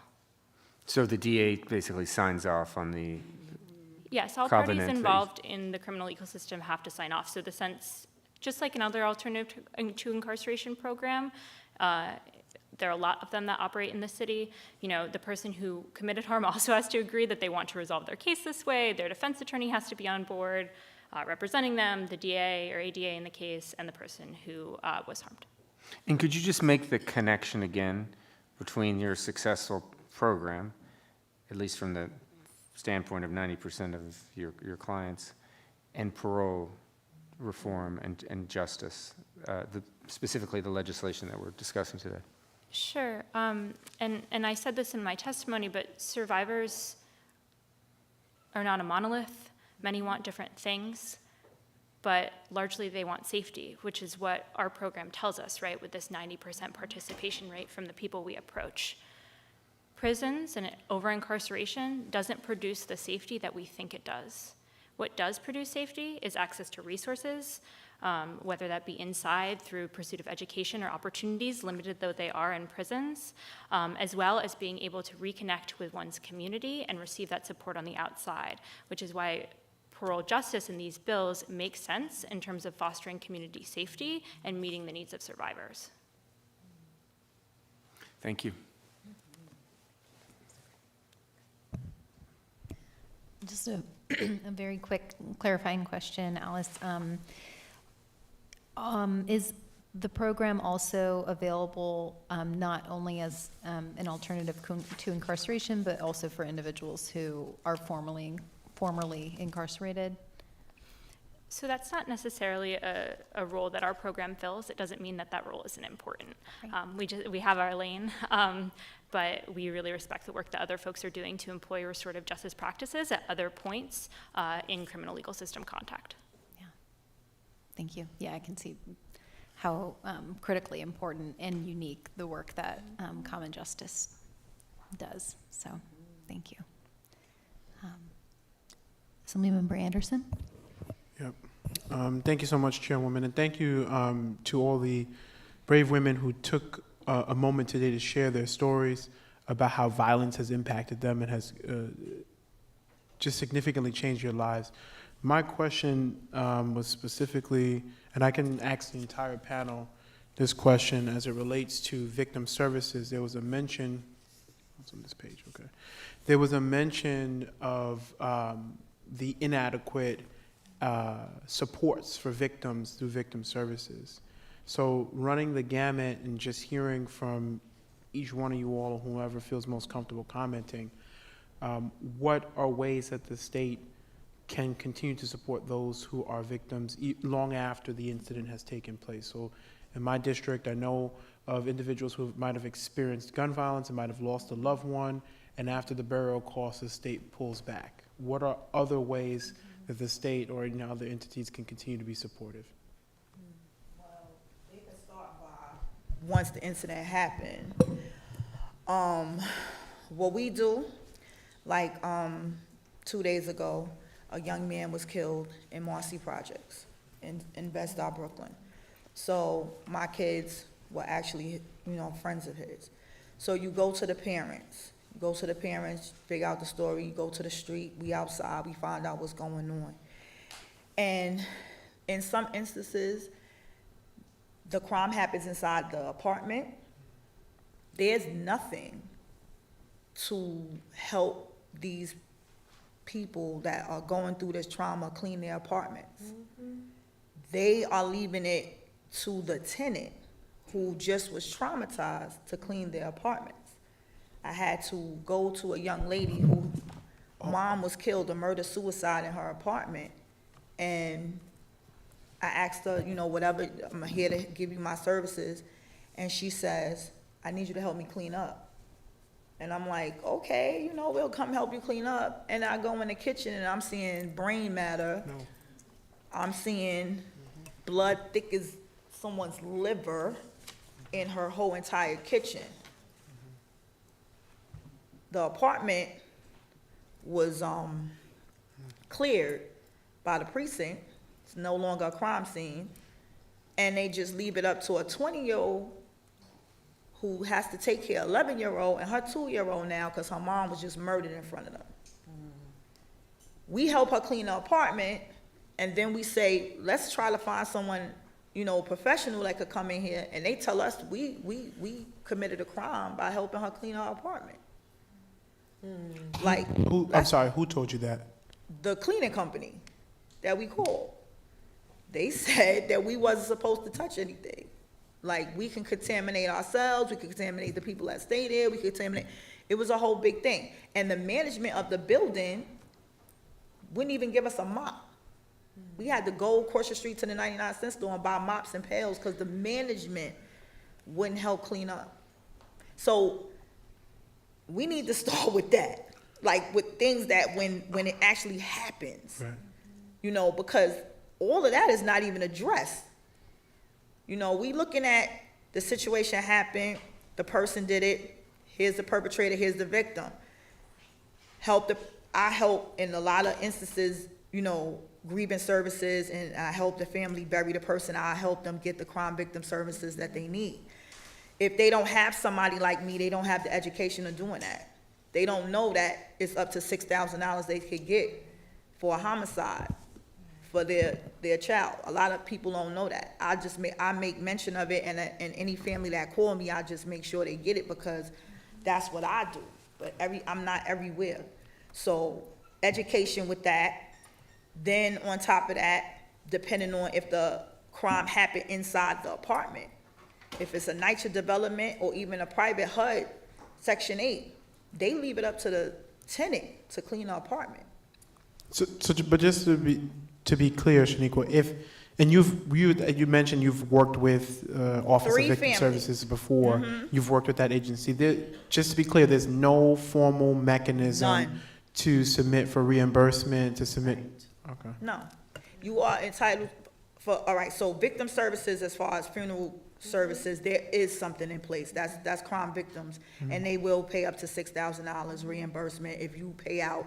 I worked it out where the funeral homes already know about this, so they usually front it, and then they get reimbursed. The funeral homes will get reimbursed later, so they won't traumatize the family even longer or keep the body in the morgue and, things of that nature. So I worked that out. But as far as what if the crime is committed inside the apartment? Private hallway. property, public. You have a mother, her son was killed in front of her door. She had 2 sons killed in front of her door, 2 years apart in Lafayette Gardens. She had to clean that crime scene in front of her door twice. Maybe we could start with that. And then we could talk about, how we help them long term. Because when you have to do that as a mother and you have to clean the crime scene, I had to clean the crime scene of my sister. I had to clean the crime scene. I had to clean the crime scene of my 2 friends. He killed his girlfriend and killed himself in front of his 2-year-old. I had to clean that crime scene with her mother. In the same apartment building, and it's so crazy, of the other lady, 5 years apart, I had to clean both crime scenes. There's nothing in place for that. So when you have something as traumatizing as that happening to our people, and then you expect them to go on as like everything is okay, I'm fine, it's unacceptable. Can I just ask a follow-up question before anyone else from the panel wants to answer? I'm sorry, Chairwoman. For the Public Housing Authority or any other entity, there was no services when you reached out to them for support? None. Okay. No. And the Violence Against Women Act, as well as other crime victims acts, requires public housing to provide support and services. And so, I'm gonna put my crime victim hat on. In terms of crime, in the same way that systems are racist and rooted in white supremacy, so are crime victim services and how we approach crimes. So across the state of New York, we have over 80 rape crisis centers in every corner of every county, domestic violence shelters, transitional housing that works with HUD, and other formats. But for gun violence and gang violence, there's a huge racial disparity as to how the government responds to those crimes. That's right. It's almost like the pit bull. The pit bull is like, us and black and brown people, when we look at animals and we think of them as like the worst, right? And so gun violence and gang violence, the crime victim compensation will have you go through every barrier in order to access what you just heard the sister say. But if I'm a victim like I am of childhood sexual abuse or rape crisis centers comes right in, tells me what I have access to in terms of crime victims compensation, connects me to services. And that is if I'm sort of like a white mainstream kind of middle class person, right? And if I provide, and if I disclose. But is that But when it comes to- proactive? yes, they'll meet you in the ER, right? So if I present to the ER and I tell the registrar that I am a rape survivor, they will automatically call the forensic nurse examiner, which we have across the state of New York, and I will be waiting in a private room until they come. They will do a rape analysis, like the rape kit, which is the forensic evidence collection, and they will automatically connect me with crime victims compensation. When you are a victim of gun violence, you go into the hospital shuts down, and not even the family is allowed to come into the hospital. There's no victim advocate that comes to help you, and there's no victim compensation that you get linked to. And that happens across this state and across the country. The same goes for gang violence. And if you are a victim of gun violence and you are killed and you had a felony, you can't even access crime victim compensation, or it depends on what county you're from. Do you understand? So it's really, there's a discrepancy as to who the person is that is the victim of the crime and what kind of crime it is. Yep. Yeah. I had to become, I'm sorry, I had to No, become go a for chaplain. I had to become a chaplain in order to get into the hospital to see these victims. Because if you wasn't family, and even with the family, it was limited. At first it was COVID, but let's talk about before COVID. This has been going on. So after COVID, during COVID, I did a lot of personal development, but in looking into it, I became a chaplain. That way, you can't tell me I can't come into the hospital. You can't tell me I can't see this victim. So I had to maneuver and come up with different ways to service my community. Yeah, you summed everything up, I mean, perfectly. I was not even, the hospital didn't even call me. I didn't even have a chance to say goodbye to my son. So sorry. We had no idea where his body was. I'm so sorry. Thank you. So I called all the hospitals, left my name and number. Then I come to find out during the trial, detectives sat next to his body for hours. No one thought to call me, his mother. Do you know what that does to me now? I never got a chance. I mean, the next time I saw him was him laying in a casket. And I think,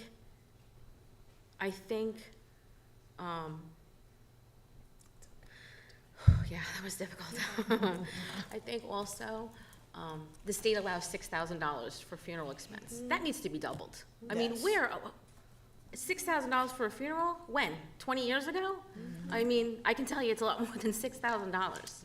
And we are going through enough stress and trauma. We don't need to worry about money. And my funeral home wouldn't even allow us to, they wanted the money up front. Oh, wow. So they wouldn't even work with us. Another thing, a lot of times the victims' families are not appointed an advocate until they get to the court system. Well, what happens when the perpetrators are never caught? They're left alone to navigate things on their own. A liaison, an advocate should be implemented at the inception of the crime. There's another reason why. My son's name was released on the news within an hour and a half. That's how I found out he died. I mean, I knew he was shot because my younger son was with him.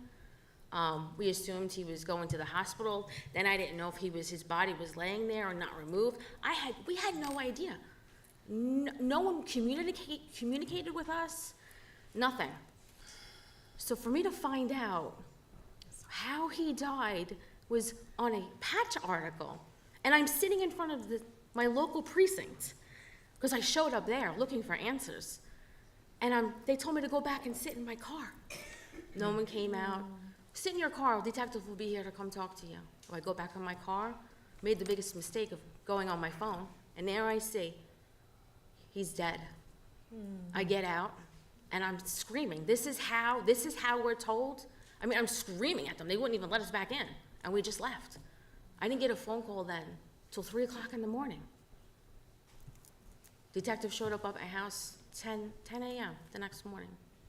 I mean, I understand they have an investigation to conduct, but someone needs to be implemented at the inception of the crime. I cannot bear the thought of another family finding out the way I did. It's a huge invasion of privacy. We should be told first. I don't know what happened. I don't know how that happened, but protocol was most definitely breached. And that's why organizations like mine, organizations like Man Up, SOS, Life Camp, Release the Grip, I could go on, and Kavi, who's actually in Kings County Hospital, stationed. So they would definitely have been on the scene, you know, for parents like you. And if there was enough funding, they would probably have their organization in that hospital station. So you sit on, this is the Judiciary Committee, right? So the New York State Division of Criminal Justice has a pot of money called the Culturally Specific Grant Program, and that is funding that should actually go to the many programs that you're talking about, very different from the funds that go to rape crisis centers and DV shelters, because they're not responding. Many of them are crime victims programs, but they're not responding to gun violence and they're not responding to gang violence. But community-led Black programs, community-led Latino programs, Asian programs, LGBT programs, they are actually responding, and Right. they should receive support. I just wanted to say there's two committees. Oh, right. Senator Saladore's committee as well. Yeah, exactly. Sure. Gulus, that's really valuable information for all of us to know when, particularly as we approach a state budget process, making. Absolutely. Yeah. I got justice in 2005 because I led the charge for the culturally specific funding and the reauthorization of the Violence Against Women Act, because I didn't want anybody to experience what I experienced. I grew up in Harlem, right next to Metropolitan Hospital in Mount Sinai, and none of them ever reached out. There was nothing. How could you have nothing in East Harlem for a little Puerto Rican girl? And so the culturally specific program is a dear program to my heart. I walked and lobbied the halls and worked with Obama's administration and Biden to make sure that communities of color, and there was a great discussion on the floor around the needs of Black women as it pertained to violence against women.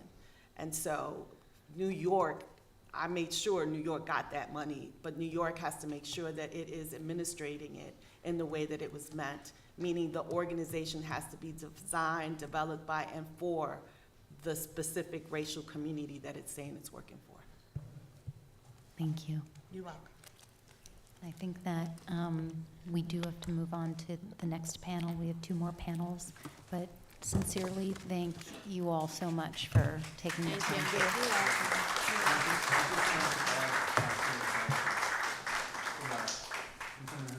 Watching this being streamed, they said, it's kind of amazing seeing survivors come together on what real solutions look like that don't have as much to do with long sentences and parole. So it was just an observation that I wanted to share, so thank you for that. Thank you. Thank you.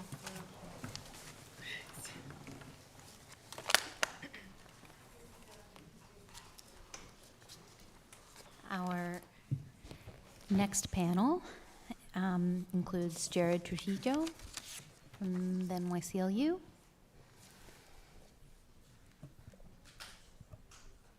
Tanvi Per, Melissa Tanis, and if he is available, Ronald Dennis from Vocal New York.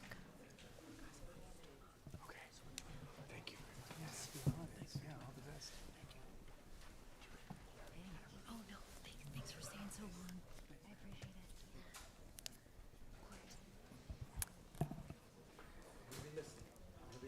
it. Is Ronald Dennis here? Okay. We'll go ahead and start with this panel. Are you ready, Jared? Sure. Yeah, if you'd like. So thank you, Senators, for having this hearing and for inviting the NYCLU to testify.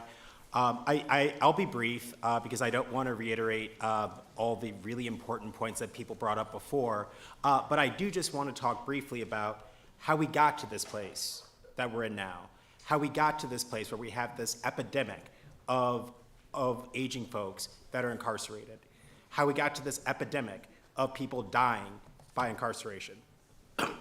So much of it has to do with our sentencing laws.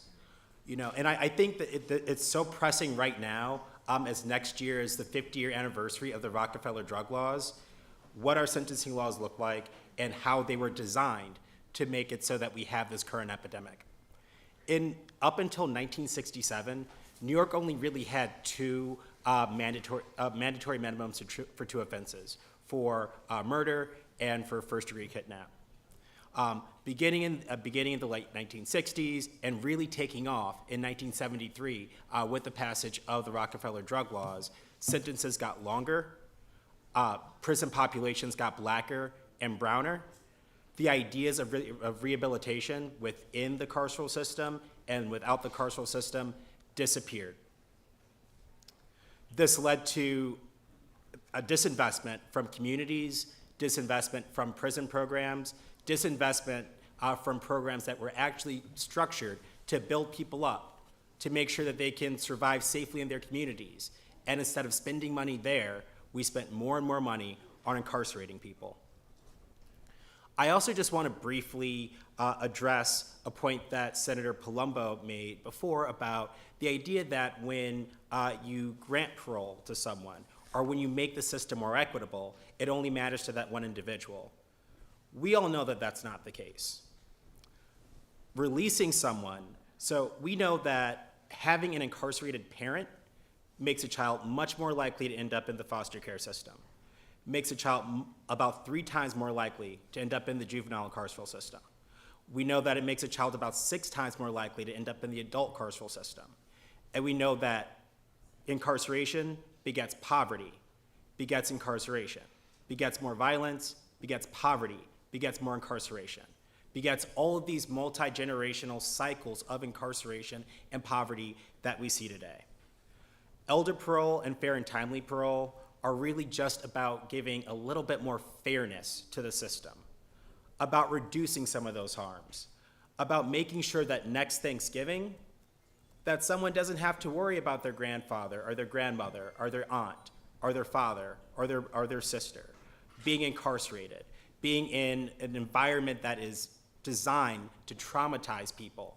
They can be home, or at least they can have a fair chance to show that they've rehabilitated so that they can be home. Thank you. Thank you, Jared. Can I get a little sign? Oh, okay. Let's try to get you a name tag. It's okay. I'll just state my name. Thank you for allowing me to testify today. My name is Melissa Tanis. I'm the Policy and Communications Manager at the Center for Justice at Columbia University. The center was founded by 2 formerly incarcerated women who, upon coming home from prison, continued their advocacy and support for the women that they left behind in prison. And the center seeks to end mass incarceration and promote alternatives to safety and justice and support movements to end mass incarceration and criminalization through research, policy advocacy, education, and public programming. Last year, the center wrote a report to highlight initial findings of the demographics of people who are dying behind bars in New York State prisons. And while every other age group has experienced a decline in deaths as the number of overall incarcerated population in New York State has gone down, people 55 and older are dying at a higher rate than ever before. And while it may seem obvious that the large majority of people dying behind bars are older, the stark upward trend is what is troubling. Older people have not always made up the majority of deaths or people behind bars or the majority of people incarcerated. Even in the 80s and 90s, when the total number of incarcerated people was more than double it is today, people 55 and older were not dying at this high of rate. In fact, in the 1980s, people 55 and older made up 9% of all deaths, and in the most recent decade, they made up 56%. A similar upward trend was found in people serving 15 or more years. We are working on updating this report with the data from the last 2 years of the pandemic and sadly anticipate similar devastating findings, if not worse. Increasingly excessive sentences, repeated parole denials, and minimal clemency releases from our last 2 governors are lending to people staying behind bars for longer, thus increasing their chances of dying in prison without a meaningful opportunity for release. And in our recommendations, thank you, we outline how the elder parole and fair and timely parole bills will help to slow the number of deaths behind bars and interrupt the upward trend. Elder parole will give many people who otherwise would not have an opportunity for release outside of the lottery that is the current New York State clemency system, a chance at parole. And fair and timely parole, as many people have stated, would ensure that people are assessed for who they are today. These two bills will remove barriers to a process that is meant to allow for the release of people who have served their time, but instead has turned into a system of resentencing and perpetual punishment. On a personal note, I am a survivor of crime, and my dad also died in prison, meaning I am also a survivor of the crime of state violence. My dad was denied clemency, parole, and unable to even apply for compassionate release because of the nature of his crime. And this is why I believe so strongly in making sure the policy that is intended to reduce and prevent mass incarceration, long sentences, and death behind bars does not exclude anyone based on the nature of their crime. Everyone deserves a chance to be seen, heard, and understood for who they are today, and every person supporting an incarcerated loved one deserves to have real hope that their loved one will come home someday. Having to come to terms with the fact that my dad was going to die in prison instead at home with his family is something I hope no other family member ever has to go through. It is cruel and unnecessary and has a lasting impact on the family members who have to endure such disdainment for their loved ones simply because they are incarcerated. The number of deaths behind bars is going up and will continue to go up without intervention. As our report has shown, reducing the overall population does not reduce the number of deaths in older people. Therefore, we have to focus policy specifically on this population. Older people are often left out of efforts to reduce the prison population, and the result is too often death. The legislature has the opportunity this session to put policies into place that will interrupt this upward trend. If the legislature refuses to act and prioritize the life of people behind bars, another year will go by where hundreds of incarcerated New Yorkers will die in prison. The reality of this crisis is clear, and so are the solutions. It is imperative that the legislature do what is necessary to save lives, reunite families, and reduce the impact of a racist, oppressive state system by passing the elder parole and fair and timely parole bills at the beginning of the session. Thank you. Thank you.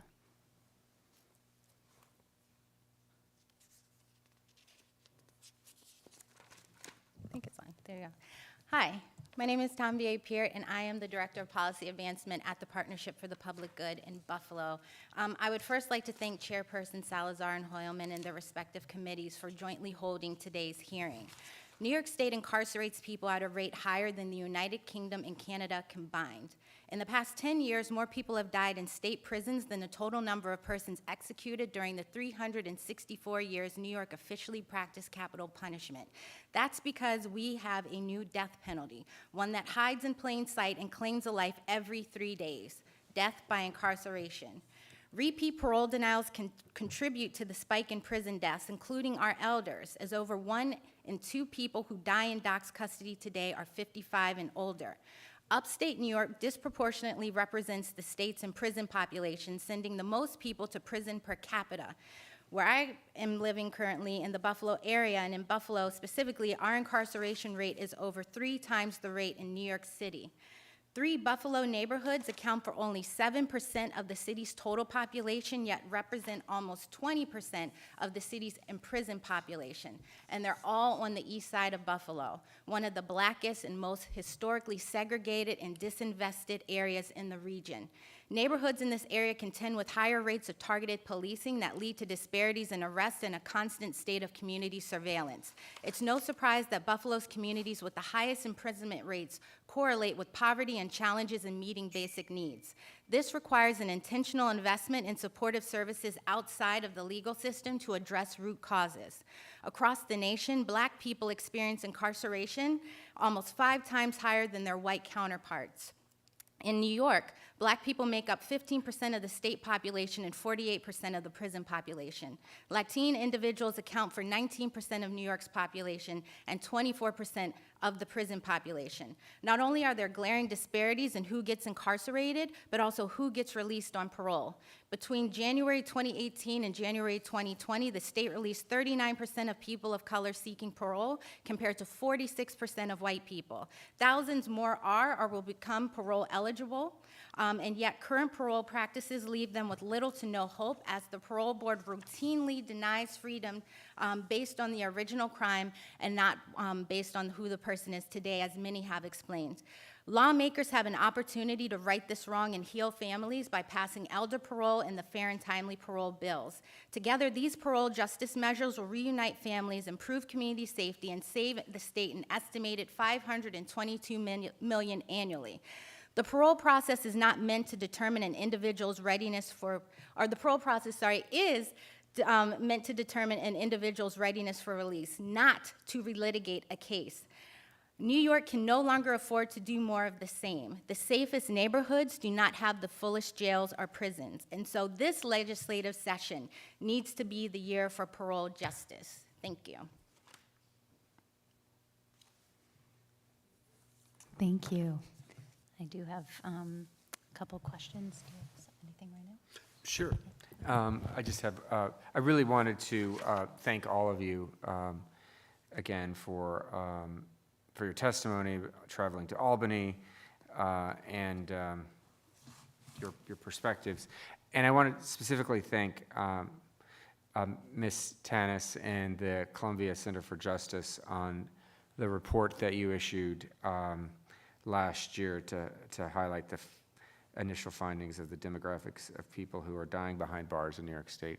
And I was just wondering, in the academic community in which you work, how has this been received through other institutions or advocates or those who work on these issues? It got a lot of attention here in New York. I was just wondering, regionally or nationwide, did you get feedback on the report? Can you hear me? Yeah. I think it was received well within the academic community. We have connections, of course, across Columbia and people in the medical school that are interested in just learning more about how prison affects people's bodies physiologically, physically, and this increase in death behind bars. I think that hopefully whenever we have some more information that we've already requested to continue to update this report and just make it more robust to really understand what's going on behind bars, we can do some more educational events and just getting the information out there so that people know that this is happening. But I think everyone who read it was shocked and not shocked, and that we knew that this was happening anecdotally, and at the same time, it's just incredibly sad to see these numbers and how often people are dying in New York State prisons and how often we don't even hear their names. What information are we lacking to paint a fuller picture of what these deaths represent? I think, most urgently is probably COVID information, just because as we were monitoring it throughout the beginning of the pandemic, it seemed like there would be months that would go by that we would not get any information from docs about who was dying behind bars, even though we knew that people were. And so getting that information about how the pandemic has impacted it, because there was a large increase in deaths during the time of the AIDS crisis in the 80s and 90s, and so we know that these health crises have a huge impact on people who are incarcerated, and also the number of parole releases went down during the pandemic, during a time when they should have gone up, and clemencies were very rarely granted, and our current governor is also not granting them either as of now. So we need action to be taken while the pandemic is still going on and while people are still dying behind bars. Was it hard to secure this information from the Department of Corrections? So far, I'm having a little bit of difficulty in that I submitted the FOIA request back in March, and keep getting extensions and still don't know. The next deadline is January, so it'll be almost a year if they give it to me then, but I'm anticipating it'll probably get pushed back again. And that's a FOIL that you had to make? Yeah. So you had to go through a legal process in order to get information that is not publicly available? No, not in the capacity of what I requested. They have put out some reports, and some of them have been rescinded, and we're not quite sure where that information is now. So, yeah, just trying to figure out where to find this, because some of it's public, some of it's not. Yeah. Do you have suggestions for us as lawmakers to make this information more readily available? Is that something that you thought about or consider? Yeah, I think that a lot of this should be way more transparent than it is. Like I said, when we were looking at I was closely monitoring they just had like a small grid of like who's died behind bars during COVID on their website. And I was trying to monitor that and also compare that to what we were hearing from people inside. And like I said, for a while, it just stayed at the same number for a really long time. And I knew that that could not be accurate, that there had to have been more people who were dying that they weren't telling us about. And it's also hard because, as happened during the AIDS epidemic, what they label an AIDS-related death or a COVID-related death is hard. If they were not diagnosed with HIV at the time of death, then they couldn't have labeled it as that, even if they knew that that was the case. And so it's true with COVID that it's been sort of a way to, I think, cover up some of the deaths that happened inside by saying, oh, well, they didn't test positive at the time of death, even if they had all of the COVID symptoms.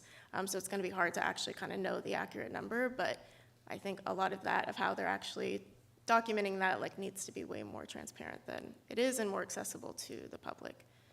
Well, that's really good information as we go into our budget hearings and have the opportunity to ask the acting commissioner about how transparent the entity is and how we can get information like this more readily available to the public and analysts like yourself. So thank you very much. Yep. Thank you.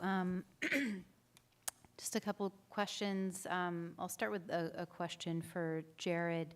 As you know, the two bills that are the subject of this hearing don't actually amend sentencing laws, even though they can have an impact on an individual's sentence, especially if they, when they were sentenced, were not given an opportunity for parole or a conditional release date. I'm curious what you think about how parole justice might be necessary in order for hopeful sentencing reform to be effective, or how you maybe see the relationship between parole reform and sentencing reform. Sure, and so there are three incredibly important sentencing reform bills that are in front of the legislature now. Without going into details into all of them, S7514A, which is the Eliminate Mandatory Minimums Act, S7514A, which is the Second Look Act, and S7514A, which is an Earned Time Act. So all three of those bills do an incredibly important job of really changing, just radically changing the sentencing system from the sentencing paradigm from the beginning. So ending mandatory minimums should reduce sentences. The Second Look Act should enable people to apply after serving a certain amount of time in a carceral facility to apply for a shorter sentence. And the Earned Time Act enables people to shorten their sentences by participating in vocational programming, educational programming, or doing treatment. However, these parole bills are incredibly important to addressing the epidemic of mass incarceration in New York as well.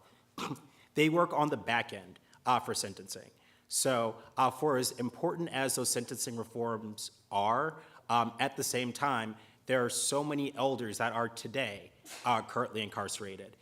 Even if the Eliminate Mandatory Minimums Act passes tomorrow and some people's sentences are shorter because the Eliminate Mandatory Minimums Act passes, there will still be a lot of people that are sentenced to really harsh sentences. There will still be an immense amount of elders that are serving sentences that were meted out before these reforms could have passed.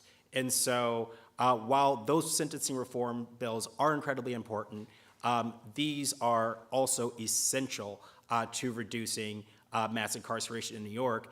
And the last thing I want to say about elder parole is that and you brought this up beautifully, just the amount of seniors, the amount of aging folks that are in the carceral system only continues to increase. While the population of younger folks has decreased over the years, for seniors has only grown and grown and grown and grown and grown.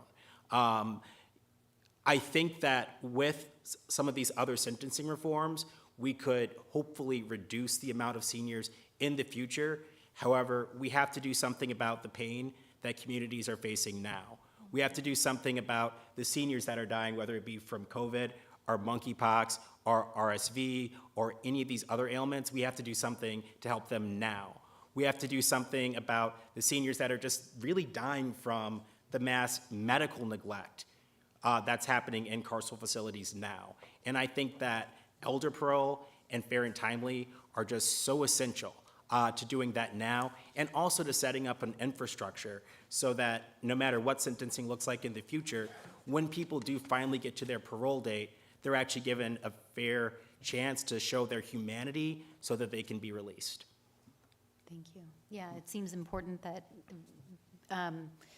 consistent with exactly what you just said, even if we were to pass the three bills that you mentioned, sentencing reform tomorrow, it still underscores the importance of parole reform for when people do get to the parole board. Thank you.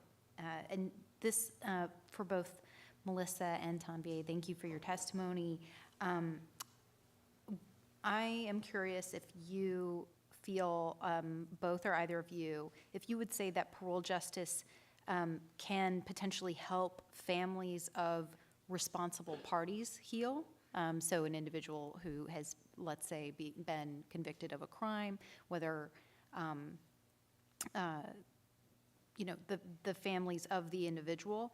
And additionally, if parole justice can even help survivors and victims' families heal through reconciliation, that is not really possible, or at least very, very difficult, while a responsible party is behind bars in the violent environment of a prison.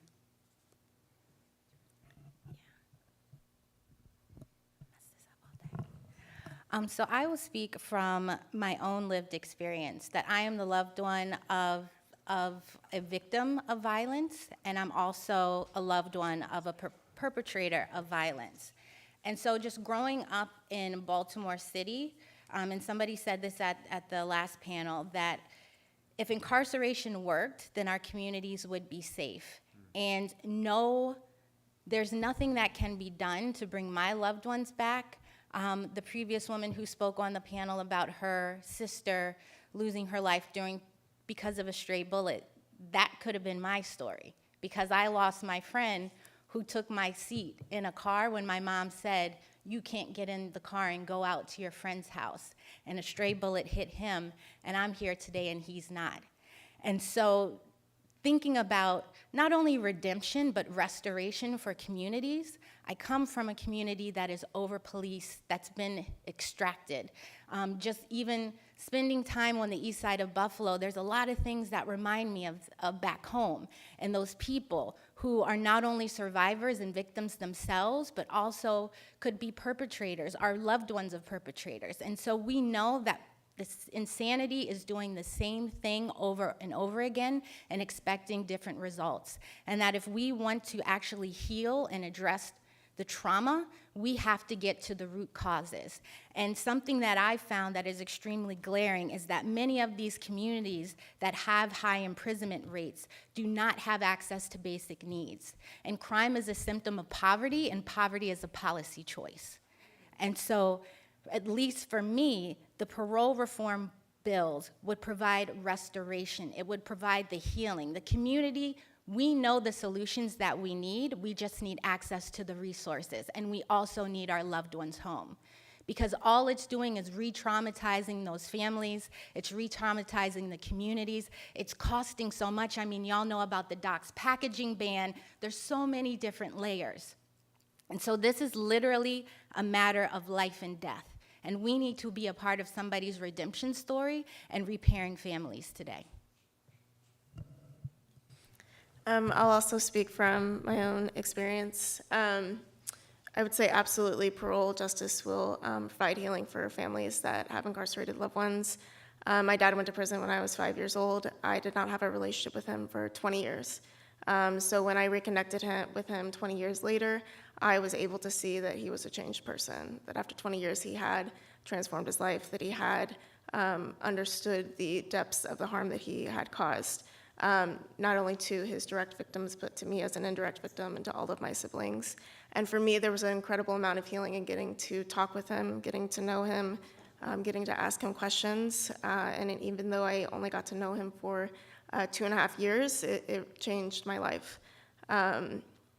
And I will say that not having parole justice in my case caused an immense amount of trauma for me. So not only will it provide healing for people, it will prevent future trauma of having to lose a loved one inside, or just the agony of not knowing if they're just going to continually be denied parole and end up dying in prison someday. That fear is constant when you have a loved one inside. And so the trauma that I've experienced just from not being able to have my dad home, not knowing what it's like to even have him home, and knowing that that's never, ever going to be an option for me, is something that I hope that we can help other family members avoid, and also mitigate the mental health and physical impact of experiencing something like that. Thank you, Melissa. I don't have any additional questions. I know we need to move on to the next panel, but really appreciate all of you and your testimony today.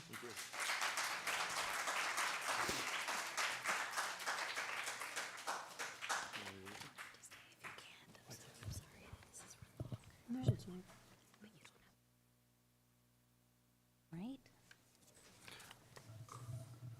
For the final panel, we're going to hear from legal advocates who include Martha Rayner from Fordham Law. She could not make it. Kathy Manley, who's an attorney in private practice. Steve Zeidman, the famous Steve Zeidman. Yes, round of applause. From the CUNY Law Defense Clinic, and Susan Bryan, the famous Susan Bryan from the New York State Defenders Association. So we'll hear from your testimony. This is our last panel, so if you want to give us the highlights of it, feel free. If you want to give us the long version, that's your prerogative. Thank you. Thank you, Senators. John McKenzie got 25 years to life for a 1975 murder that was then denied parole 10 times. John had a perfect record during his 41 years in prison, and even started a victim awareness program in the prison where he brought in family members of those killed to speak to the prisoners. It was amazingly transformative until Doc shut it down a few years later. John was actually a legend within the prison system. I represented him on 2 parole appeals, and we got the parole board held in contempt for denying release based only on the offense. But the state appealed. I eventually won, but John could not wait another year or 2 for that appeal to go through, and then face the chance of yet another denial. In August 2016, he took his life in prison. John's death helped spur a few changes that led to some more people being released. His daughter spoke to the parole board and had some of the commissioners in tears. There were some new commissioners, like Ms. Shapiro, who we heard from, and some new regulations. Release rates went up a bit for a while, and many of my clients got out. All of them are doing well. Thought it was on. Oops. Well, I'm not going to start over. Anyway, it was still hit and miss at that point. Many courts allow people to be denied release based only on the nature of the crime, even when the sentencing judge said that the person should get out after serving the minimum term if they've done well in prison. So the parole board is allowed to re-sentence people to life without parole. And this year, in my experience, it's been worse than it's been at any point since 2017. For one thing, the parole board has come up with new ways to get around the regulations that went into place that were meant to force the board to look at how the person has done since that long ago offense. If the COMPAS risk assessment shows a low risk of reoffense and the board denies release, they must explain why they are departing from that low risk score. After getting reversed by courts several times because they claimed there was a reasonable probability of rearrest, but the COMPAS said there was a low risk of rearrest, the parole board figured something out. Now, they often say that there is a low risk of rearrest, but they deny release anyway, based entirely or almost entirely on the nature of the offense. They claim they didn't depart from the COMPAS, but they just denied release anyway. It totally defeats the purpose of the regulation, but they've been getting away with it. And sometimes the board will claim that the person's remorse somehow didn't sound genuine enough to them. Often, even when the person breaks down in tears before them, talking about how much shame they feel at having taken someone's life so many years ago. And some of the things that the commissioners come up with in these hearings are kind of shocking. My client Patrick had been in prison for 30 years, and his record was so good, his remorse was so strong, and he was such a role model that the board was grasping at straws to deny him. So a commissioner asked him if maybe just having been in prison for 30 years had damaged him to the point where he was no longer okay to ever be released. They said this. And he recently lost his administrative appeal, and his appeal is pending in court right now.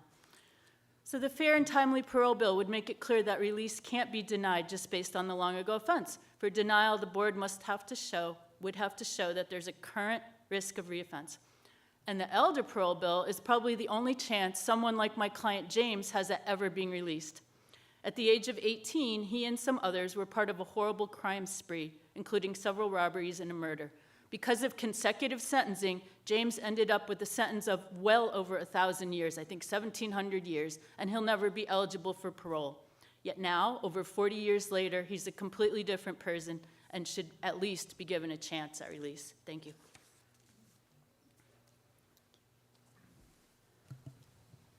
I think this is working, right? Good afternoon. And I just want to start by thanking you both for your tireless advocacy and support, and hoping that today gets us a little closer to the finish line. I have some prepared. I think I can do this within 3 minutes, but I just want to address a couple of things that Senator Palumbo and Senator Tedesco said, just because I know there's a record. I mean, one thing that Senator Palumbo mentioned several times, data from the Department of Justice, the 10-year study, and about recidivism rates, but what he failed to mention, and really it's important to understand, is he wasn't talking about people 55 or over and who have served 15 years. When you look at that data and you want to know the number, it's between slim and none.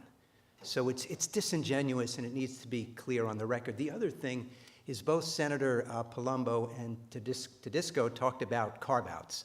And I think it is, not that lawyers are the answer here, but the American Bar Association considered a very similar bill.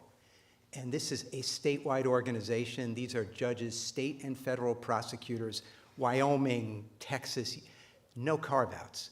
Because when there it was, what about the son of Sam? What about Colin Ferguson? The feeling was you don't make law based on a straw man. It's foolish. We all know we're talking about affecting thousands and thousands of people. So anyway, that passed unanimously.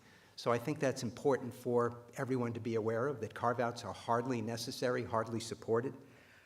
I've been working for the past several years with students at CUNY Law School on behalf of hundreds of people serving life sentences, life and long-term sentences, and that entails filing clemency applications with the governor, but also helping people manage the parole system. And that's made abundantly clear the urgent need for passage of these bills. You've heard people say it over and over. It really is a matter of life and death. And I want to try and appeal to both humanity and logic with two specific examples. A woman came to the law school last month. I'm going to call her Ms. M. And she said to me, she wanted to talk about her son. So 30 years ago, when he was 25, he participated in a robbery gone terribly wrong. And that's an understatement. 2 people were killed. So this 25-year-old man, he was sentenced to 50 to life. Now it's 30 years later, 3 decades. He's a 55-year-old man. He readily acknowledges his responsibility for the irreparable harm caused. He's racked with remorse. He spent decades trying to grow and improve. He's a middle-aged, mature adult. And she, recognizing that he will be 75 when he's first eligible for parole, came and said, is there anything that can be done? And I said to her, there is not a single statutorily authorized thing that we can do. And that, to me, is exactly why we need the elder parole bill. With that bill, her son, having served well beyond 15 years, right? He's been in for 30. He's 55 years old. He would be eligible, at least have the chance to make his case. And what I really want to emphasize is it's not unique. His situation isn't unique, both in terms of what he's done inside, but 50 to life is not unique. We're talking about sentencing reform before, and to appreciate who is impacted by this, I think you have to look back and understand the whole crisis of mass incarceration, which we have right here. I was a public defender in the 80s and 90s. I know very well how tropes like super predator played out in our courts across this state. And what it resulted in, it just buried thousands, particularly young men of color, behind draconian sentences. And while I think finally there's an agreement that we have a crisis of mass incarceration, virtually nothing is being done about it. Elder parole is one step to rectify. It really is, and I wish some of the others, it's a moral imperative to undo the damage that has been done by the last 30 years. And a little bit more needs to be done. I just want to mention a couple things about fair and timely parole. Again, through the prism of another person, one of the first people we ever worked with, Jackie, who's known to a bunch of folks here, he was sentenced to 25 to life. When we met him, he'd been in 44 years. He'd been denied parole over 10 times. And going through the board's decisions, all 10 of them, it was basically based on the seriousness nature of the crime, which was serious. And at first blush, and this again gets back to questions about harm caused and whether the car, at first blush, seriousness, it makes sense, right? Serious things have more serious consequences. But the more you think about it, it was actually Jackie. He said to me, this is getting ready for his 11th interview, he said to me, the crime was serious when it happened. It's serious today, it will be serious forever. Why should I go through this charade of a parole interview just to be denied again? And I guess I didn't have an answer for him, because this is what keeps going on. This is why fair and timely parole is so critical, to stop the parole board from being able to do this. Otherwise, the whole parole process is a sham. It's a joke. The bill would focus the parole board on evaluating a person on their present risk of violating the law, and put another way, and this is just the last thing I'll add, it recognizes and values, as does, to the extent it moves anybody, the entire faith-based community. It recognizes and values the human potential for transformation and redemption. And it's about time for the Senate to do the same. Thank you. Thank you. Good afternoon, Senator Salazar and Senator Hoylman. Thank you so much for the opportunity to testify today. I'm Susan Bryant, the Executive Director of the New York State Defenders Association, and it's a privilege to talk from the perspective of the public defense community about the importance of these two bills. I do want to echo the language that we've heard from so many that have testified today about the need to change our system in many broader ways. The community supports and putting our money where it makes a difference and not in incarceration for safety. But I want to talk just a few minutes about shifting the parole release standard, which fair and timely parole would do. It makes it possible for people to have a fair hearing. As others have said, you can't change the nature of your crime, but you can improve yourself. You can address what led you to being incarcerated. You can plan for your return to the community. Our sentencing structure as it exists, which I disagree with, but that's another matter for another day, it tells defendants and people who are incarcerated that they can have a chance at release after a period of incarceration. But when you go to the board every 2 years and get boilerplate decisions, it takes away your hope, not just for that person, but it also for their family. And it's also traumatic to victims and their families as well. They go through this process along with people who are incarcerated every 2 years, and there's no predictability as to whether someone is going to be released. It's not rational. I don't even know why we need parole board commissioners if all we're going to do is just keep pressing the print button for decisions denying based on somebody's crime that they were convicted of. It doesn't make any sense. And besides that, talking about financial savings, we're dealing with, if you get denied, you have the right to counsel, which I completely support. But there's no rational way for a court to analyze any of this because the standard is so amorphous. And it depends on where you are. It's a roll of the dice as to where you are in the state, which parole commissioners you get. That makes no sense. There's no transparency. And it's trauma that doesn't result in anything positive for anyone, any of us in the community. These bills would change the system. More needs to be done, but it's a critical step. And I just want to speak about somebody that made a huge impact on my life that worked for the Defenders Association, Jay Coleman. He's not an exceptional person. He is an example of somebody who spent 25 years in prison after he was sentenced as a persistent felon after a third-degree robbery at age 30. He came out at age 55, and soon, a few years later, he started working at my organization and ran a pre-entry mentoring program. People that had never been incarcerated were given an opportunity to understand what that process was like and to go in with the thought of improving yourself and what it means, and getting to the parole board thinking that you actually have a chance if you have improved yourself. And sadly, Jay passed away in 2019 at age 69. We saw what incarceration did to his physical health and his mental health. Elder parole is critical. We are killing people behind bars, and Jay is just one of them. And Jay's contribution to a safer New York is one that I want to see more opportunities. He's just one example of so many that could be doing so much in these communities. So I just want to thank you. I'm happy to talk about these bills. I'm happy to talk about public defense, other issues, criminal and family policing issues. But thank you for your advocacy in working on these bills, and I really hope this is the year that we see them pass. Thank you. Do you have any questions? No? Okay. Thank you all so much for your testimony. I have a question particularly for Kathy, but certainly welcome any of you to answer this question.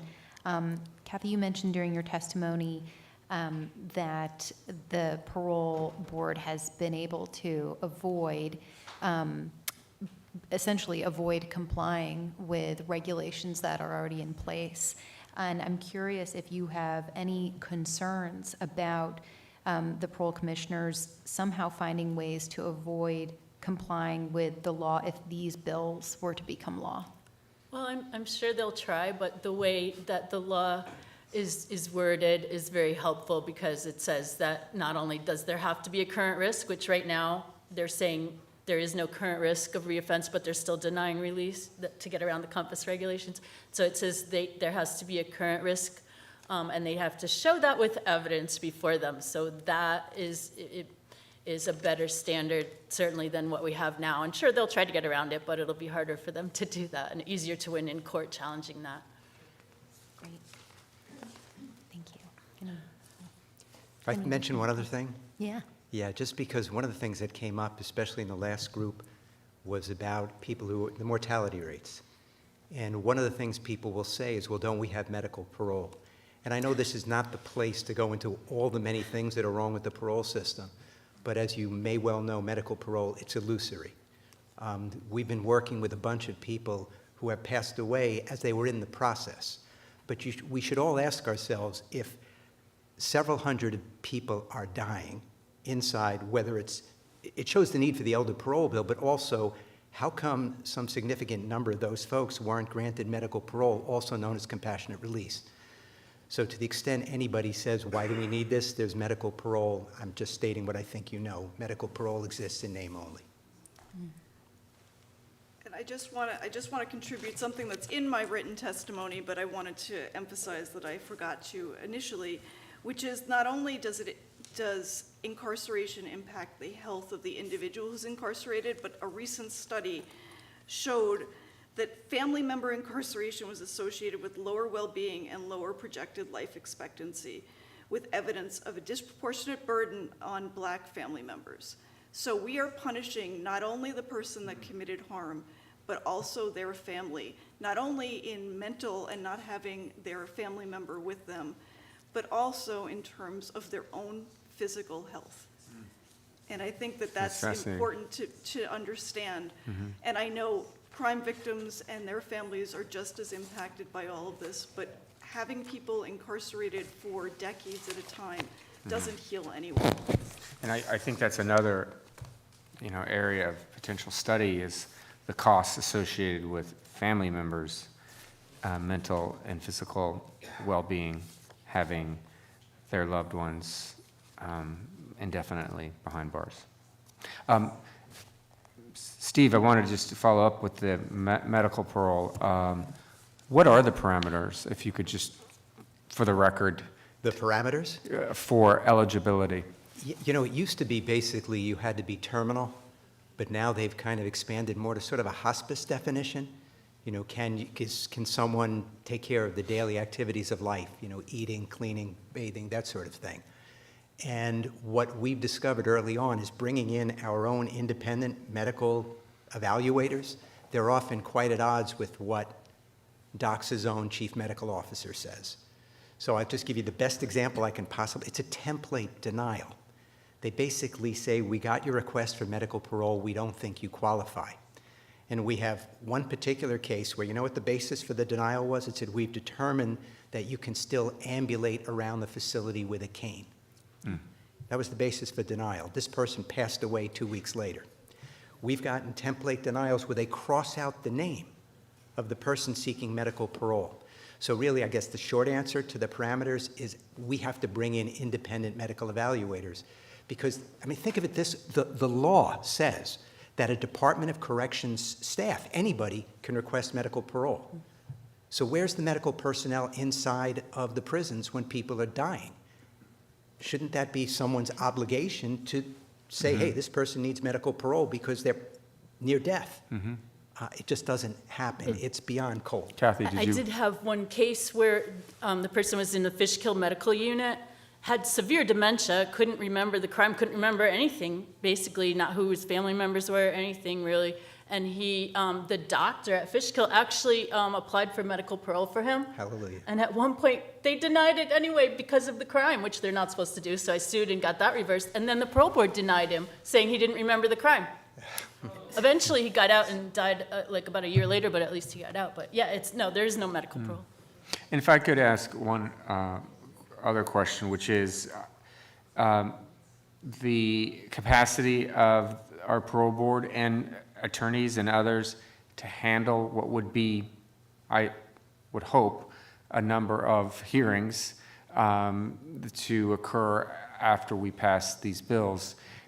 Are you confident in the ability for legal advocates to handle that new series of cases that hopefully you'll be handling? I'll say for the public defense system, there's no right to counsel when you're being considered for parole. So thankfully, programs like Steve's and others have stepped up and filled a void, and people who can afford to hire an attorney to help them through this process. Certainly a right to counsel in preparing for a parole board hearing, which is traumatic in itself. You're on a screen with a few commissioners asking you the most intimate questions about a crime that you are ashamed of and aren't being taken truthfully, even if you're crying, and it just, anyway, I'm sorry. I don't know that our system is ready for it because there is, well, it is right now because there's no right to have an attorney assist you with that. But there is a right to have a review of a denial. And if there's actually a standard that the court can look at in a way that makes sense and understand whether the parole board followed these rules, then that would be helpful as part of implementing these laws.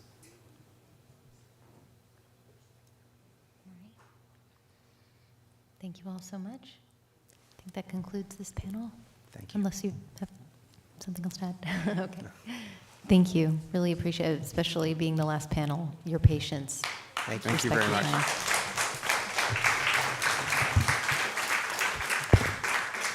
I don't want to keep anyone any longer, so that concludes our hearing. Thank you all so much for participating, and really appreciate the testimony that we heard today and everyone who took the time to listen. And a round of applause for Senator Salazar and her team for organizing this effort. Thank you.